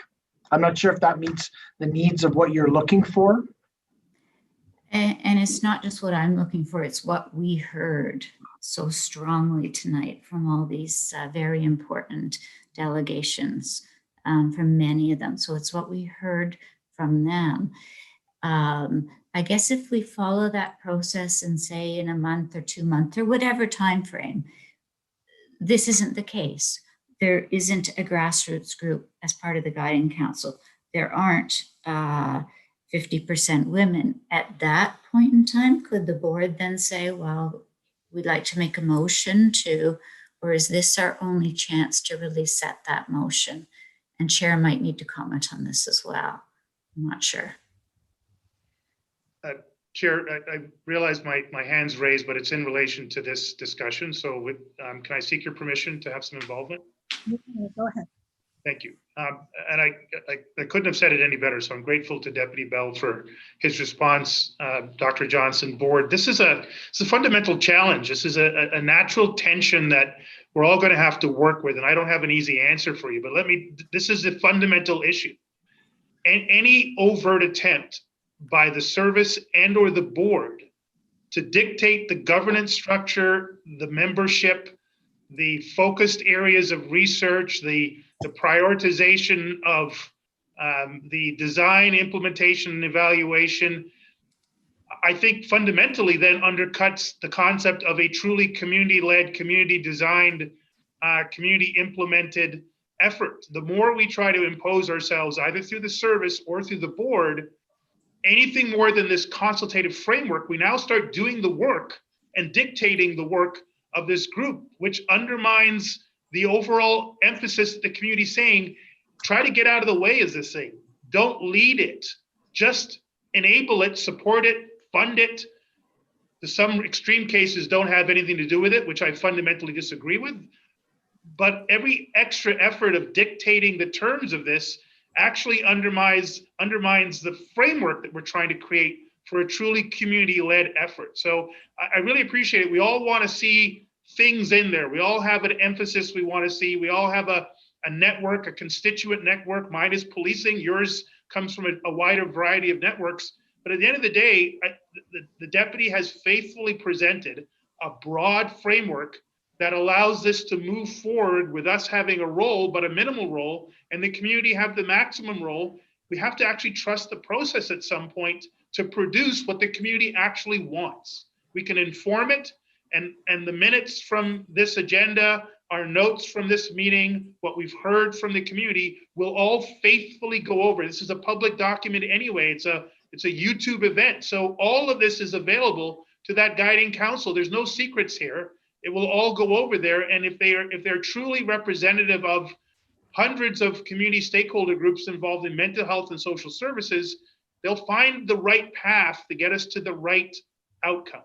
And we'll be along for the journey, but not pointing the direction and dragging them along and filling in the details. Does that answer your question, Member Johnson? Do you mind weighing in on this, Chair? Well, I think from my perspective, I mean, I agree that, you know, it's one of these catch-22s because we want to make sure that the guiding councils were reflected in what we heard tonight. And on the other hand, we don't want to direct their work. We want them to be able to do it. So it's a very difficult situation we find ourselves in. I have prepared a motion that maybe comes into play, and that is to request the guiding council provide regular updates to the Police Services Board. And in so doing, I think if they are having specific issues on any of these, that they can provide input to us, and then in turn, we can provide direction or help or support to them. So I think we need that link to the guiding council. I think we should ask them, invite them to come to the board and provide us with information or a request for help if there's some way that we can provide help to them. And I guess just one other thing on that list of great questions you had, I would include for the guiding council some consideration of this issue of honorarium that we heard also tonight. So does that help? I'm going to hope that it does. I'd really feel more comfortable, to be very, very honest and in no way disrespectful, with a motion that clearly stated this out. I honestly, that's what I'd feel most comfortable. And I wonder if the delegates would know then that we were clearly including their messages tonight. However, I'm going to, you know, hope that this process works and hope that the reporting back helps. I'm just one voice, and there's other board members. Let's hear what the other board going to speak. I don't necessarily think there's any reason that we can't do a motion other than I don't think we want to be directing the guiding council either. So let's see what the other board members have to say, and then we'll ponder that a little bit more. So we'll go next to Member Smallwood. Thank you. I think that part of this, the issue that Member Johnson just raised, and I guess I should say to start with, it was an excellent presentation. There's an awful lot of work that's gone into this. We've had many conversations leading up to this, and I think we are on the cusp of heading into something much better than what we've seen in the past. So I really appreciate the work. We still have a distance to go, but I appreciate all of the work, Deputy Chief Steve Bell, that you've done, and Chief, you've done. I think part of the concern that Member Johnson raises and Chair Deans raises is that, and we've certainly heard it from the community, is because of all those things that have happened in the past, there is a lack of trust. And this we've heard it in the voices of the people who spoke today. We're hearing it in the saying that, gee, maybe we should sort of stick our fingers in, which I completely understand, Chief, why, and Deputy Chief Bell, why it would be inappropriate, and Chair, why it would be inappropriate. But it's that, so I think we just need to know, and perhaps through the Chair's suggestion, the community can know they're listening very closely, and they're going to be very angry if this doesn't proceed the way it's been outlined now. We're all listening. And so I think there is a very strong expectation that we are going to see these promises that have been made come to life. And if they're not, they'll, we're going to start over again, because they absolutely, this must be community led. So I agree with the Chair that we're kind of caught on this thing, but this absolutely has to have people with lived experience and people on the front line. This has to happen. And if it doesn't happen, we're going to start over again. We're going to keep at it until it gets done. And I think that's a commitment that we as board members can absolutely make to those people who took their time to come and speak to us, some very passionately speak to us today, and how important this is to them. I had just a couple of questions. And one of the things I think that I've always struggled with, and I know the chief and deputy, you made it really clear that it is your intention to, I think you said, disentangle or disengage the police from these mental health calls. And that, I think, is a really, really important message. The concern or the question I have is, sometimes when we've asked about this and we've tried to move forward, the answer has been, we have a legislative requirement to respond to these calls. So I would like to, I think it would be helpful for the board. If you can't give it right now, I understand, but it would be really good if we could understand, to what extent does that legislative requirement kick in? Is it 1% of the calls? Is it 50% of the calls? Like, how much are we absolutely as police in a position where we absolutely must respond to certain calls? So that's one thing that I really want to know. I really want to get an understanding of, so that we can say, yeah, these things, and the community can then understand, we absolutely have a legislative requirement that we must do it. So we have to go to the province and get that removed so that we can stop doing that. And the other concern I have is the number of calls that come in that are not identified as being a mental health related call. And so we respond to it and then find out after the fact.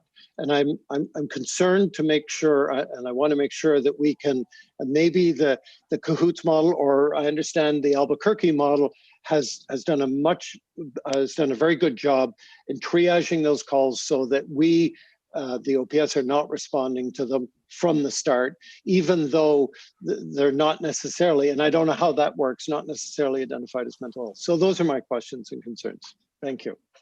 Thank you, Member Smallwood. Next is Councillor King.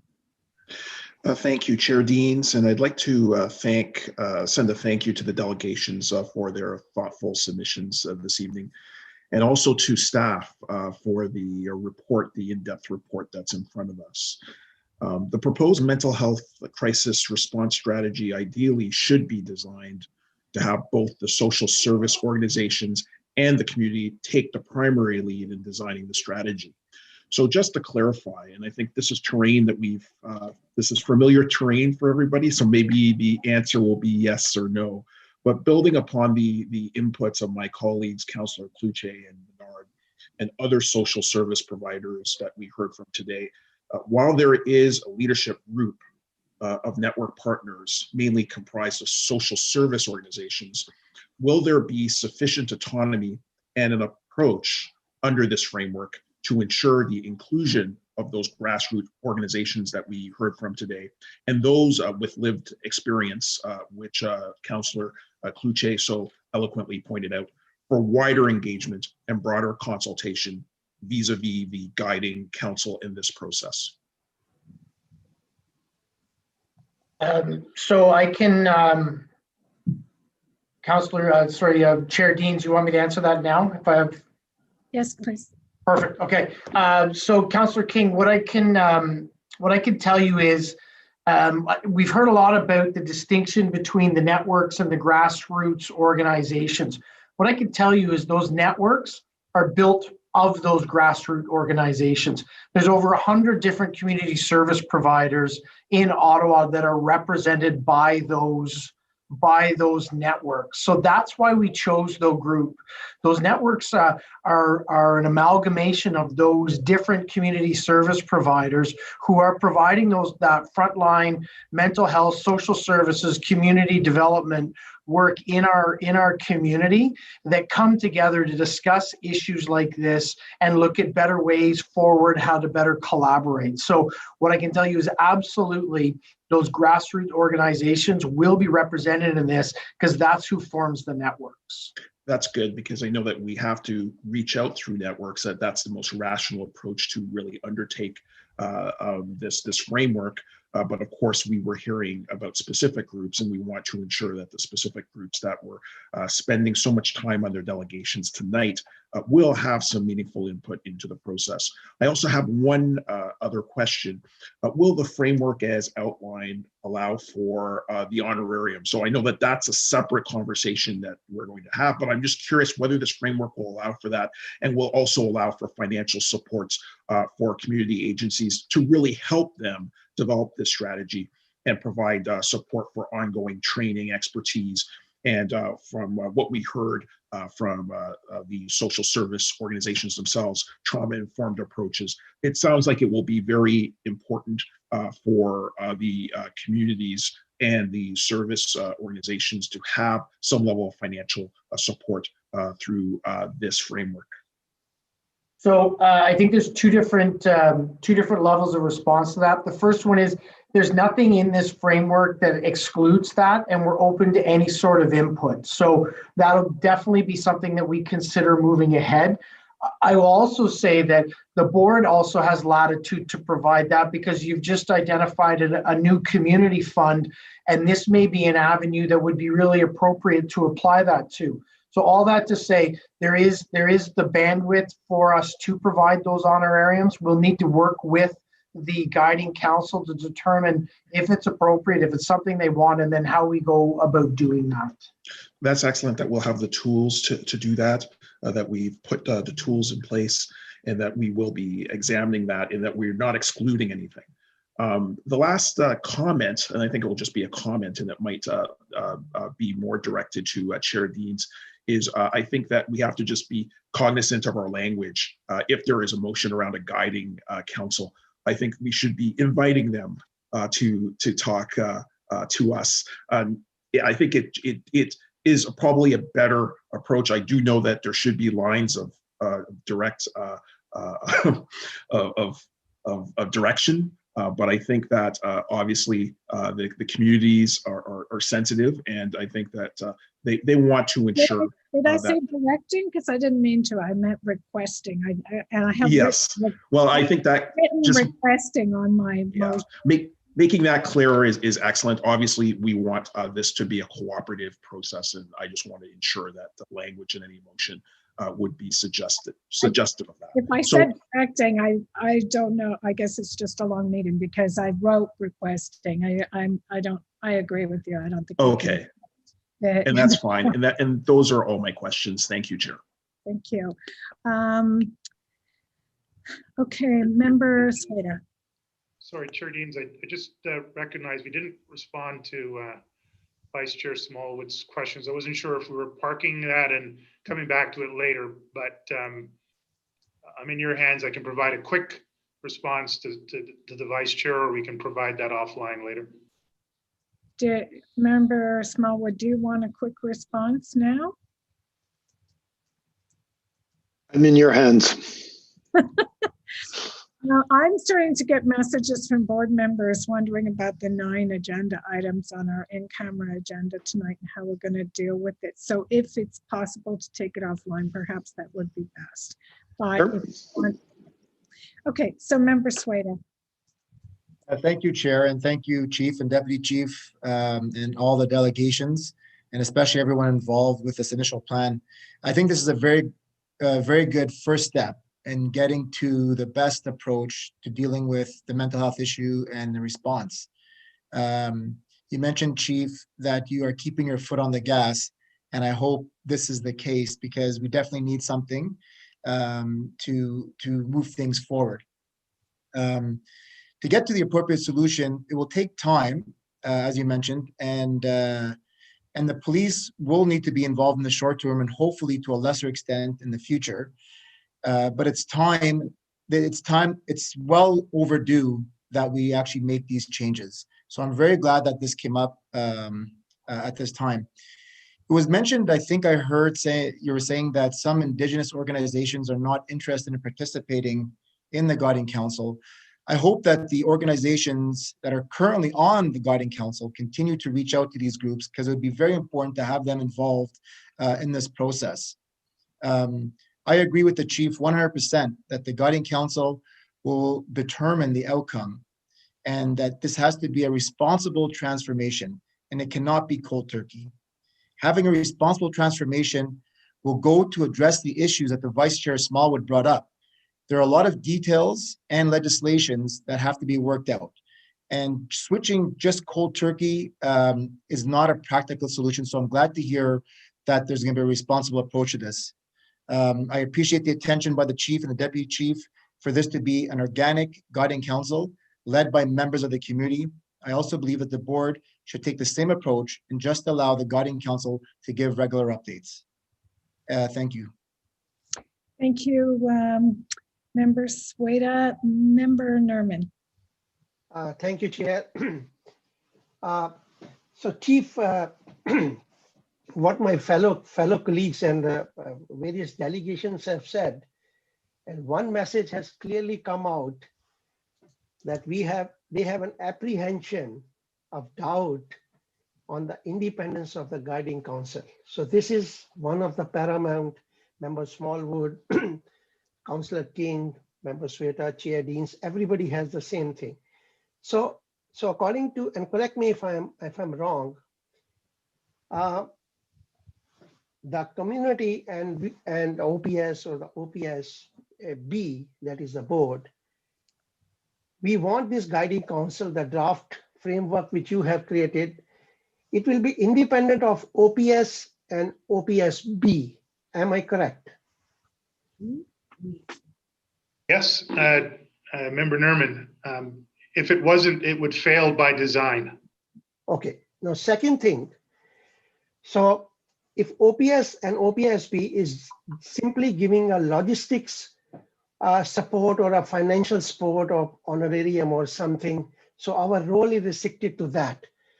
So as Member Smallwood have said, I will be very interested to know what are the legislative framework for the setting up of this guiding council, and what will be the role of the board and the OPS into that. That is a very critical issue. And if some guidance can be given on that to take this matter forward. Okay, I'll use this opportunity in the question, Member Nerman, to maybe speak to Vice Chair Smallwood's questions. I'd invite Deputy Bell to provide some additional commentary after in regards to the role of the service and the board as it relates to the guiding council. There are two pieces of legislation primarily that drive police involvement in these types of calls for services. The first is the Mental Health Act itself of Ontario. Under certain circumstances, the police are enabled by that act to detain and, yes, in some cases, restrain individuals. In some cases, because they are held by a form issued by a justice of the peace and or by a medical practitioner. In other cases with limitations, when the police themselves have their own grounds to believe that a person is of danger to themselves or a member of the public, they can take independent action outside of a form signed by a member of the judiciary or a member of the medical institution. So the Mental Health Act itself, under its current construct, has a requirement for, I wouldn't say overwhelming police involvement, but substantial police involvement. If we were to get to a 0 or 1% level, you would have to have a legislative change with that provincial legislation. The second act is the Police Services Act, which governs both the police service and the boards in terms of oversight. In that act, it requires the police respond to things like emergency calls for service. So at any given time on a 24/7 basis in the geography of the entire city of Ottawa, irrespective of what comes out of this larger mental health strategy, if a member of the public calls 911 or calls the police for an emergency, we are duty bound to respond to it. Now, we may get there and discover that the requirement is not for the police and it can be handled by some other actor, a social service agency, a not-for-profit agency, a local community stakeholder, and we can turn it over. But until the Police Service Act itself is changed, that says we never have to respond to any call for service, we're going to have to find a way to triage these calls coming in to try to get it right from the first instance. Again, that's an area that we're hoping that this larger strategy will consider.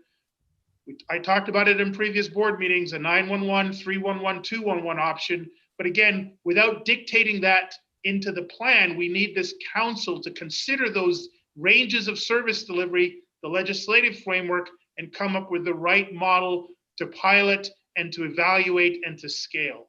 And with that, I'll turn things over to Deputy Bell to continue to answer your question. Yeah, so thanks, Chief. Sorry, go ahead. You have a question, Member Norman? Follow up on that?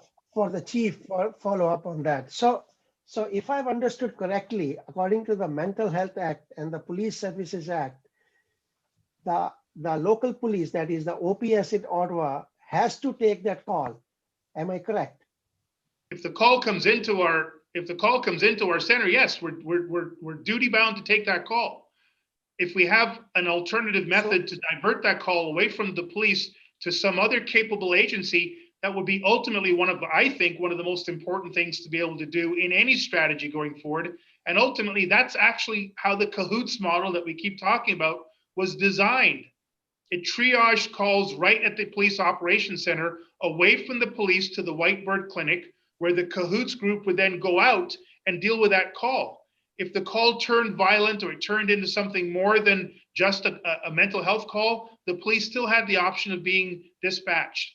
But again, without going into solutioning, this framework that the deputy has presented to the board would allow this guiding council to develop a range of methods, do a range of research, and come up with a range of options informed by best practice, informed by local capabilities, that reduces the amount of time that police officers, police members are involved with these calls.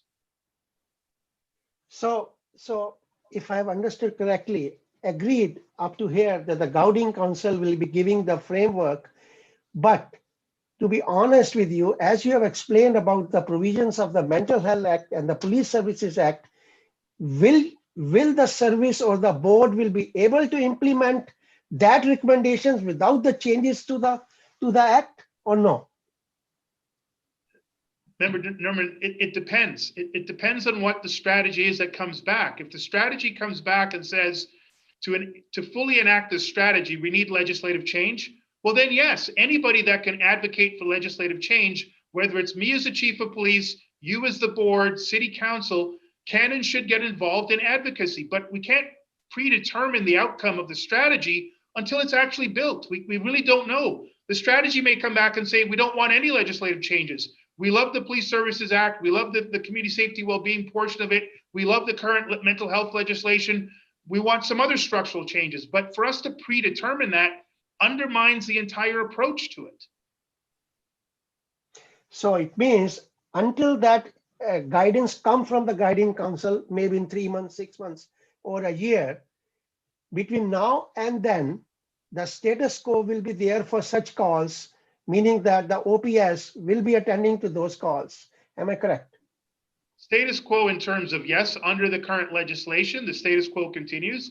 But while we're continuing to develop this larger strategy, we're also continuing with a whole bunch of other efforts that have come before the board. We're doing training on de-escalation. We're advancing equity, diversity, inclusion. We're expanding the neighborhood resource teams. We're integrating our services through the existing partnerships that Deputy Bell has been leading with social services, housing, and bylaw. So we're continuing to evolve the organization. We're not just static, waiting for just this one strategy to develop. We have an evolving series of strategies that are well documented and well presented before this board that will continue on to try to mitigate the current risk and increase the current value of what we're doing in community and with community. But the actual mental health strategy will be developed through this consultative framework, and will come back to the board on a regular basis if the board chooses to invite it for engagement with that process. Okay, thank you, Chief. I think over to you, DC Bell, if you have to add something. So no, I think the Chief's covered it well and fulsomely. The only thing I would add, your question also said, what would be the legislative authority for the Guiding Council? And what I can tell you is there isn't any. This is a novel. Sorry, I asked for our the legislative authority of setting up of the Guiding Council. So That was my question. It's a great distinction, and I think we come to the same answer. This is a systems-based approach. We're really trying to look at how we deliver mental health services in Ottawa through a community-based lens. We want this and we desire for this more than just to be about crisis response. It needs to look at the alignment, the access of services within the community. So there is no legislative framework for the board to actually create a guiding council to look at systems level change.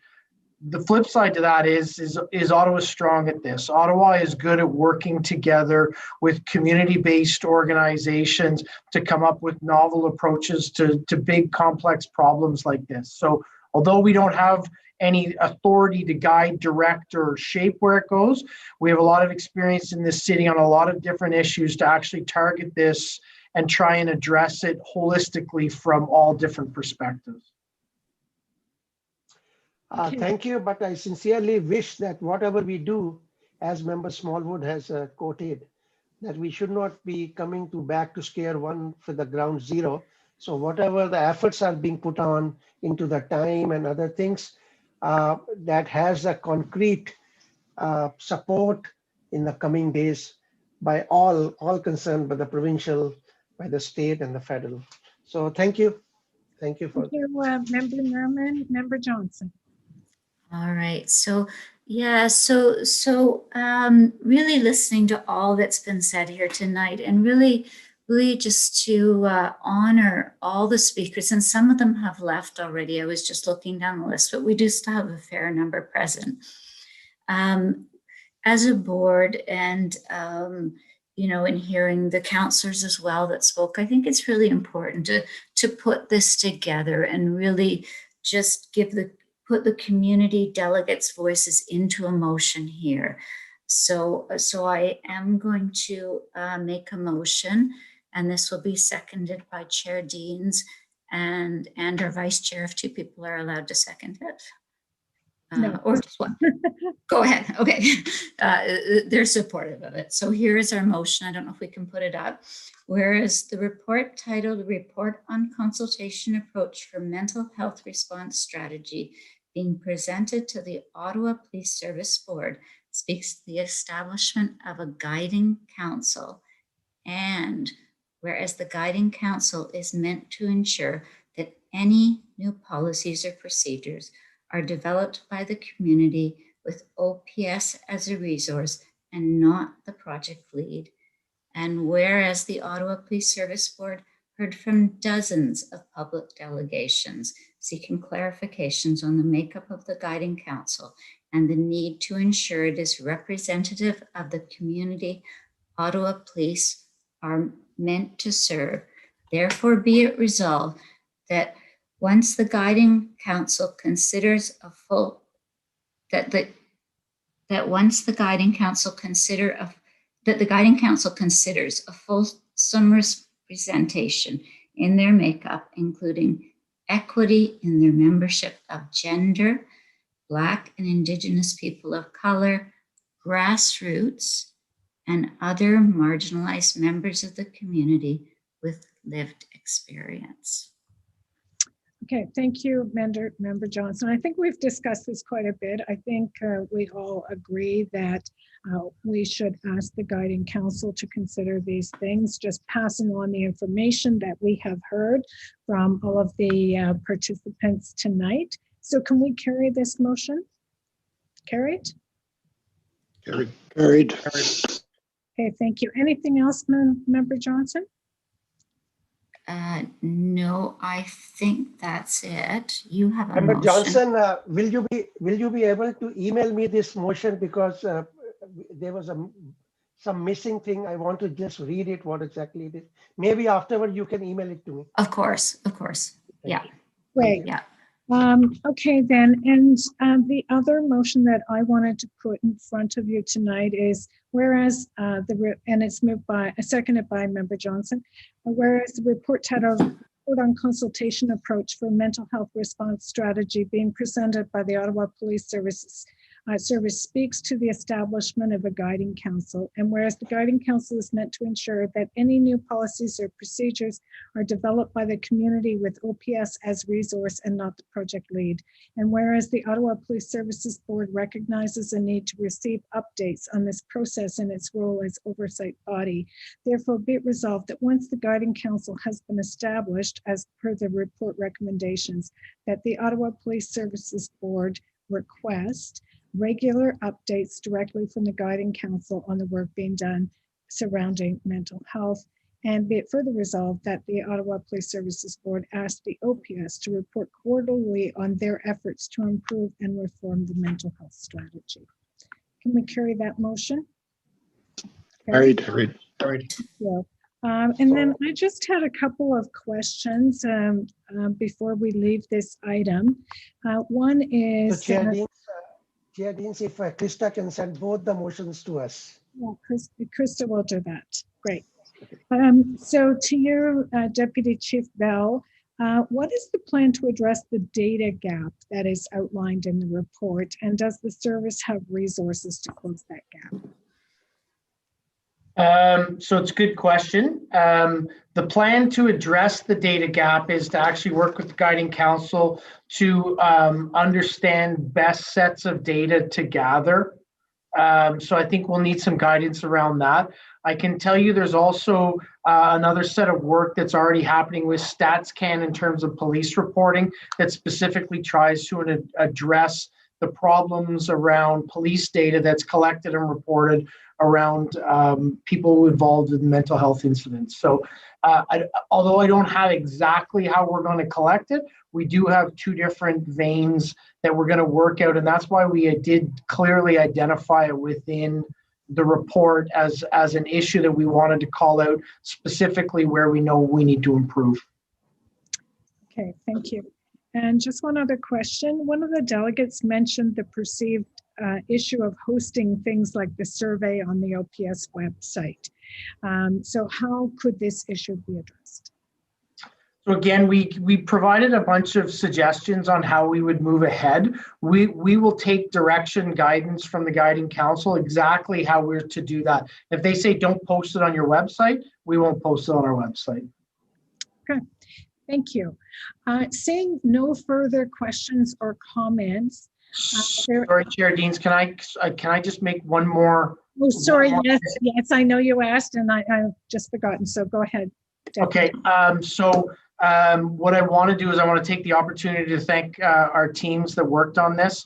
Superintendent Jamie Dunlop, Jessica Ripley, specifically from our neighborhood policing director, John Steinbeck's and his entire team to help continue to move this ahead and bring this together. There's been, as you've seen, there's been an enormous amount of work that's been put into this. It's something that we're very passionate about delivering on differently. So I can't thank the work that my team's done enough to help develop and deliver this. So thank you for the opportunity before you get to the vote, but I appreciate that.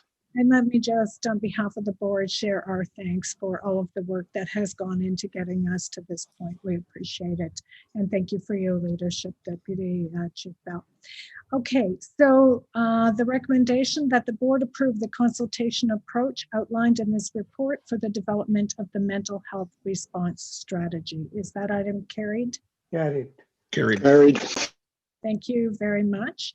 Our next held item is item number 20, response to inquiry 1/2024 and 1/2025, justification of demonstration, dismantling, and OPS processes on peaceful protests. We do have two delegations, so we're going to call the delegations, starting with Laurel Duncan.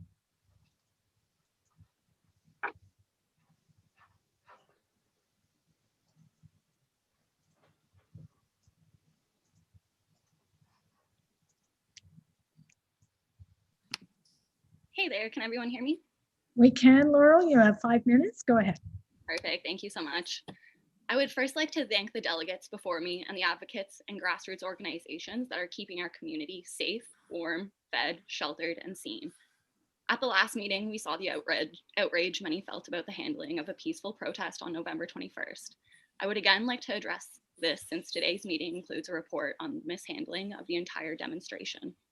The report states that many of the demands were beyond policing context and had, I quote, little if anything to do with policing oversight or policing, which highlights a real lack of understanding of what the delegates, demonstrators, grassroots organizations, and many citizens have been asking for not only at this demonstration, but also at almost every other previous one the service claims to have overseen. Not only is this insulting to your constituents, but the added insult about leaders of the demonstration being incapable of negotiating shows the relationship OPS has with its community leaders. And considering the moves those leaders made towards meaningful meetings is again alarming. Even with knowing these meetings were to happen the following day, some with this board, OPS were offended that these talks weren't facilitated through their command structure, leading them to move in due to a lack of clarity and confusion their own officers had about these meetings. Instead of communicating within themselves to clear up this lack of clarity, these important advancements planned for the next day were ignored under the guise of public safety. 13 were arrested, using unjustified power and authority we have seen OPS exercise time and time again. Unlike the report says, this was not a slow and methodical process. It did not take an hour, and OPS did not take, I quote, multiple steps and sought advice on how to ensure belongings secured in the best possible way. The suggestion that it was well planned and took over an hour seriously worries me. When many of us factually know otherwise, we have seen belongings were left under a tarp, unprotected at the side of the road, sacred ceremonial belongings and medicines carelessly thrown in the garbage. The report states an Indigenous community advised OPS on how to deal with these items, yet no info in the report says which Indigenous community advised OPS to mishandle and destroy these items. Furthermore, I had my own personal belongings returned a week later after being found in a field. This makes me wonder further which OPS member, leader, or council advised on this careless, environmentally unsafe dumping practice. This entire report shows a strong lack of accountability.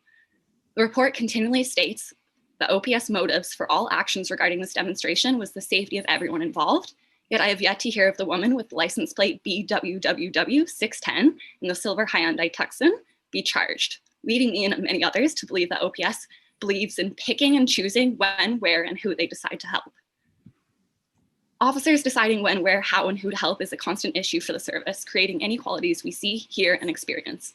Spending less than 15 minutes looking through the reports on today's meeting, I can count 11 councils, teams, units, etc., and 6 training programs that all have the same ideals of ethical, unbiased policing at their cores.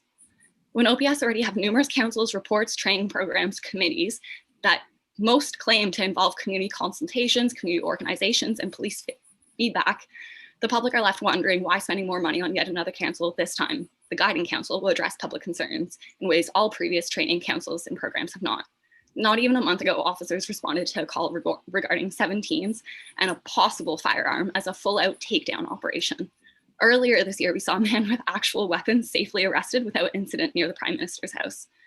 The drastic difference in handling of these situations and the report regarding the November 21st demonstration are we are shown how poorly trained and consulted our officers are. When 4 officers are needed to help someone clean up their belongings, 12 needed for an eviction, not one assigned to a case with video footage of reckless driving with intent to cause harm. We need bold and immediate change within the force, starting with holding officers accountable, transparency in decision-making processes, and developing effective training that is not just online modules and in-class training, repeated and updated from previous years, labeled as new programs. We need the board to realize that defunding them is not an insult. It is a proven tactic to increase abilities and resources of other social services that would alleviate the pressure OPS continuously feels. I sincerely hope the board realizes that delegations are not a mere formality and take the time to actually listen loud and clear to what was said today, despite exclusionary tactics we hear are still an issue with these meetings. Thank you for your time. Thank you, Laurel, for your time and for coming out and engaging with the board tonight. Are there any questions or comments? Okay, seeing none, we'll go to Vanessa Dorman.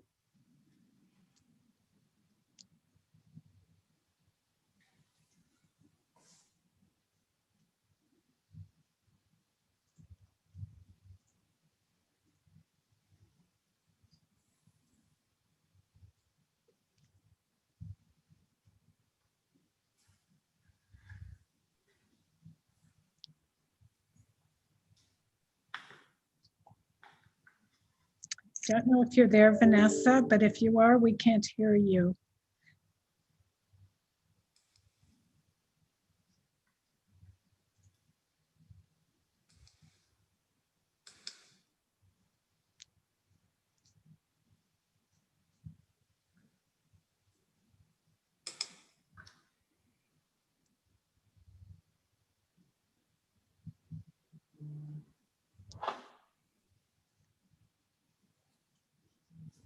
Vanessa, you just unmuted. Can you say something so we can see if we can hear you?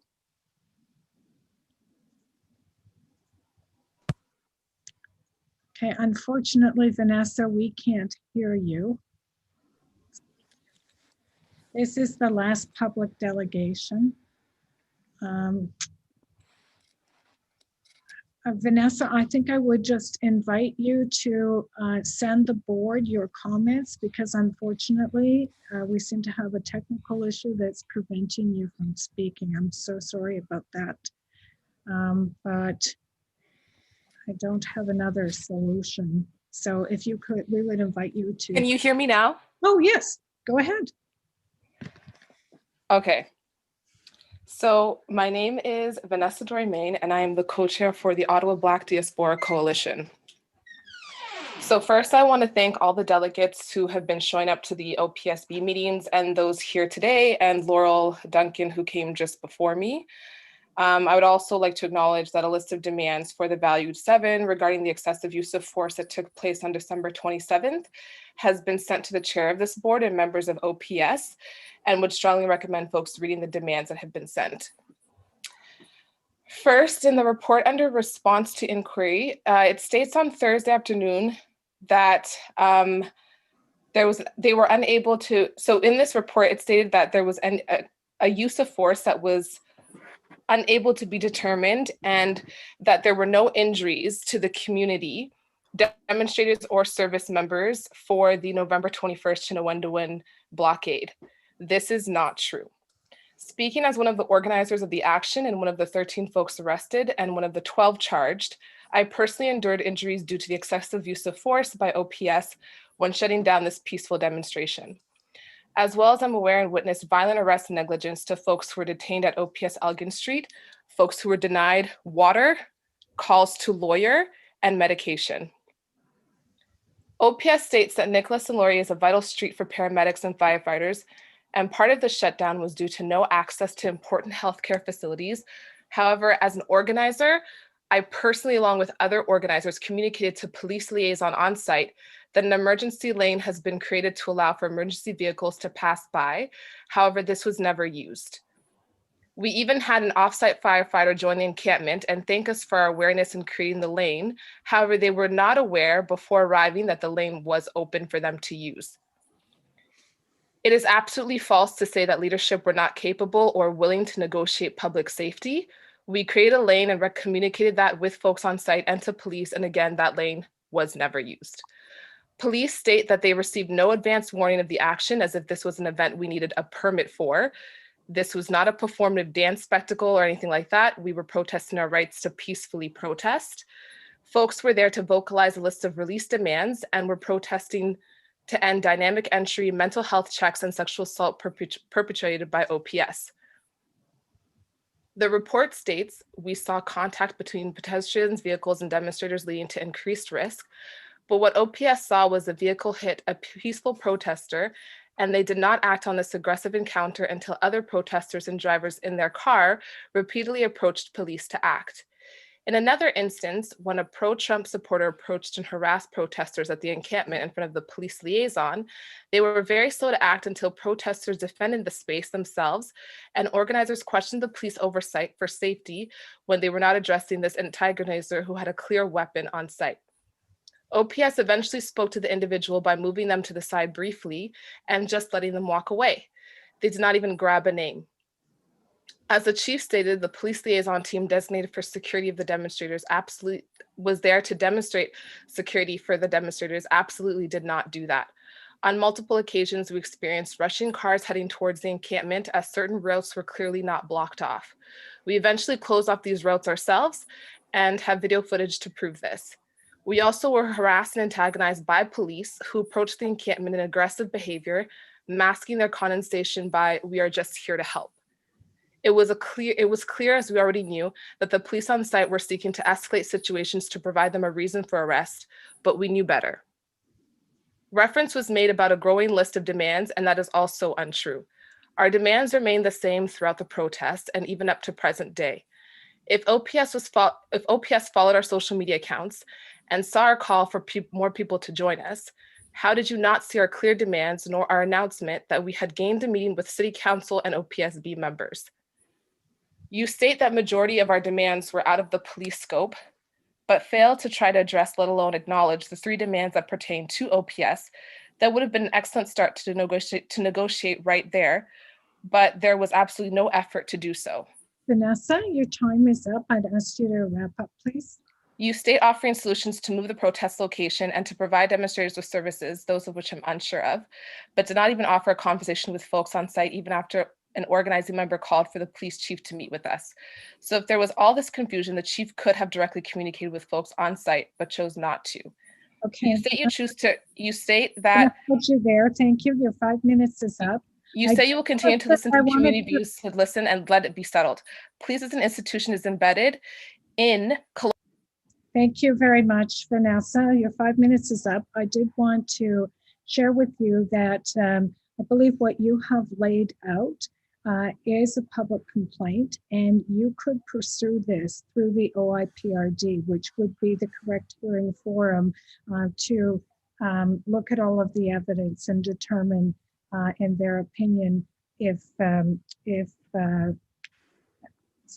should be some follow-up. So there is a forum through the OIPRD for public complaints. This would be certainly appropriate for you to follow up in that forum. And I thank you for presenting here tonight. I'm unsure why. I'm unsure why I wasn't asked to also provide this report to the board, as I did also make this complaint and also made it over to the police department as well. And we also had multiple conversations Okay, I've cut out, but this is not the forum for a public complaint. Unfortunately, this is not our place to hear the public complaints. This was put on the agenda as an inquiry. The police have followed up. They've stated that. I think I have said before, and other members of the board have said before, that we do not oversee the operations of police. And I know that there's been public concern. I think I personally have expressed some concern around this issue. The correct forum is a complaint to the OIPRD, and I would suggest that you avail yourself of that forum if you so choose. So thank you very much, Vanessa, for coming out tonight.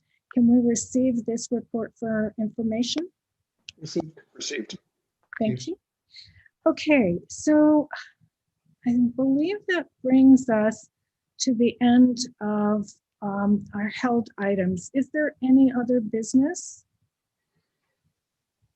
Okay, seeing none, we have a lengthy in-camera agenda. I believe there's about 9 items on the agenda, and they're not small items. And it's 9:30 now. So there is one item that we do need to address tonight. Beyond that, I'm going to suggest that we pause the board overnight and we reconvene an in-camera meeting at 2:30 tomorrow afternoon. I'm just looking to the board members and the service members to see if that can be accommodated. I agree. You agree, Member Nerman? Yeah. Member King? Agreed. Member Smallwood? Agreed. Member Sueda? I have a meeting that's probably going to finish around 2:30, so I might be a little bit late, but I agreed. Fair enough. And Member Johnson? I think it's good. Okay, and Member Mann had to leave the meeting. She was not feeling well. Chief Slowly? Chair, we will do our best. It may not be the full suite, but we'll make sure we have the right people there. I also just, if you don't mind, Chair, thanks to the ASL 1 and ASL 2 for the American Sign Language. They worked hard. Absolutely. They did a phenomenal job. So that was a request of the community. And so thank you. Yeah, that was great to have them with us today. Okay, so we are going to move in camera now for that one item we do need to discuss tonight. So a motion that the Ottawa Police Services Board adjourn the public portion of its meeting to move in camera to discuss confidential items, legal, labor relations, and personal matters in accordance with Section 45(4)(b) of the Police Services Act. I don't know if his camera's on. I'd so move. Okay, and seconded by Member Sueda. Oh, she walks. Is that item carried? Carried. Somebody's got their speaker on.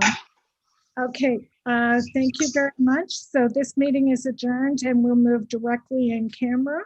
Our next meeting is Monday, February 22nd at 4 p.m.